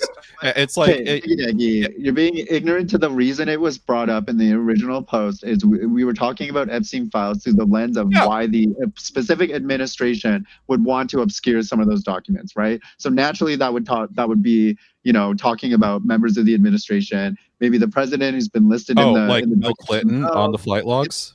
It's pertinent. It's pertinent to the discussion, right? Like, I know you just got here and I know you're drinking, but like, put those two together. I'm helping you out here. Also, these flight logs are unreliable. First of all, I'm here to troll. First of all, I posted a link in the side chat about how Congress made tracking private flights way more difficult, and it's usually not public information. The flight logs that have been published by the government contain redactions, come from various sources in their own right, and they have unreleased logs as part of it, inconsistent record keeping, ongoing legal and investigative matters that prevent publishing the entirety of it as well. So to say that that Trump's only been on there once, at best you're looking at heavily redacted and unreliable information. It probably was even from 3 years ago. The reliable ones he shows up multiple times, as we discovered. So all right, so all the presidents are pervs. Yep. Yeah, well, just Clinton and Biden on there. Well, that goes hand in hand with being power hungry, right? Yeah, I mean, all the people in the top levels of the government are all degenerates and power hungry mad people. I mean, that's not just that's, people. That's we want one of them for a king, right? Like you're acting this is existing in all populations of humanity. Yeah. People in power just have more money to engage in more elaborate forms of debauchery. But other than that, I don't think just because most people, if you look at most CEOs, right, they just spend most of their time obsessing over their fucking stock values and shit like that. Well, no, degeneracy is more prevalent in the West because we're all spoiled and rich. I mean, we got people running around getting all kinds of surgeries, mutilating their bodies because they think they're something they're not. I mean, it's the same exact thing. It's just a matter of wealth, right?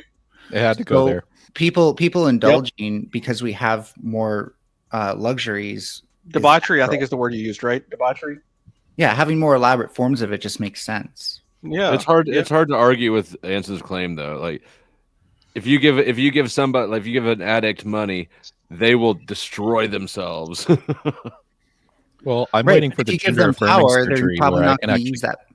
Sorry, if you give them power, unless you give can them the take TRT power if you to want have take free TRT. drugs, then they might not be able to use that for those purposes. And most of the power in government does not give you the ability. If you vote for me, indulge in I will give you programs. free drugs. This goes out to. I'm starting my campaign right now. Okay, I want to make sure my plane is landed here. Most of the power you get No, from but government. look, I'm campaigning Yeah, here. I know you're afraid of people who are smarter than you. Your Flo. plane got lost because we can't I'm track backing flight Twicker. logs. Your plane is lost. It's I want to Malaysia. hear Melanie's final point. Can you guys shut up for a second? Yeah, I want to hear Melanie's point. The power that people get in government most times does not enable people to engage in sexual perversion. This was your last point. Okay. The plane just crashed. No, I was just making sure you heard me because you cut me off while I was saying that. The plane is on fire. Yeah, the plane that plane. There were no survivors. The plane struck a helicopter because Trump deregulated the FAA or whatever. You're trying. First time ever. First time ever a plane. Like, do you have a response to what I said, or are you just going to do this the whole night? It's kind of getting pathetic. Well, I'm enjoying it. It's not good for you. It's good for me. It's good for me.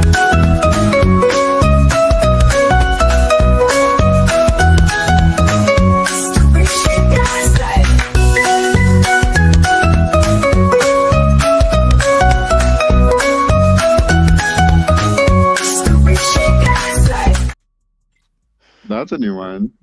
It's not new. Oh. I don't use it often enough.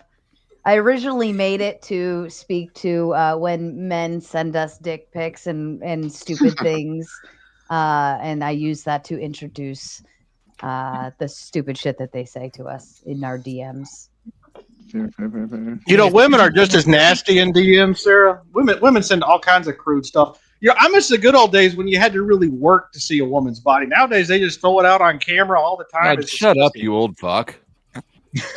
Why would you complain about that?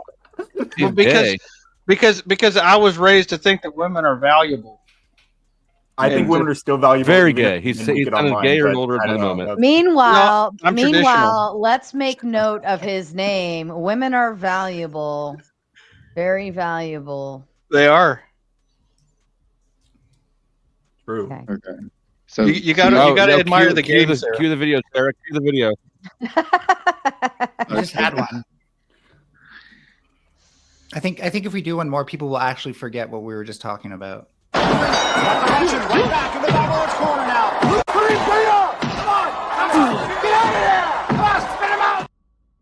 Knock him out into concussion. Yep, I forgot everything. Yeah, I think there's one person on this panel who's been mysteriously quiet, and that person is Hornet.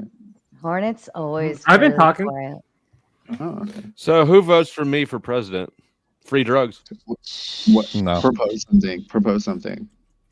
I propose Yeah, free Do you drugs. mean universal health care? No, not medicine. No. Just drugs. Yeah, I'd be all right with that too, Flo. If you made birth control illegal, When do we vote? When do we vote? When do we vote? Oh, birth What control. about is well? If you think about it, right? If you send out free drugs, then all the weak people who are taking those drugs and getting so high will eventually just kind of fall off the face of the earth. Yeah, and then all of the people who actually have shit to do and are busy getting shit done and being productive will continue to be productive and And have some more of us will be space, productive on drugs. more space to do so. Like, if you like On eugenics that note, that much, though- you should really just admit you're an awful person. Anson, Can are you you remove? What if Anson, Sarah, are you what if advocating? instead we had institutions that help people with those addictions who are struggling with them, and then they can become productive? So we have more productive people. Don't we and already don't have that? to wait for Yeah, them to we do. die. The issue is that Not a people, lot. not everybody Republicans, wants to again, do vote that. against these things when Look, they're being established. Liberal, in America, you definitely lefties don't like have to the pretend that rehabilitation everybody and on the inside is really a good, helpful, supportive, friendly, altruistic person that wants to be sober and productive, but that's not the I case. didn't say that at all. No, I know. I extrapolated it. Hey, wait, question. Poorly.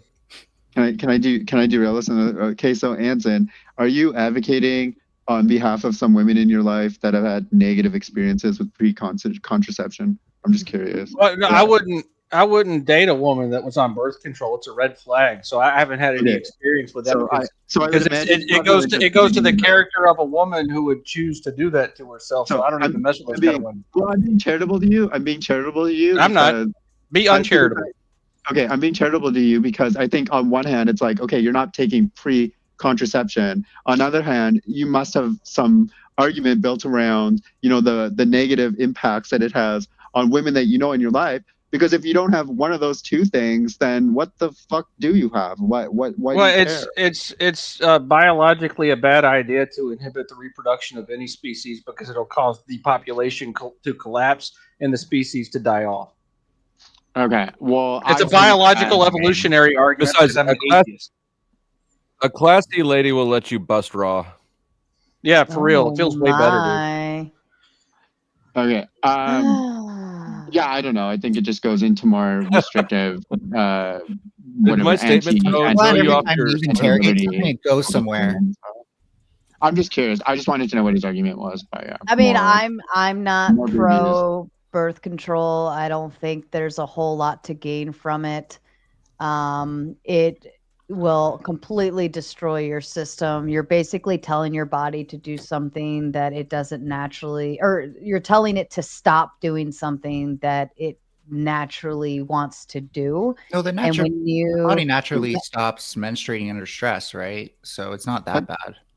Okay. Yeah, that's not. Or if you're vegan, and if you're vegan, it stops as well. I have a question for Anson. Hey, what's up, Sticky Tech? Yeah, it's what if a particular species is destined for extinction? Isn't that just part of the natural process?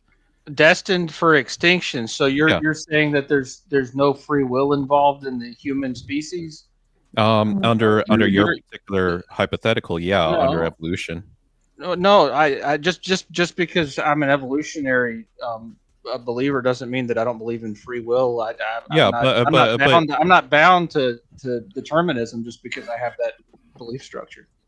So then, what's wrong? What's wrong with birth control if people are free will to do so?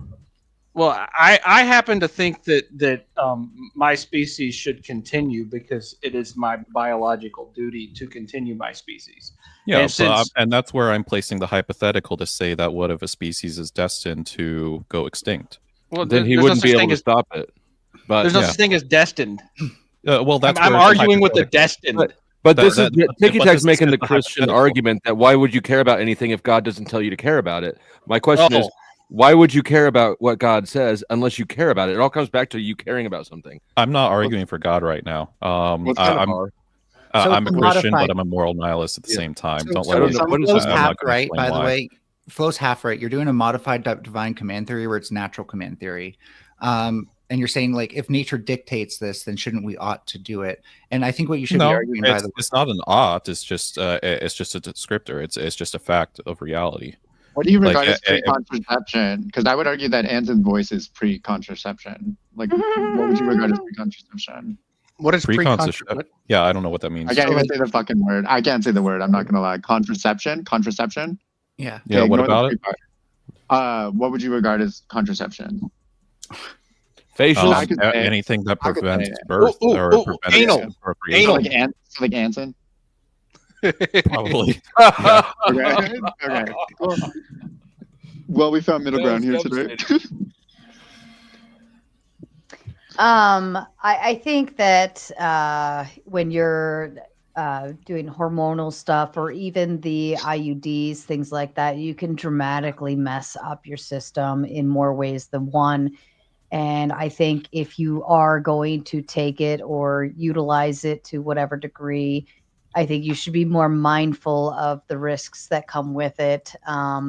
Nowadays, they're handing over the birth control to teenagers as will clear up your acne thing. And I think that should not be utilized as a acne solution, only because the repercussions reproductively can be more damaging, especially for a young 15, 16-year-old girl who's just now coming into, her womanhood per se.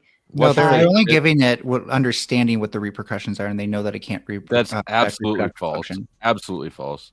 No, they know it can't affect. Like, you'd have to have How would we know how do we know the long-term effects on something that has only been around for a couple decades?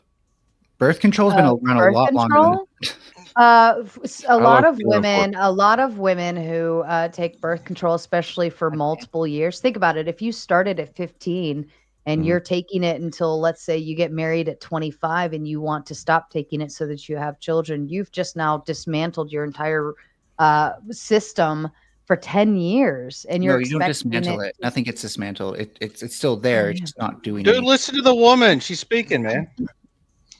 You're expecting it to just pick right back up where it started, and actually that can affect your, like, these typically, you know, it could take 1, 2, 3 years to get it restart, like kicking back off, where at the age of 25, you should be able to essentially, a perfectly healthy woman should be able to knock out a pregnancy pretty quickly.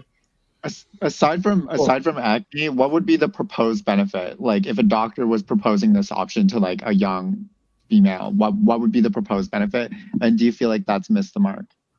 So there is, from my understanding, what I've been hearing around the block, 15-year-olds, friends are doing it because of either acne or to help with their cramps, to regulate themselves.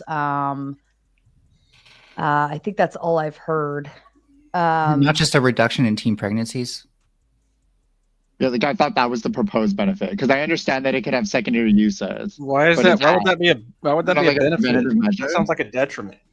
Okay, sorry. You want more teen pregnancies? Yeah, more all pregnancies, more of them, please. We're in a population collapse right now. We need all the pregnancies we can get. Sounds like you want more single, parent households. So no, that's horrible. But I prefer more shotgun weddings, to be honest with you. Not that they're inherently wrong.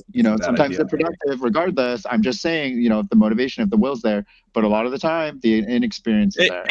People need to be responsible for their consequences in the back of their Chevy instead of being not held to those responsibilities. Slow job save lives. You know what's great for a mother? Taking care of a child by yourself, but then taking care of your child's child as well. You know what's great for a mother? Fulfilling her biological duty. Who didn't take care of you?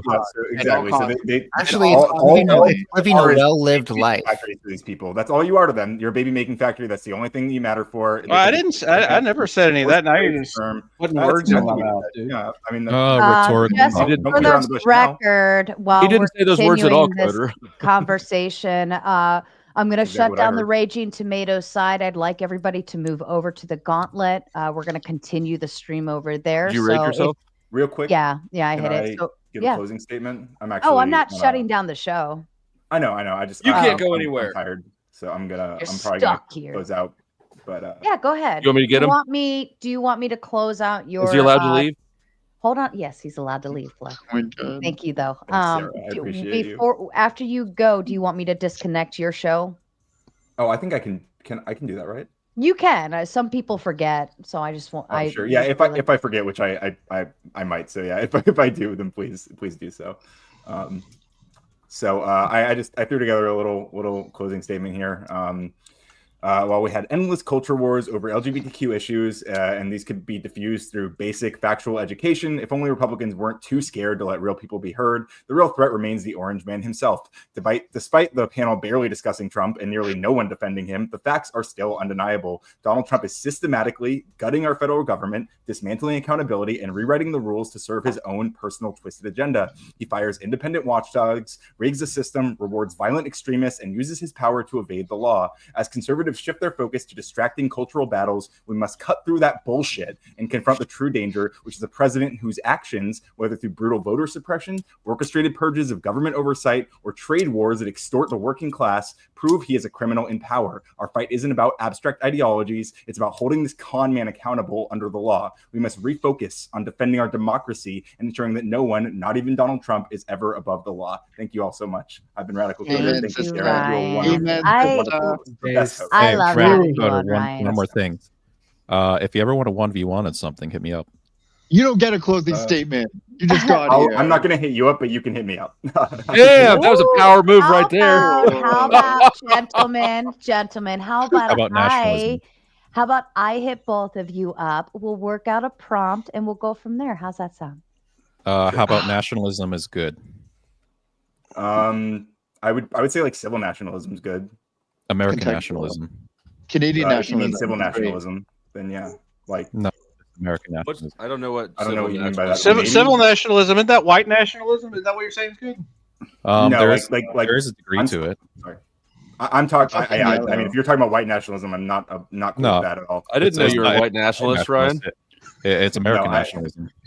So I support nationalism around like the Constitution, right? Like a patriotism is what I would call it, really. But the Constitution is irrelevant, dude. What the heck is that? Well, it is with Trump in office, yeah, and more so. But if we push back against that, like I'm encouraging everyone to do, then maybe that won't be the case. So thank you so much, though, everyone. Have a good night. Bye, Sarah. Thank you, Coach. I'll reach out to you. Streams. Yeah. Please remove mine because I actually don't know how to do it. I got you. Thank you. Love you, Sarah. Bye. I love you, Ryan.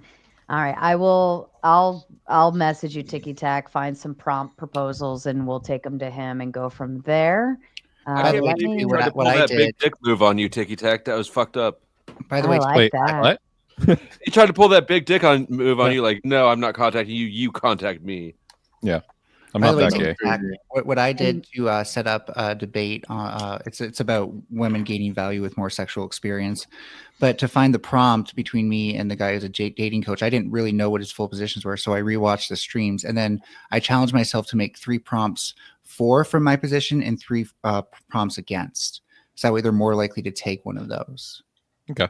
Yeah, I'll definitely think about it more when I'm sober. And a kind reminder. Hold on, just as I see, it's like I have the wisdom sour right here. Like, hold on, baby. Kind reminder, everybody watching on the Raging Tomatoes side, I pinned the link at the top. Go ahead and start moving over to the Gauntlet now, because I will be shutting off the Raging Tomatoes side here in just a second, and we'll be only streaming from the Gauntlet. No super chats over there. We just have Cash App, but either way. Yeah, you want to make sure you're moving. It has been redirected, but just hit the link and follow it over, okay?